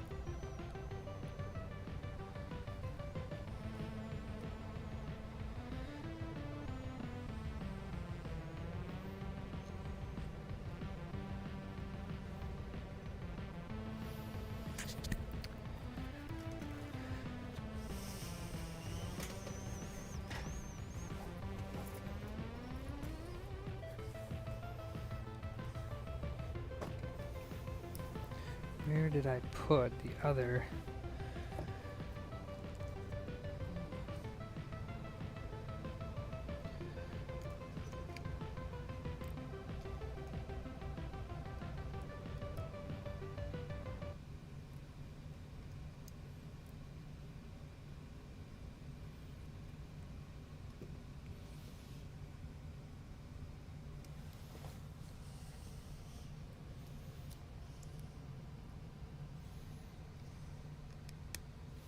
I don't know if I need to take that part off. Yeah, might as well.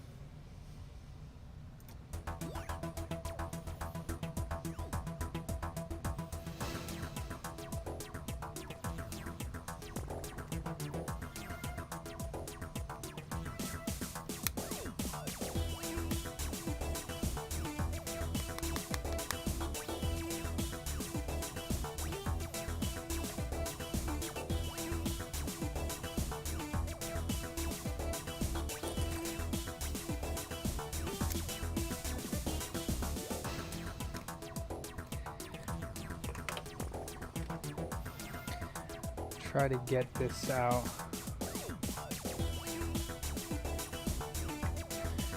Without damaging these little rubber doodads.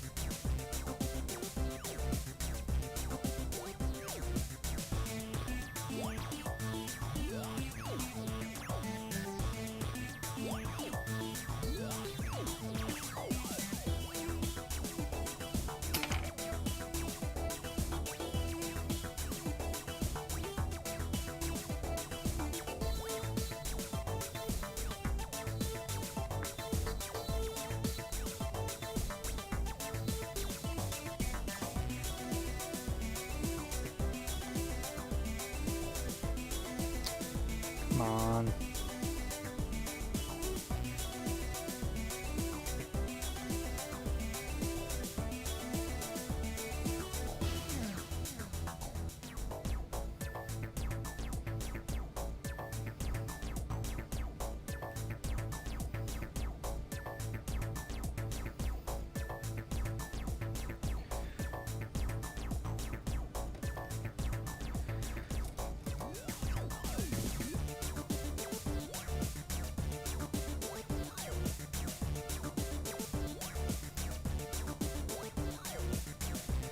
Course. Why are you being so stubborn?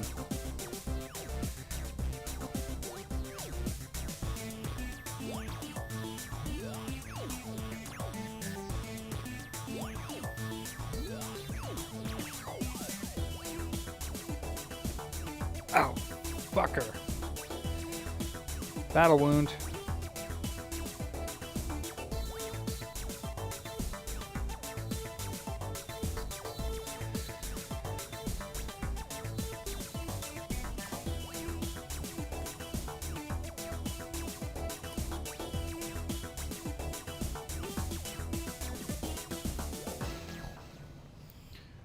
Battle wound.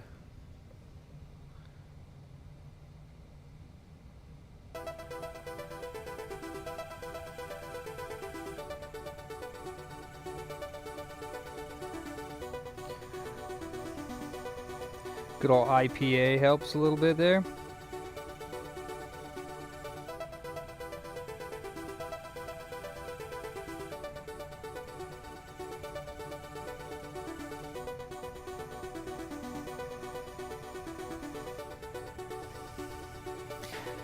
Gosh darn it.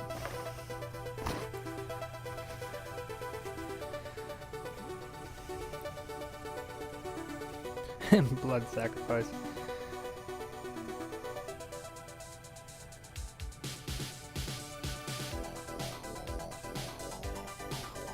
These ones are easier to take off than these ones over here. I don't know why this one's being such a turd, but usually they come off nice and simple.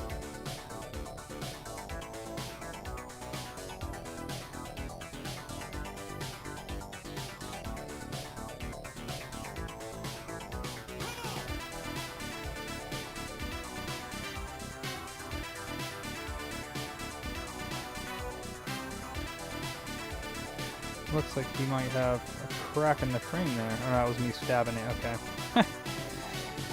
Alright, so I think I'm done bleeding.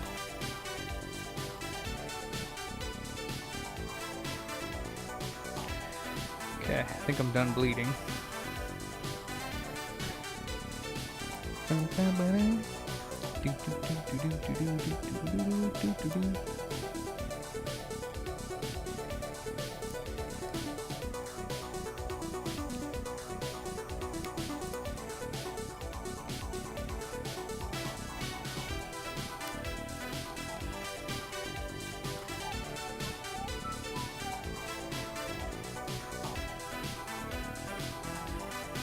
And again, the case is fused shut by years of juice and grease.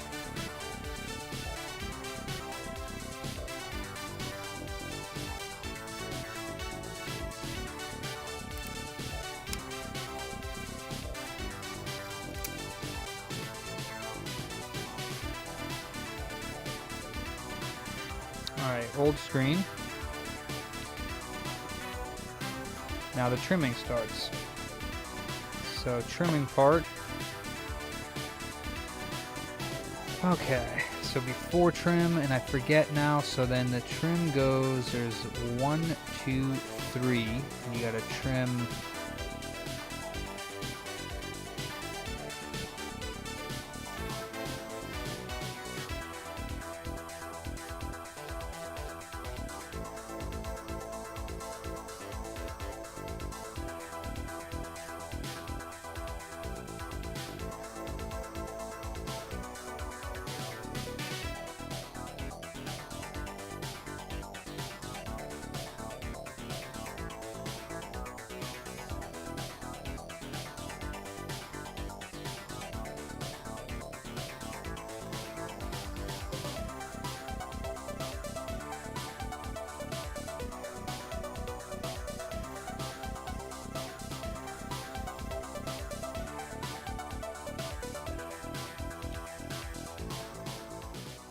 Okay.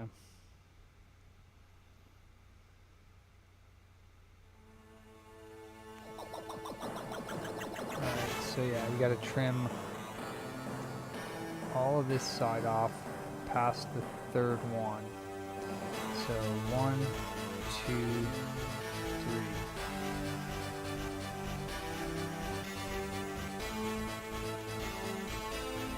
So basically all of this stuff's gotta come off.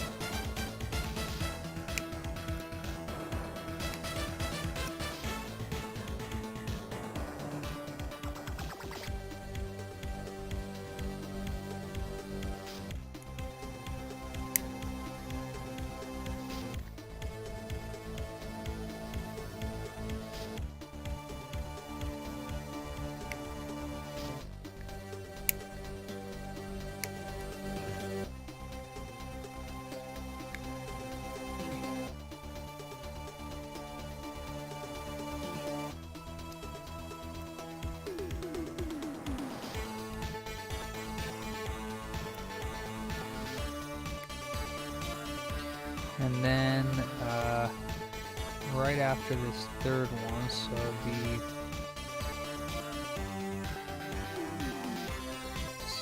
where's the third one? A little bit after that, down and over.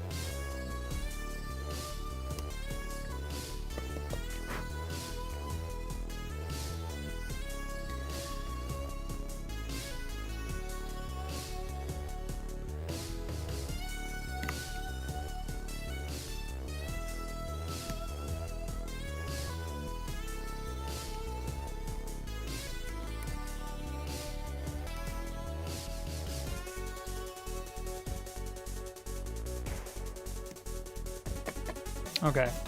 That should fit. Let's see what happens here.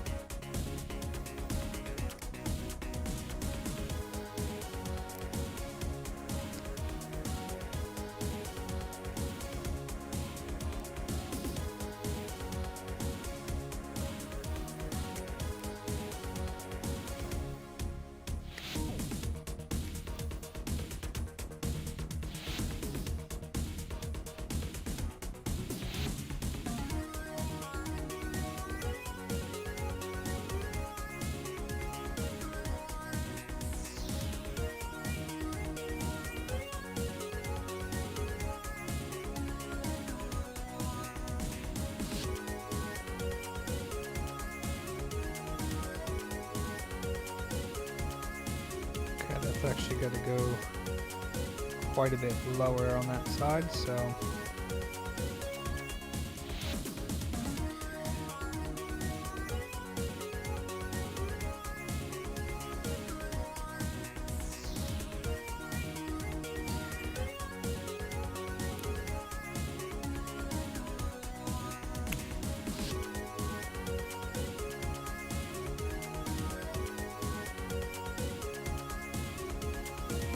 I wonder if my Dremel would make this a lot easier, probably.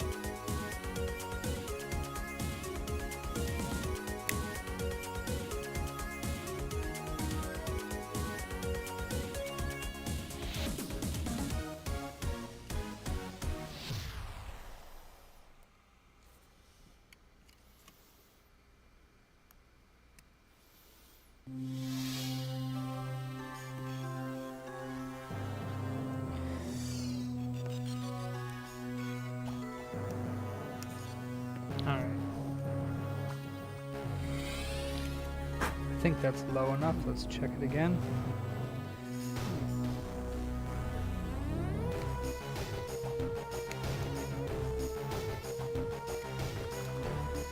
Yeah.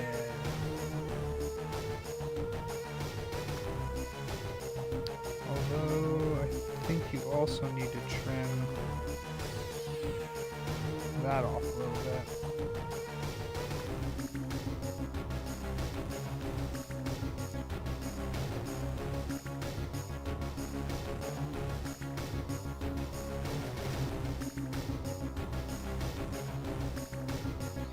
Or is it supposed to fit?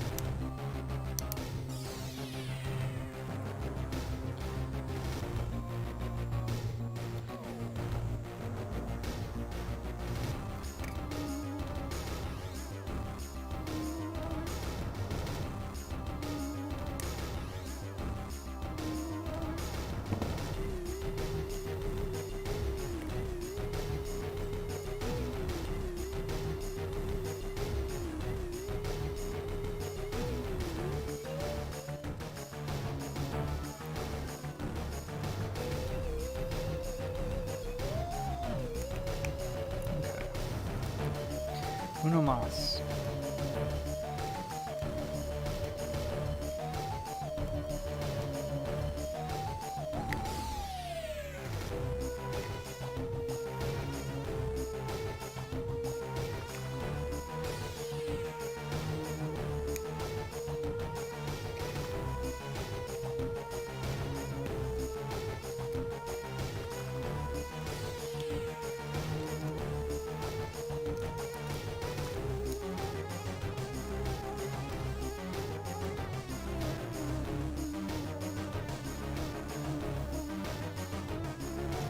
Need flex cable.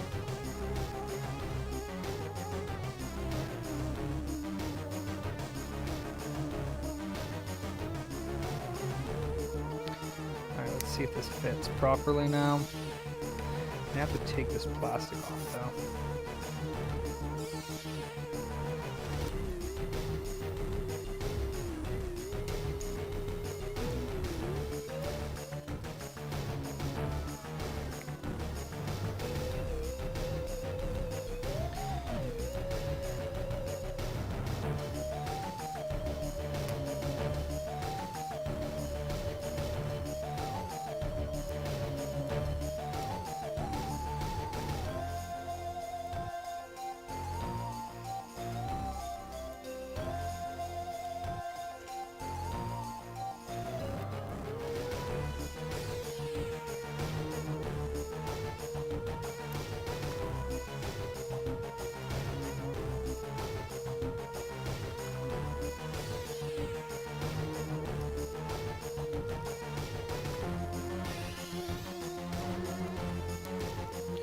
Alright, so that's in. Now let's plug this on and make sure it fits.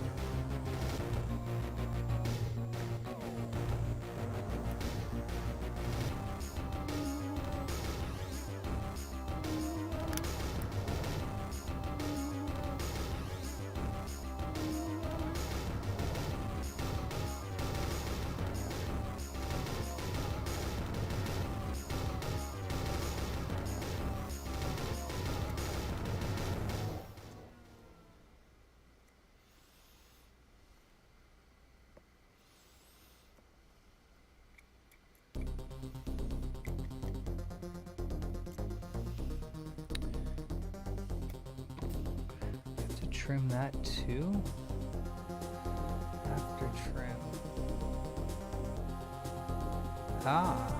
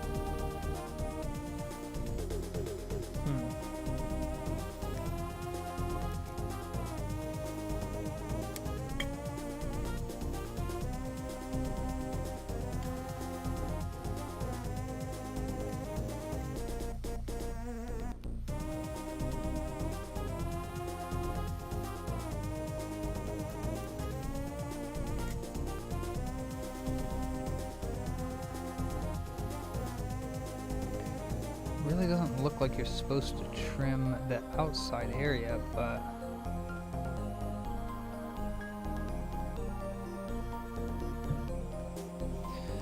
it's not gonna fit otherwise.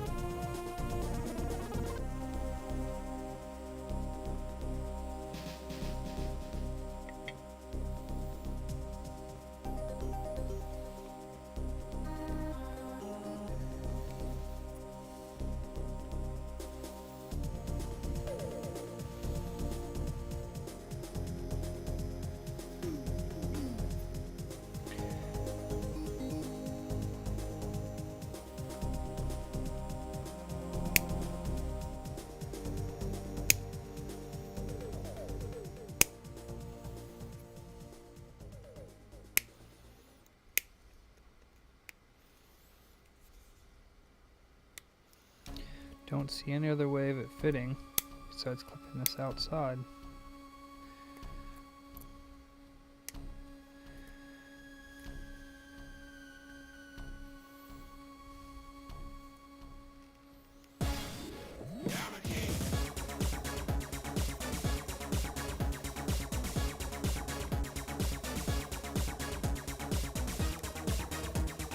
Perfect. All right. Oh, that's gonna look nice.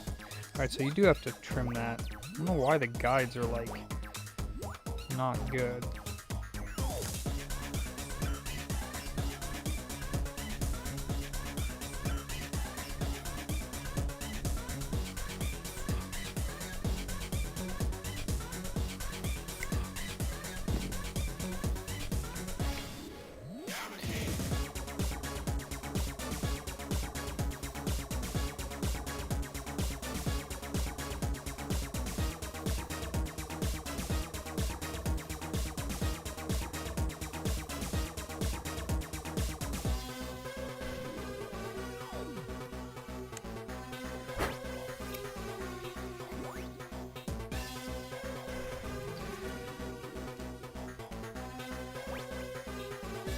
Perfect. Awesome. Alright, so where's that one wire go then?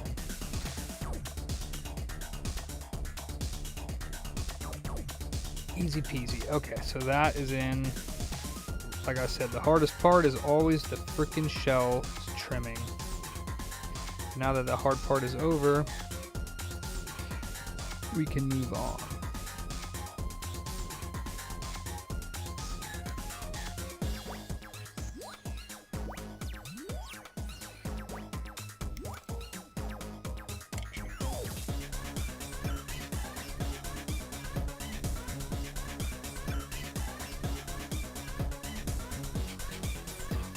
Nice and flush.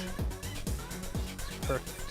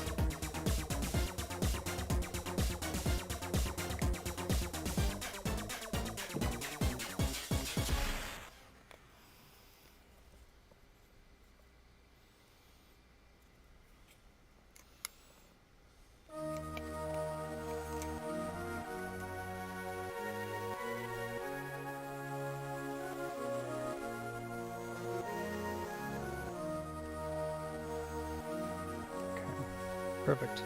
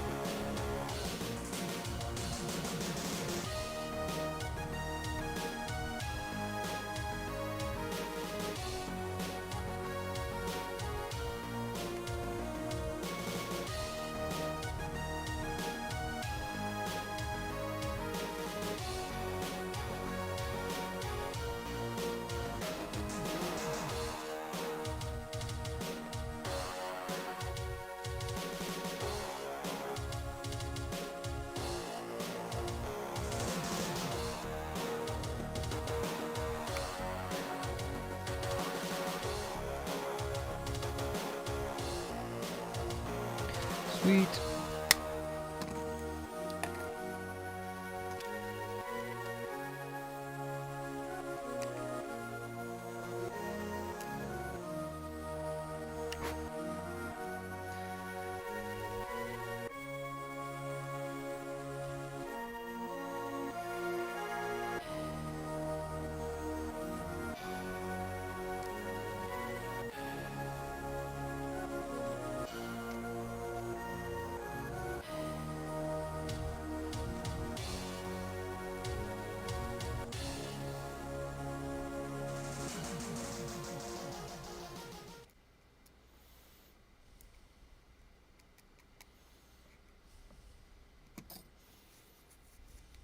And there's no way that fits in there, so I don't know why they gave me. Maybe it was just packing materials. I don't know.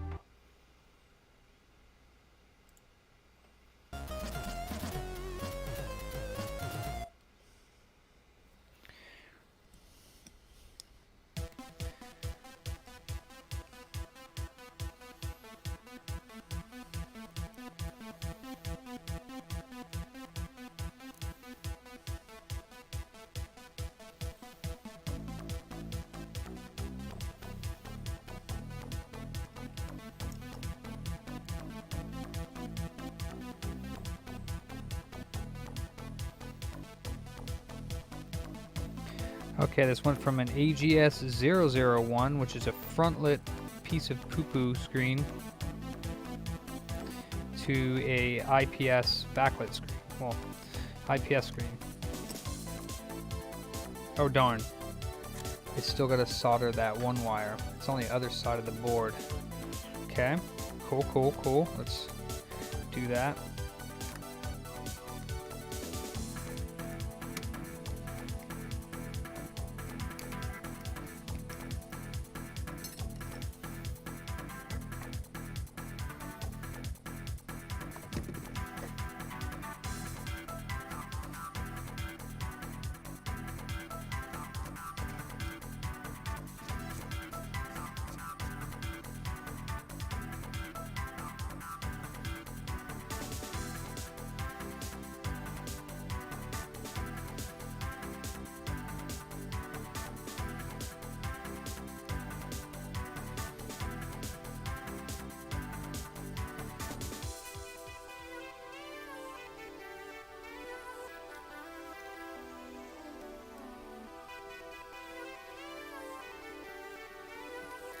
Fuckers. Of course. Why did I put the buttons in?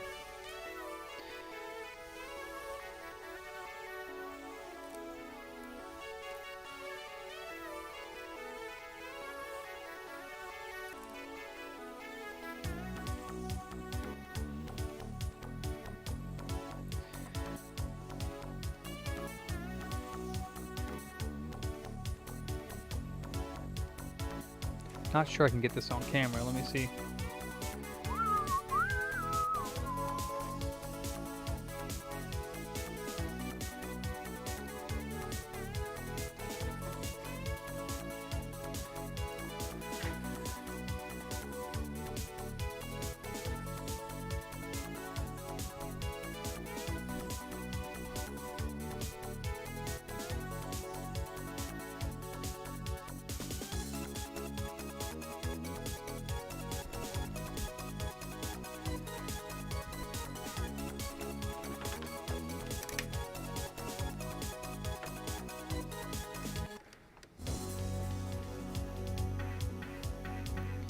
Barely.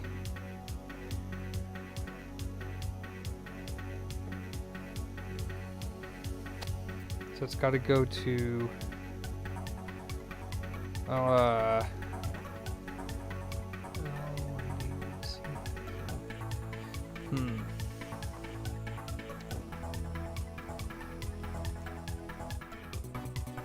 Q12B. Right there. Q12B.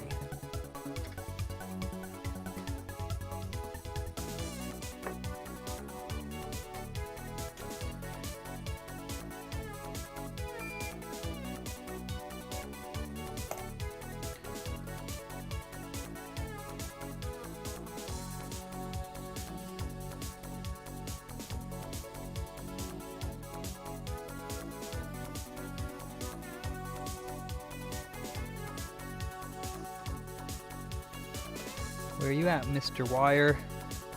You under the screen?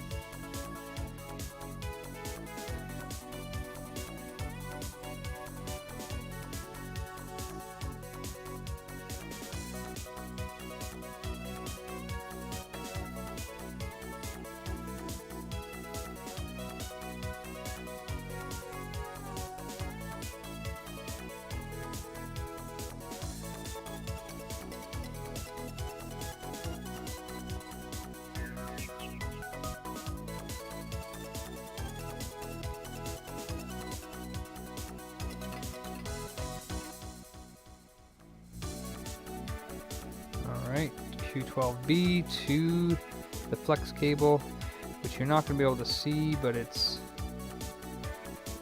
under there. So I'm just going to have to solder it without any view, because it doesn't reach.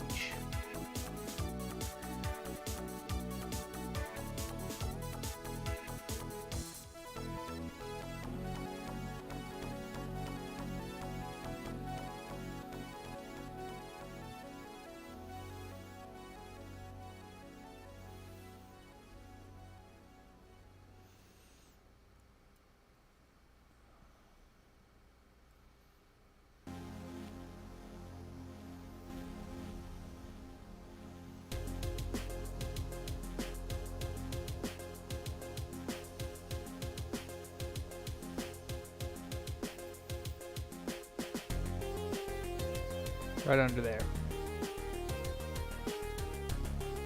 What's up, Keith? Yeah, it's 11 o'clock p.m. Alright, so that should be it. Let's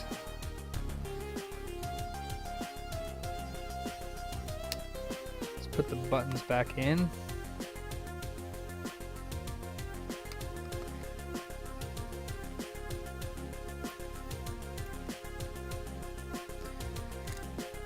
Get a nice little upgrade for this 10001, basically making it a 101.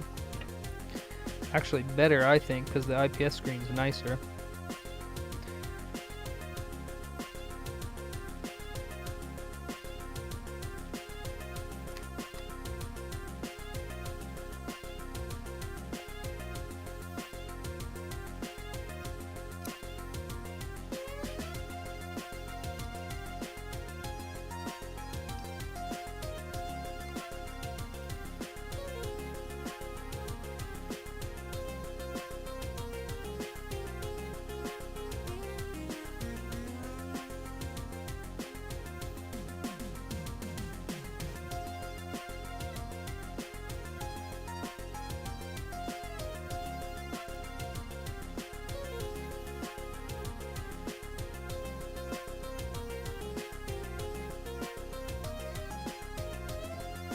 Alright, let's hope that everything went well.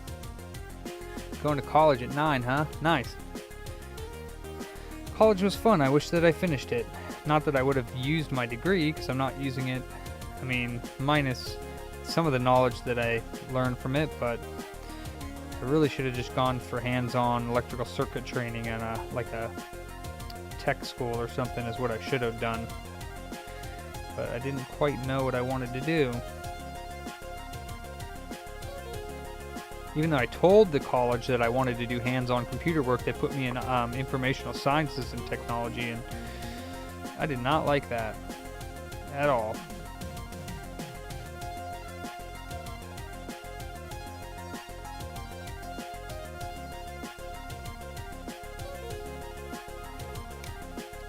Alright, let's see if it works.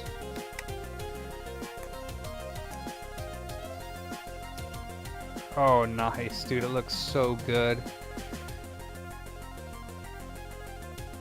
And the brightness control works. Oh, that looks so good.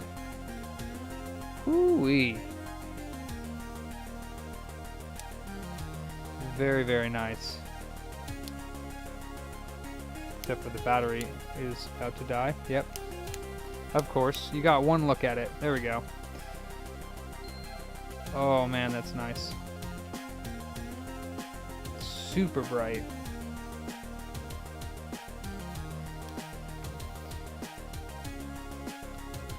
That's nice. Okay. Let's put these little doodads back on the screen.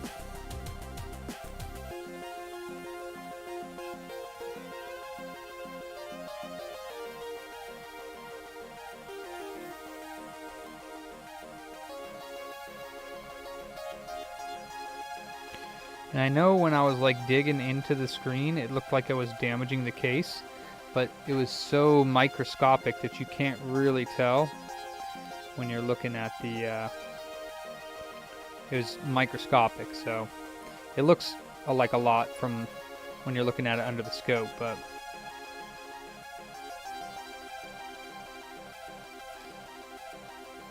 oh, for sure, yeah, you gotta do stuff after hours and everything.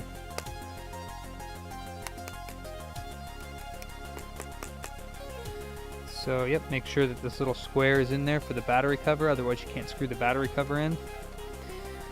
But there's the SP screen, we'll put that aside. And we'll put this thing back together. We're done.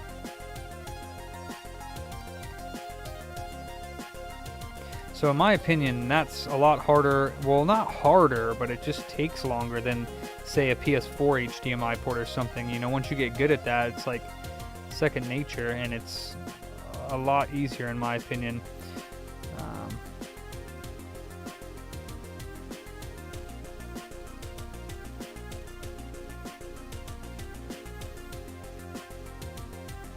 Computer engineering, huh?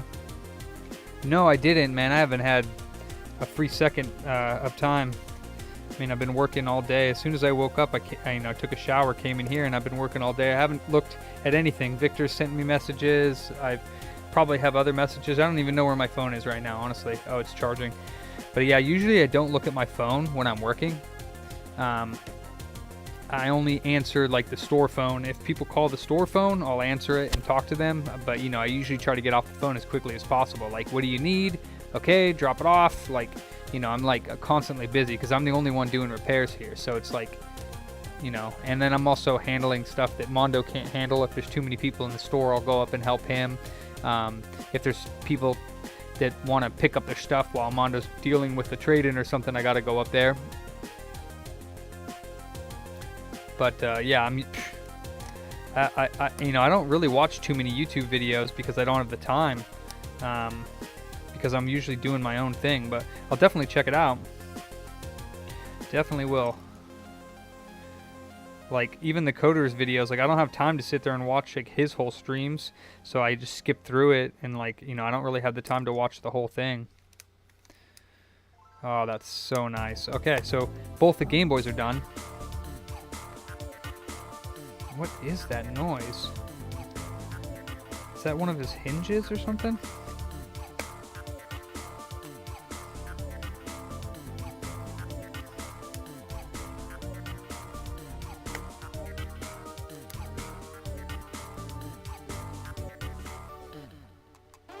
Oh, it's the battery.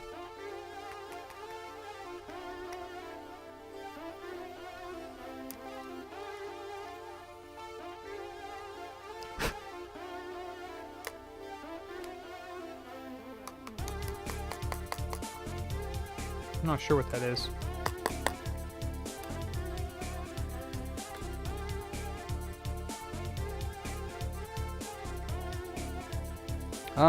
Yeah, I believe so. Yeah, I believe so. I actually have a bigger view than what you guys can see in the scope. Like, the view is like this for you, and for me it's like that. Dual tape battery?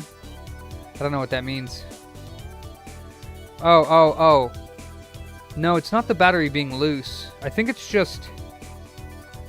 I think it's the trigger assemblies or something. I'm not sure what it is, to be quite honest with you.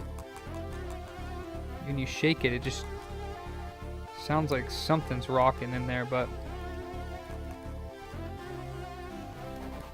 it might be the battery, actually, now that I'm thinking about it. I don't know.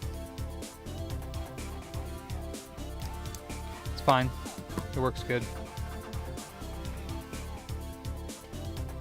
Yeah, it should be fine. Alright, so that's done. Got, it says 16 hours left on my transfer. So I'll probably do his PS4 because he also dropped off a PS4. Probably do that tomorrow.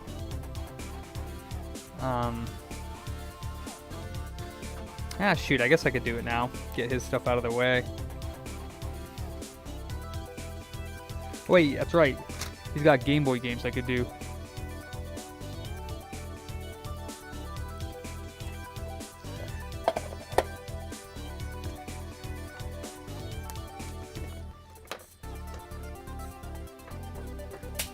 Oops.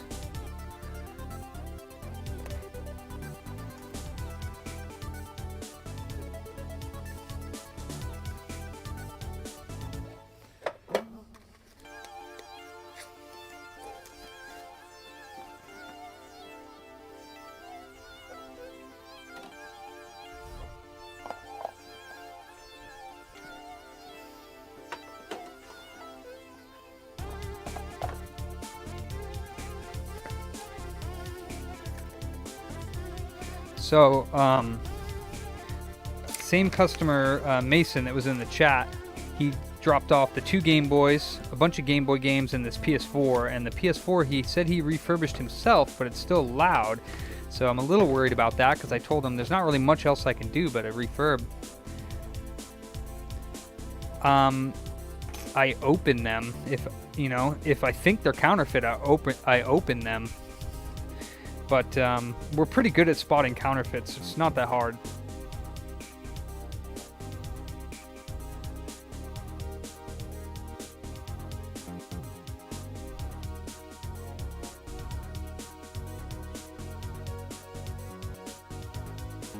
Yeah, one of our really cool customers came in today. I believe his name was Jason. And he brought this game in. I don't know if you guys know anything about this game. I looked it up. Yeah. I don't know if you know what this is. It's a Sega Genesis game, Crusader of Senti. It's an Atlas game. Just guess how much this game is worth. Just take a guess.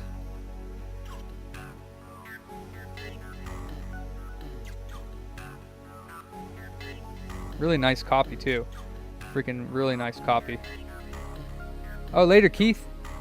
Yeah, get your butt in gear, man. Get out to college. Crusader of Senti for Genesis. Just take a guess how much this game is worth.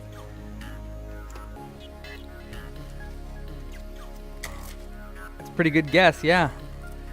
It's worth about $600. I think we're gonna overprice it for a little bit because it. No, it's a real cartridge. All of these are real too, but these are the customers. Yeah, Keith. Yep. Game's worth about 600 bucks. It's craziness. Wow. Mason's got some gold here. Damn, he's got a little bit of everything. Look at that. Whoo-wee. I wish my light wasn't so bright. Yeah, he's got every Pokemon game. Yeah, it's OG for sure. It's not a copy. I opened it. Yeah, we bought it off of him for, he got store credit, and we gave him $330, I think, store credit for it.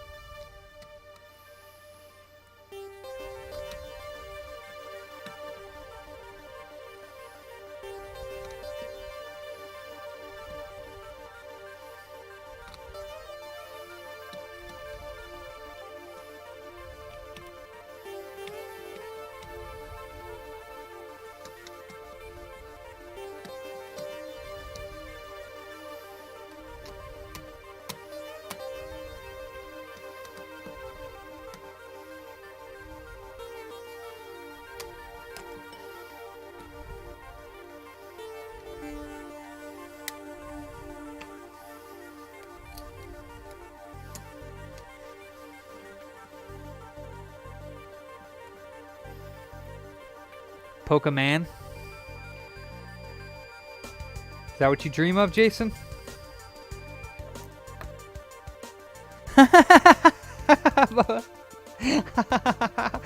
Message deleted. Too bad, Jason. You bot. Get that bot out of here. Oh, that's funny. He deleted his message. Censored. You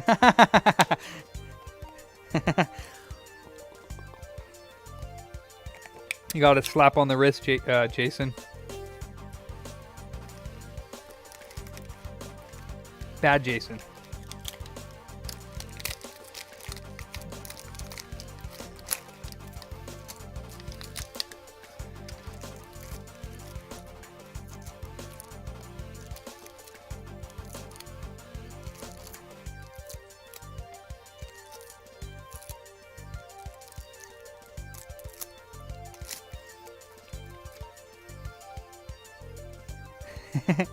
Poker man. Oh man. So minus on this side.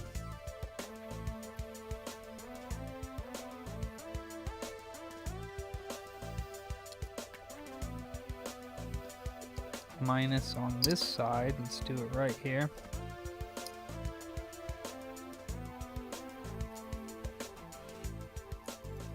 Oops. It didn't go down, did it?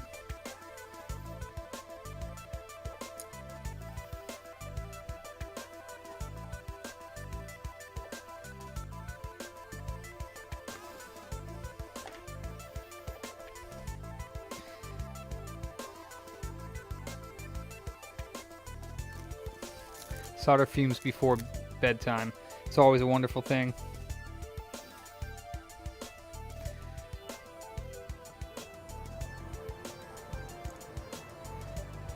Okay, plus, minus. We got that one's good.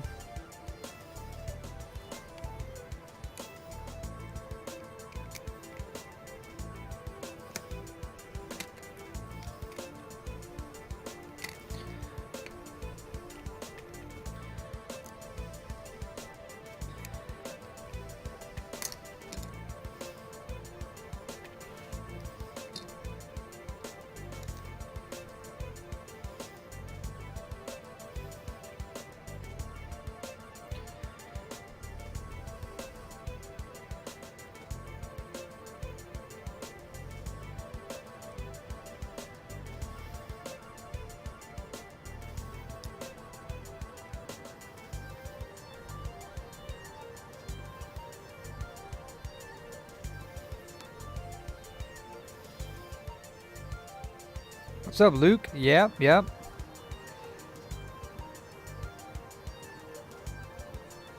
I didn't start streaming till late today. Today was super busy.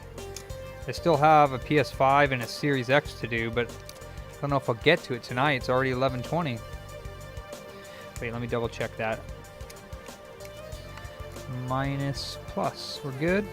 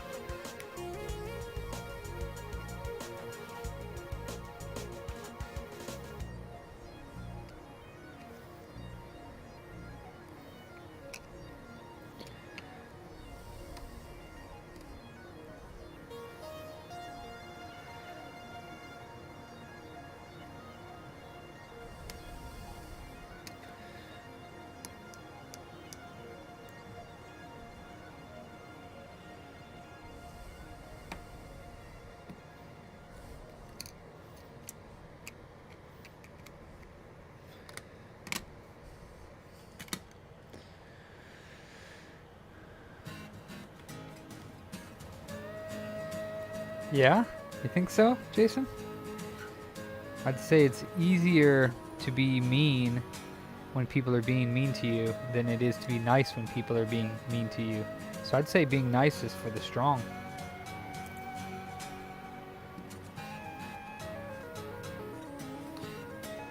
You know? What is it? How hard it is to, or how easy it is to love those who love you, and how hard it is to love those who don't love you.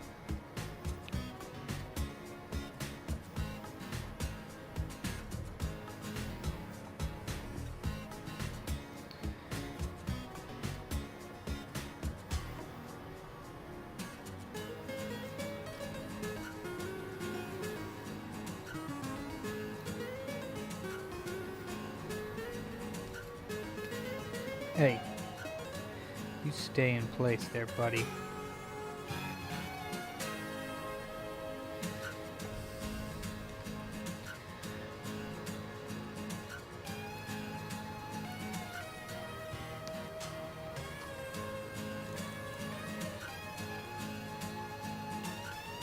No mercy, sweep the leg. Hey, to each their own, my friend. Whatever makes you happy.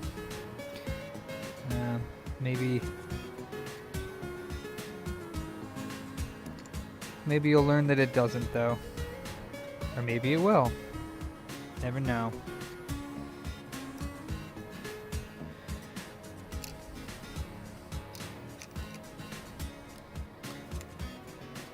Oh no, I got it right. Okay.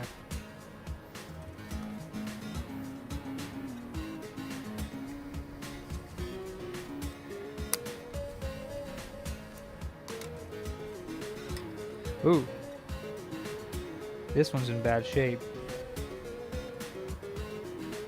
This board is bent. I don't know if this one's gonna work. Let's see. I don't know if this one works. This board is actually bent over here.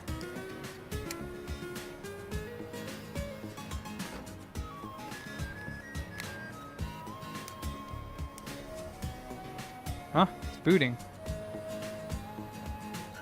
Wow, that's crazy that it works.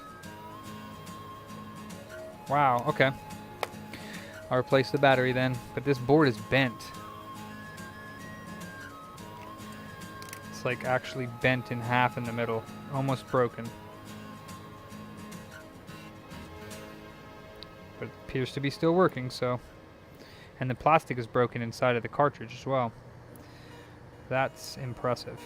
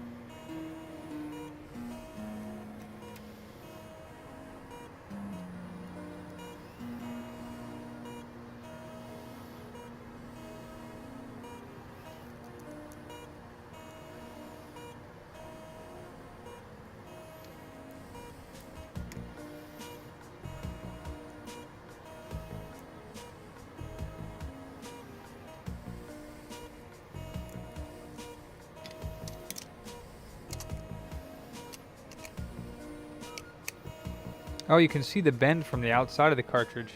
It's a little bit white right here, like somebody bent it or something, or ran over it or something.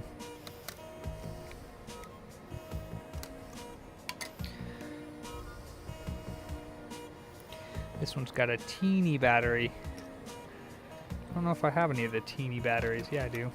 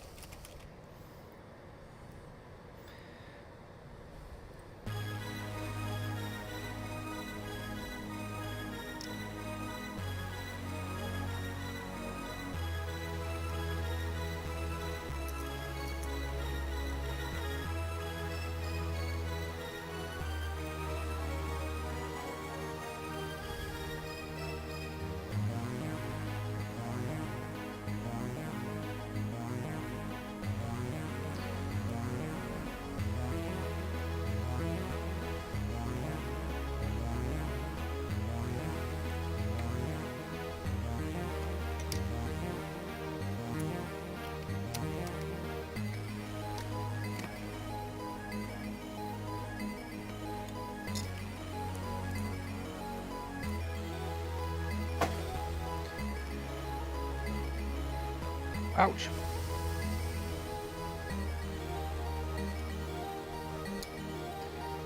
Human bacon.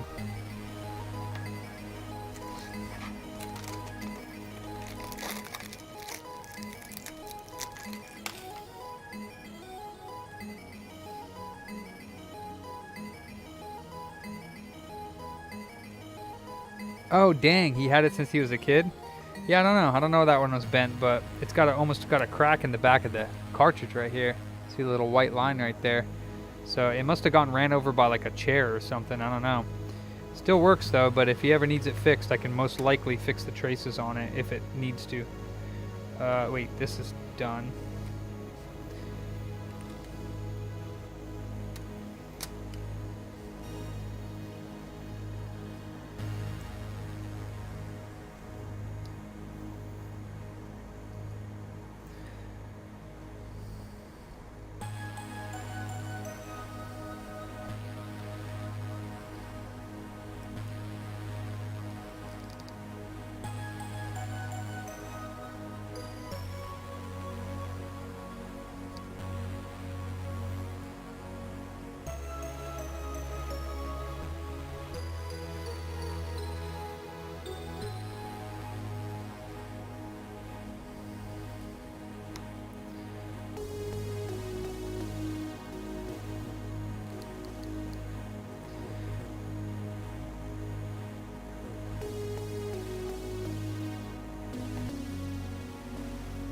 Crystal.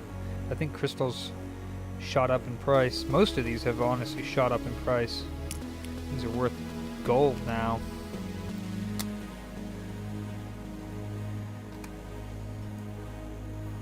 Like this is probably like, I don't even know. Golds are worth a lot of money too.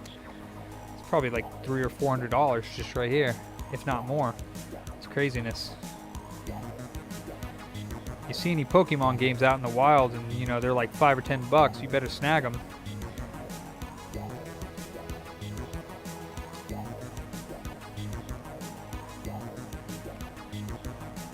I'm pretty sure at one point it was either, I think it was Emerald right here.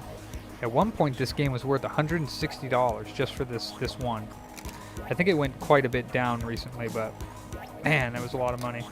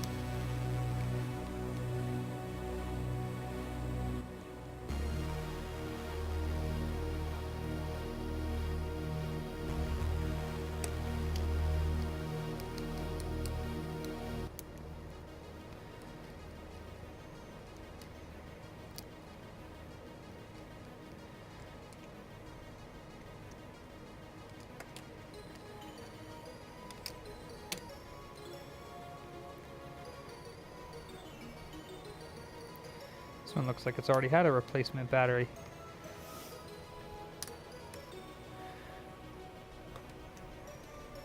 Not the greatest job soldering it, but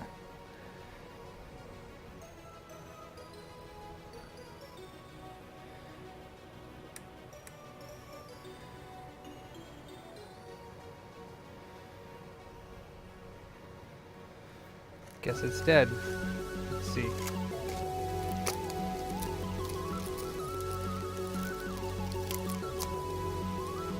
Oops, almost sucked up the battery.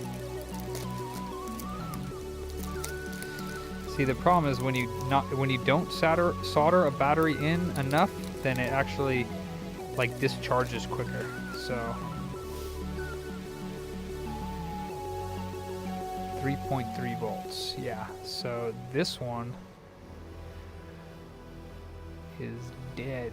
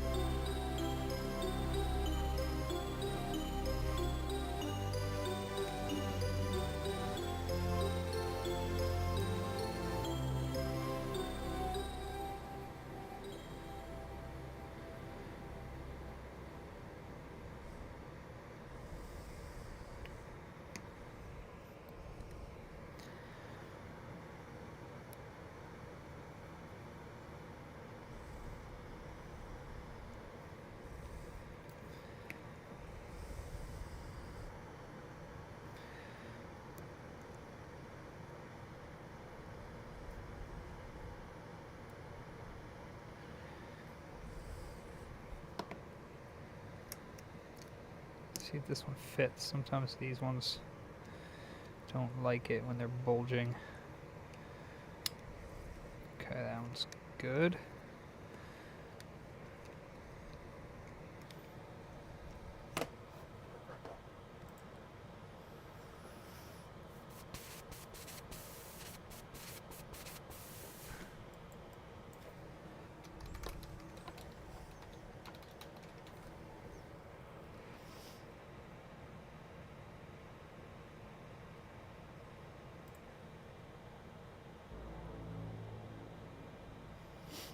They don't leak, they just die.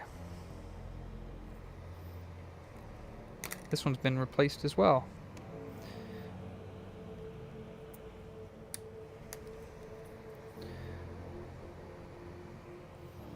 Dead. Oh no, 0.5 volts. So, if you can see... Oops, I skipped. That's okay.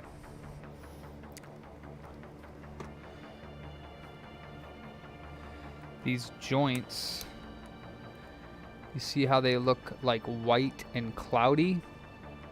That is called a cold solder joint. It's not a good solder joint.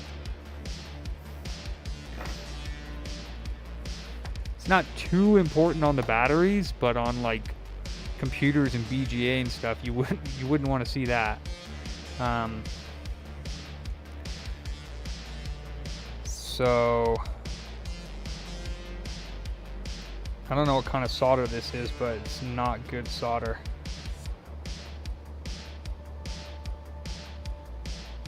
That looks like low melt. It's low melt solder of some kind. Don't want to use this stuff, but yeah, watch how long this stays liquid for. See how long that stayed liquid for? Yeah, that's not good stuff. Yeah, they'll just start saving, or stop saving, that is.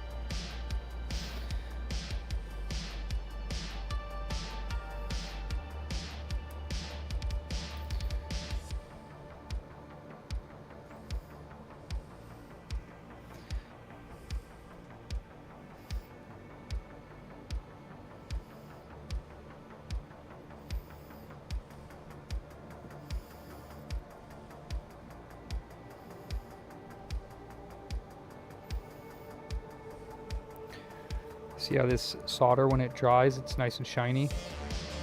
That's what you want it to look like.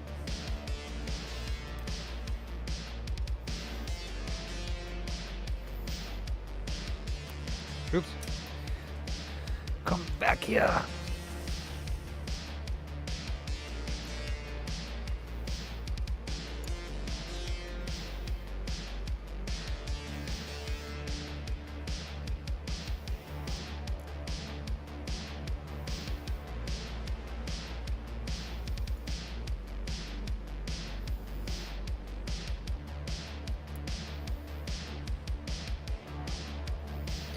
I'm just tacking that one down, and we'll move over to the other side here.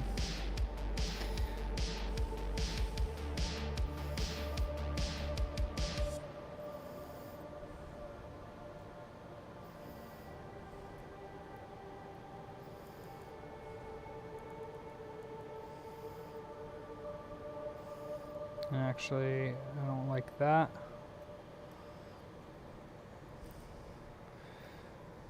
I'm gonna move this one over just a wee bit.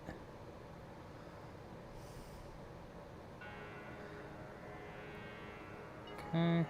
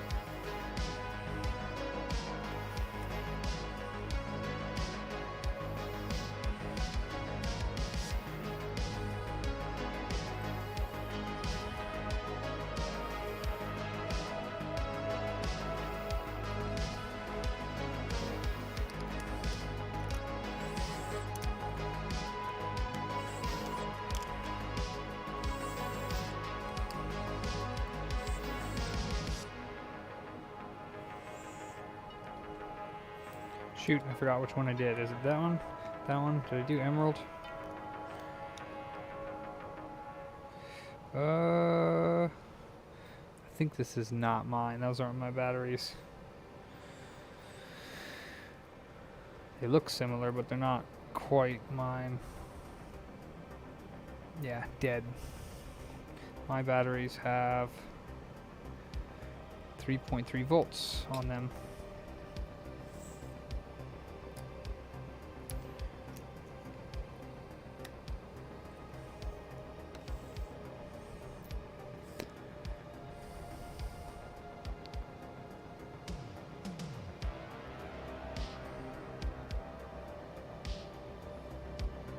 See, that one was barely soldered on there. That's probably why it didn't last very long. Could be just a cheap battery too. Not that my batteries are like super expensive or anything, so.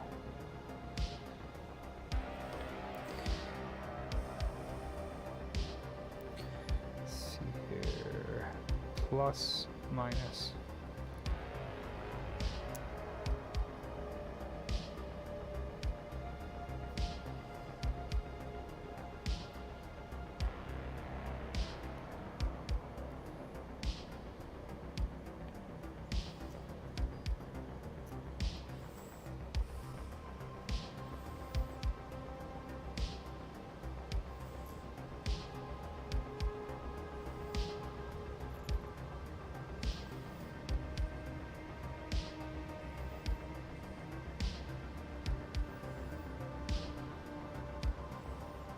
See, that's mixed in with that low melt solder that I left on there, so it's going to be not as nice looking. Let's see.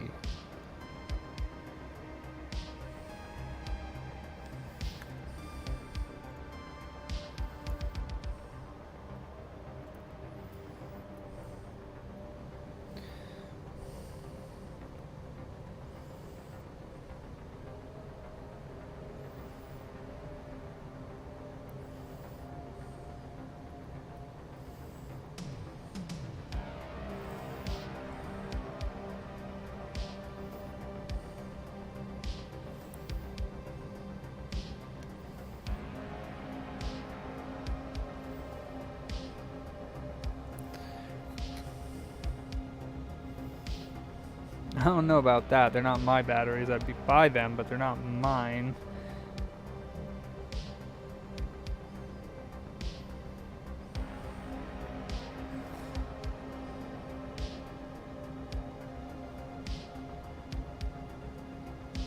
Yeah, see, it's got that low melt solder in there, so it's going to have like a little bit of a funky looking joint, but it is shinier. But I left the old solder on there. This one's got some corrosion on it as well. So it's not in the greatest shape, but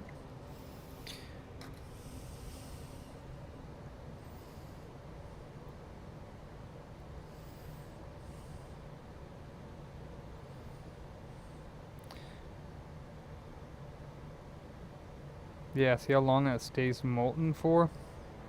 And then when it dries, it's a little bit cold. I think that's actually not cold, it's just whatever is in this flux, or in this solder, because whoever used this, it looked like they might have used low melt solder. Oops. Previously, that is. But if you check it now, voltage wise,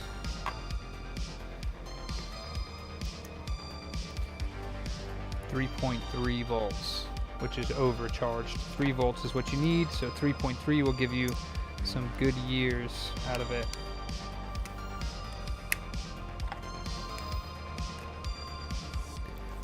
Anything over 3 volts and it'll hold the charge, or hold the clock, or do whatever it needs to do to power the chips or the save. These ones, the Game Boy Advance ones, don't have save on the battery.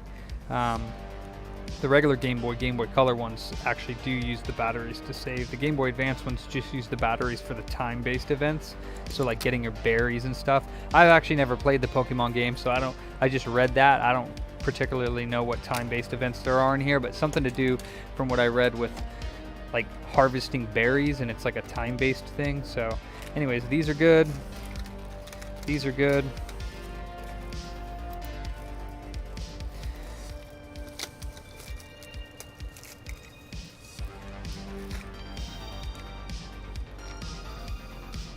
Now let's see what's going on with this PS4. First of all, I'm curious if the fan is working properly.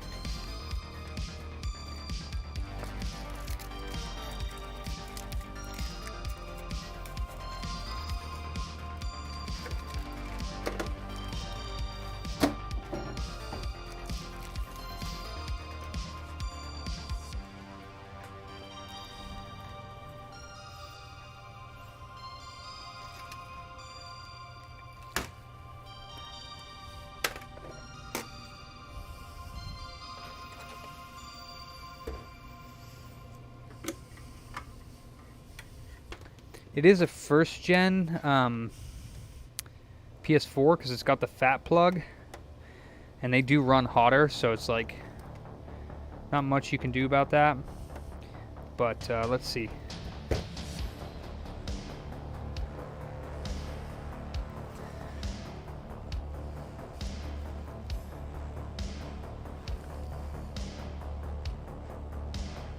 Fan's running for sure. It's not rumbling or anything. Got display. Let's check the disc insert exit functionality here before I rip her open.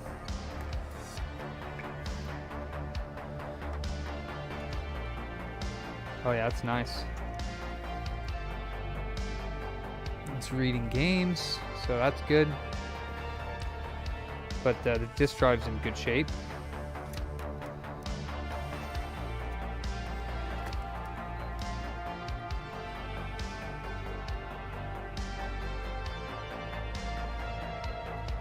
Let's turn her off.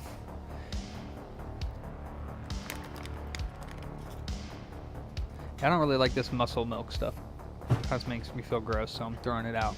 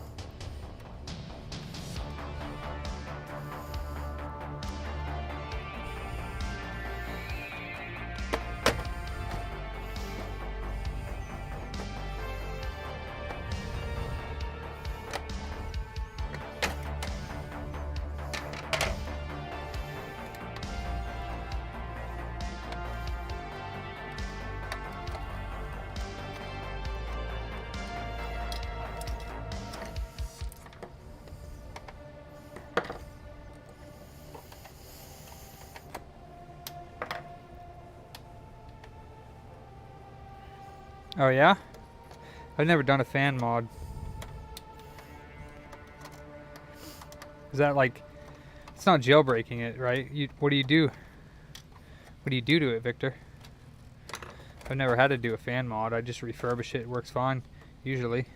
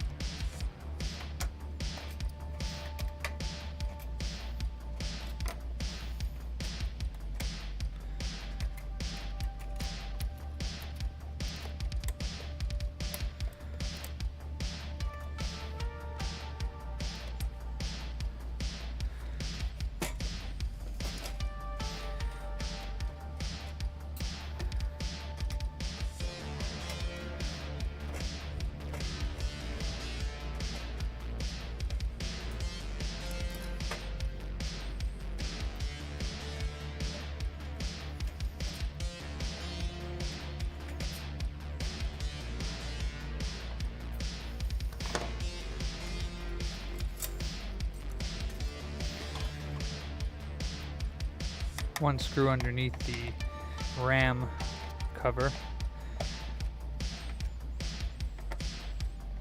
Should be on top of the RAM cover.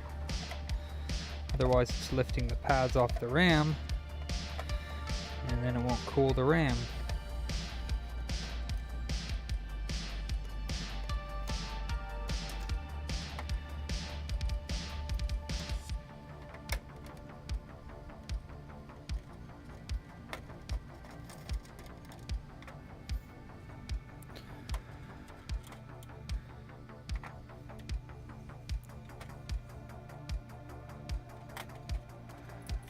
Oh, nice.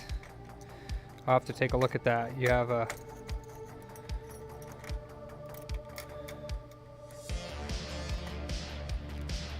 Obviously you have a video. You're big on those videos. That's awesome. You should just stream, brother.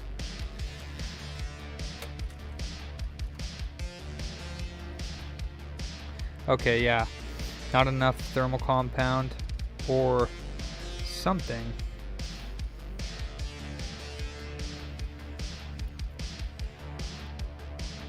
I've seen, like I said, I saw one video where the guy's APU was not flat. But yeah, I don't like this thermal compound. See, that's why I use MX5 or MX4, because I trust that.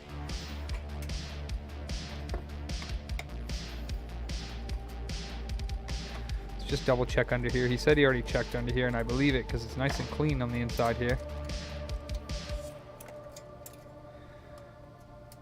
Yep, very clean. Smells like laundry.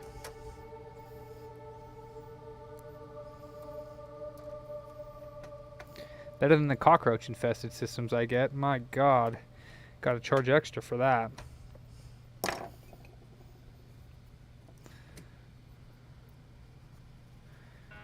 Yeah, see, this stuff looks like dog turd. This is Arctic Silver. I don't know why. I just don't like Arctic Silver. I prefer the I mean, I guess it's just the way that it looks, but it looks like dog doo-doo to me. Maybe it's fake Arctic Silver. I don't know. Maybe that's just how Arctic Silver looks, but I prefer Arctic MX. It's Arctic, I think. MX4, MX5? Yeah, Arctic. MX5 is the newest one, and it's supposedly a little bit better than MX4. I like them both, really. MX5 has a stronger hold, in my opinion.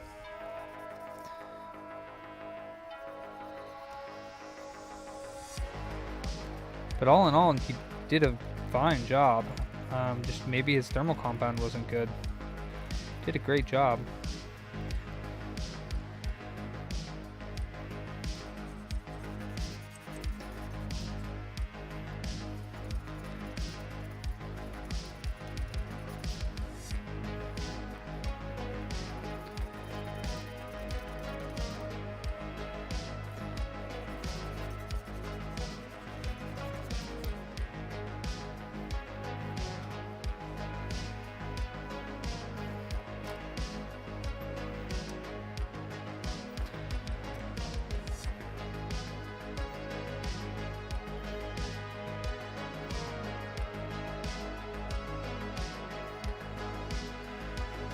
Arctic brown.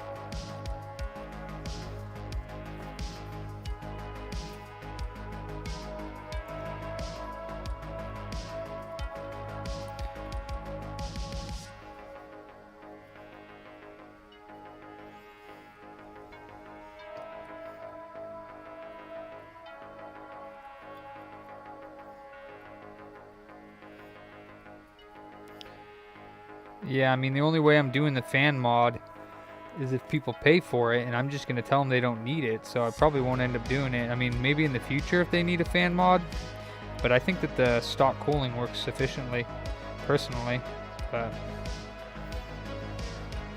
that's just my experience.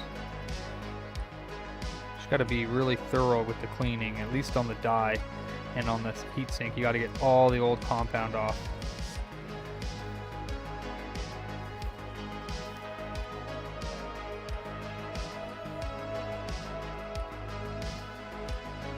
Did you see me testing that 40 nanometer, the Orbis? Thing didn't go over 52 Celsius, even during playing Uncharted 3 and Last of Us, and I didn't even delid the RSX, and it was at 50, 51, 52 Celsius. Really good. Really good.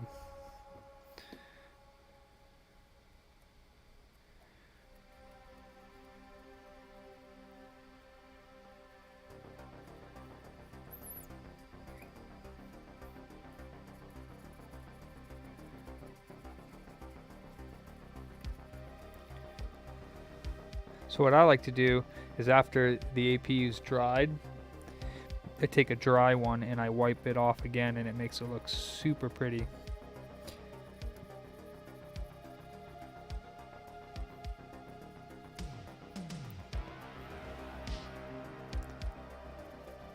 Nice and shiny. It's like polishing it.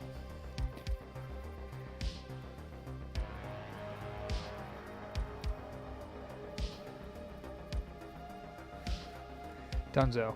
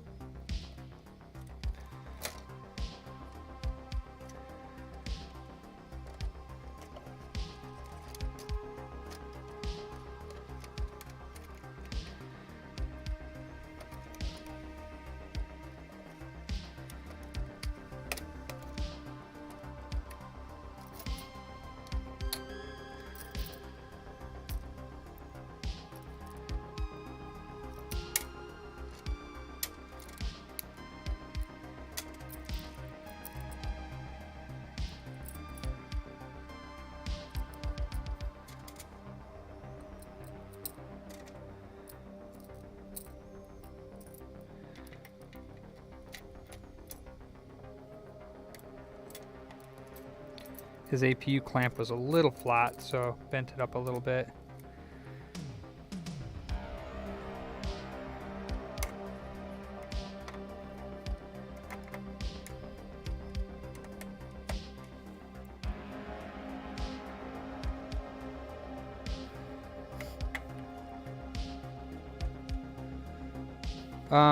Yeah, I mean, if somebody wants to pay for it, I would do it.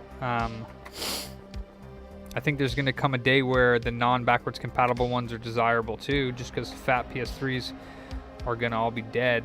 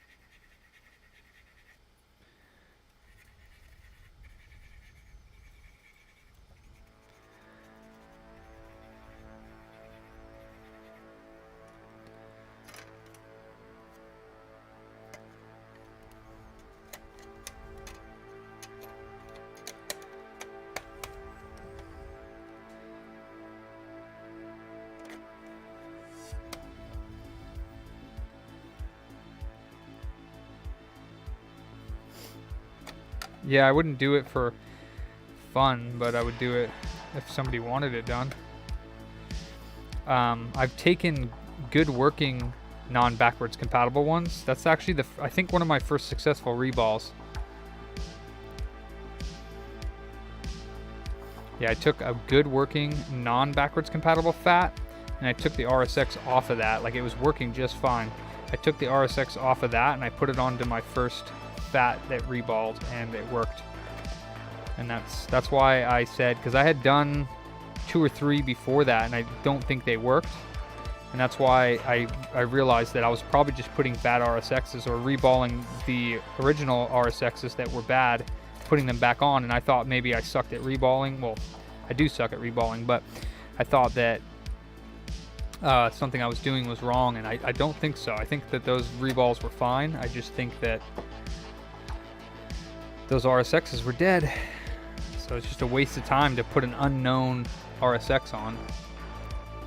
Yeah, Victor's the necromancer. I'm just an apostle. And Victor's taken me under his wing. Very kind of him to tutor me. He has the experience with the machine that I have. Actually, if it weren't for Victor, what's up, Technic? Isn't it? Is it Piotr? Is that, or is that somebody else? Piotr, or is that someone else? But yeah, if it wasn't for Victor, I probably wouldn't have gotten a single reball now, because I was using. I found some profiles online for PS3s. They were automatic profiles, and I was using those. And it wasn't a very good success rate, and even in terms of removing the chips, it was I was getting popcorning on the board and stuff. So it could have just been the boards I was working on, but you know, I'm so glad I found Victor's posts on PSX Place. I was reading them, and I'm like, oh shit, because he talks about the Re8500 machine that I have, the Jovi, and he talks about his manual profile, and it was a little hard to decipher at first, but now that I got his writing style down, I can understand him.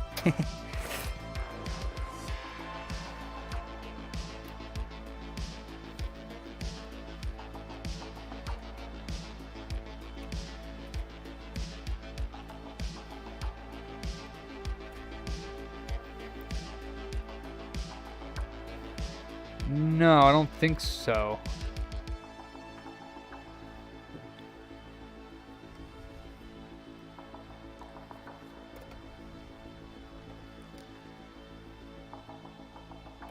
I don't think it was Victor that created the guide.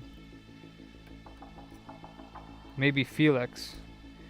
But I mean, Felix is pretty much all the professionals on PSX Place are saying don't just replace the tokens. You got to do the syscon reading. I mean, it makes no sense to just rip open your system and replace the tokens, because if you're having other problems, it's not going to fix anything. That's literally how I started too. I fixed one console with tokens, and I thought it was like the cure for all of them. So I jumped to conclusions and bought a bunch of token caps, like probably about almost $400 worth of caps.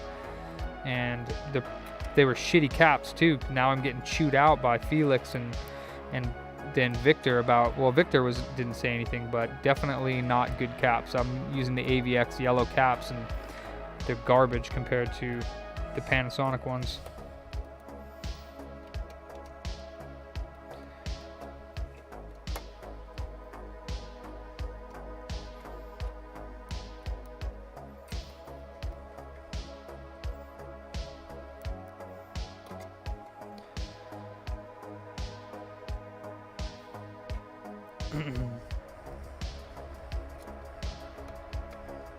I don't think you need the BIOS flasher for the PS3. Why would you need to flash the BIOS? I've never had to do that.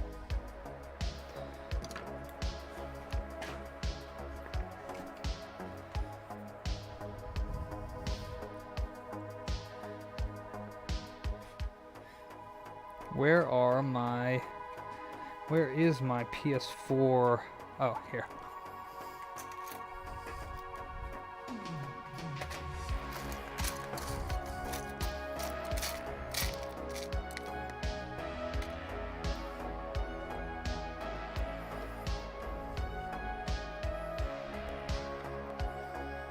Yeah, I think it was just one screw he was missing, which totally isn't necessary, but there, it's replaced.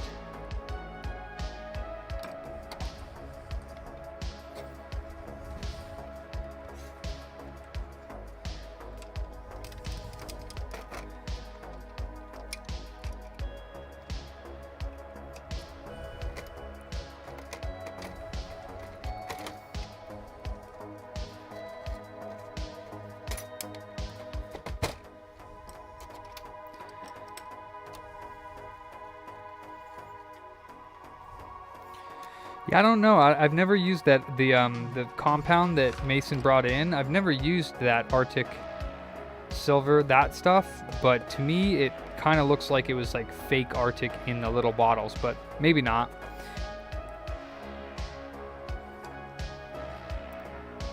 I just can't stand the color of it. When you clean it off, it just looks like poop, like diarrhea juice or something. But maybe it's good stuff. Maybe it's real stuff too. I don't know. Like I said, I've never purchased it authentically. I just buy the MX4, MX5. Now I've switched to MX5 exclusively.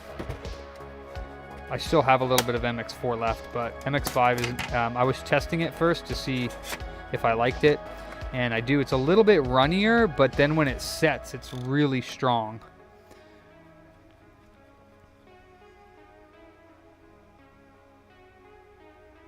Yeah, definitely. I mean, there are cases where the neck token replacement will fix a console and it'll last for a while afterwards. But, you know, one of my first repairs for a customer, I think I charged him around, it was like $120, and I delated it. And I did most of the tokens on the RSX side. And it lasted him 6 months, and then his RSX fried. So I don't know if it was the tokens that caused that or if it was...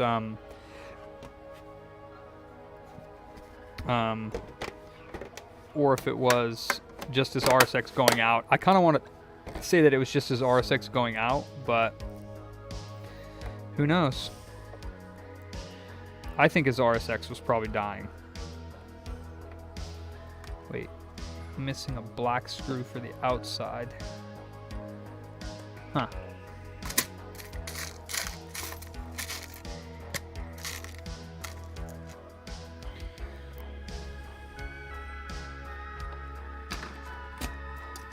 Alright, that's all she wrote. So now I'm a little bit further ahead. I could stay and do diarrhea juice high in vitamin C. Is that it? I could stay and do another PS5, but he said no rush. And same with the Xbox. Told him I probably wouldn't get to it tomorrow, so I can do that for stream tomorrow.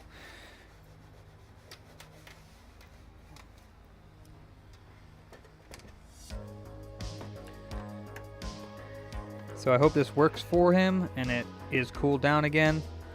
I've done it for a lot of people who said that they've refurbished it themselves, and I don't know what they're doing wrong or if it's bad compound. But every time I do it, my customer says it's quiet as a mouse. So, you know, I mean, that'll last for at least a year, and then it'll start warming up again, but not fully though.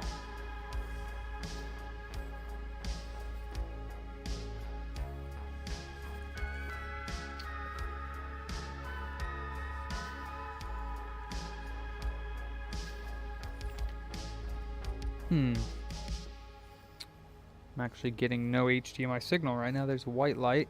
Do I have... Oh. Well, it'd be helpful if I had the HDMI plugged in all the way, yeah? Huh.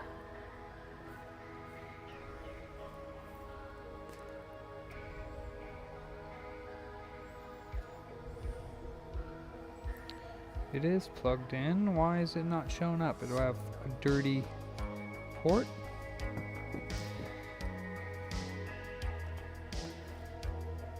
Okay, there we go. Yeah, dirty port. I think I need to replace my cable. My cable is starting to go bad. But yeah, it's up and running now. Fans are barely running. So I hope that fixes it for him. We'll see what happens tomorrow. Well,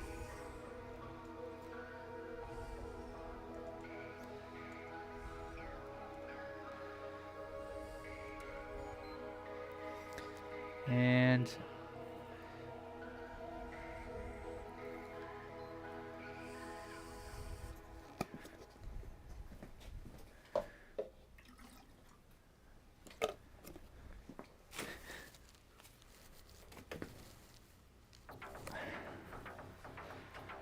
now I can put Mr. Graybill's stuff on my shelf for pickup. He's got a Game Boy Advance SP with an IPS screen. He's got the Game Boy Color with a slightly off shell, but not too bad. Just a little bit. Like I said, I can't really get that 100%, but it's 95% good. A little bit on the side here, but yeah, it looks amazing. And let's take my batteries out. So we got Game Boy Color, Game Boy Advance,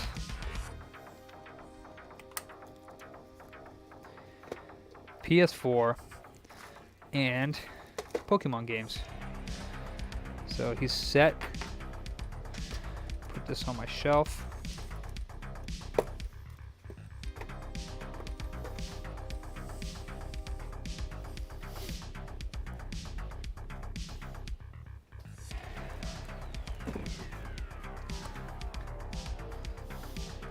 And then I guess I'll call this customer up tomorrow with the PS4 because I was not able to figure out the no disc feed.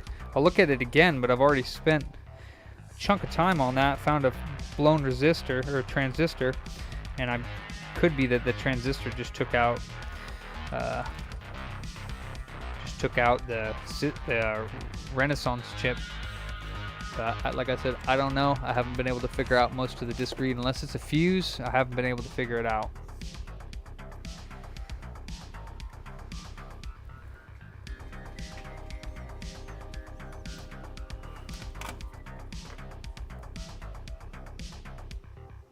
Oh no. I guess I left my phone off the charger. I thought it was charging. Now it's dead.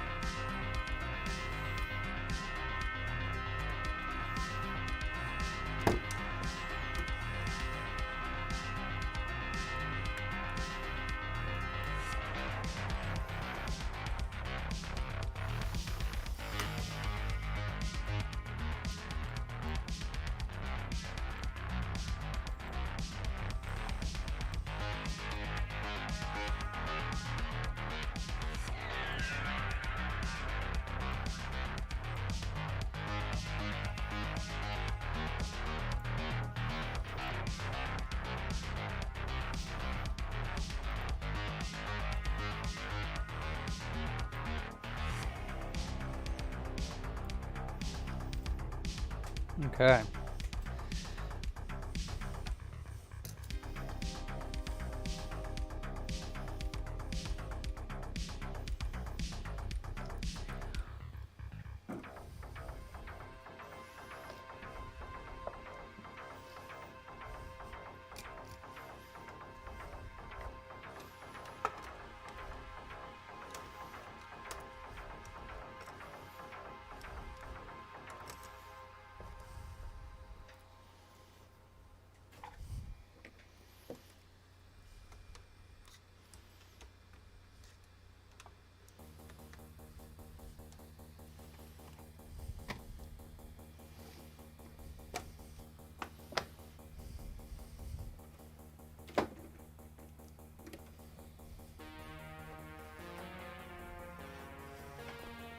Good night, Talia. Yep, I'm heading out. I'm going home. It's 12:16. Be back here at 10:30. Do it again. Hopefully tomorrow I can get through my customer repairs because I want to get back to doing more PS3s. I'm stuck on those PS3s right now. I'm addicted to it. And I want to get some Orbises out in people's hands because I know they're going to love them. Well, not the Orbis, but the 40 nanometer. The 40 nanometer PS3s, man. I can't wait for some customers to start using them, but hopefully they're ready to drop a dime because I'm not even sure what I'm going to sell those suckers for. Probably like $500 or $600. Good night, Corey. Thanks for tuning in, brother. Appreciate the support. You know, Corey is a male and a female name. So I don't know if I've ever. You are a male, Corey, right? Because you could very well be a female, and I'm like, yo, bro. So most of my viewers are male, but that doesn't mean. Seems like on most of the tech channels, most of the viewers are male, but again, not being. It's just an observation. All right, my metal pick, my liquid metal pick is cleaned. Yeah, I've been really digging this. Oh, you're a bro? Hell yeah, I thought so. I mean, I was pretty damn sure, but then I thought about it. Yeah, this thing, I've been really digging this. It's been holding all my tools, my thermal compound, my screwdrivers, my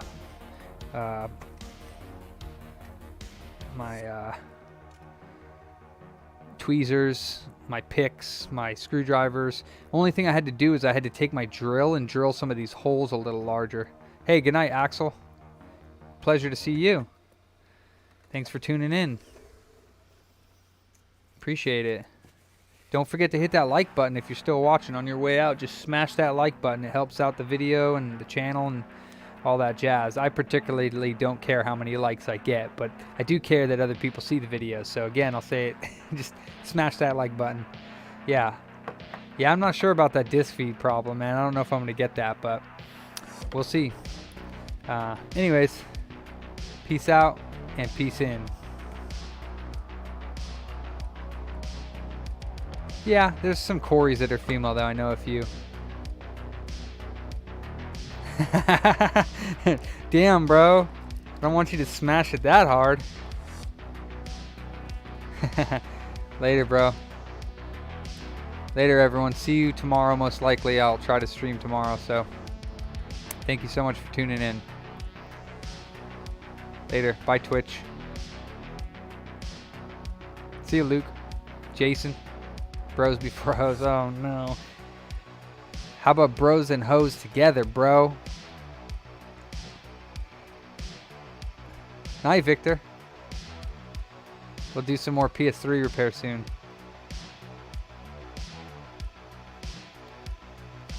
Later.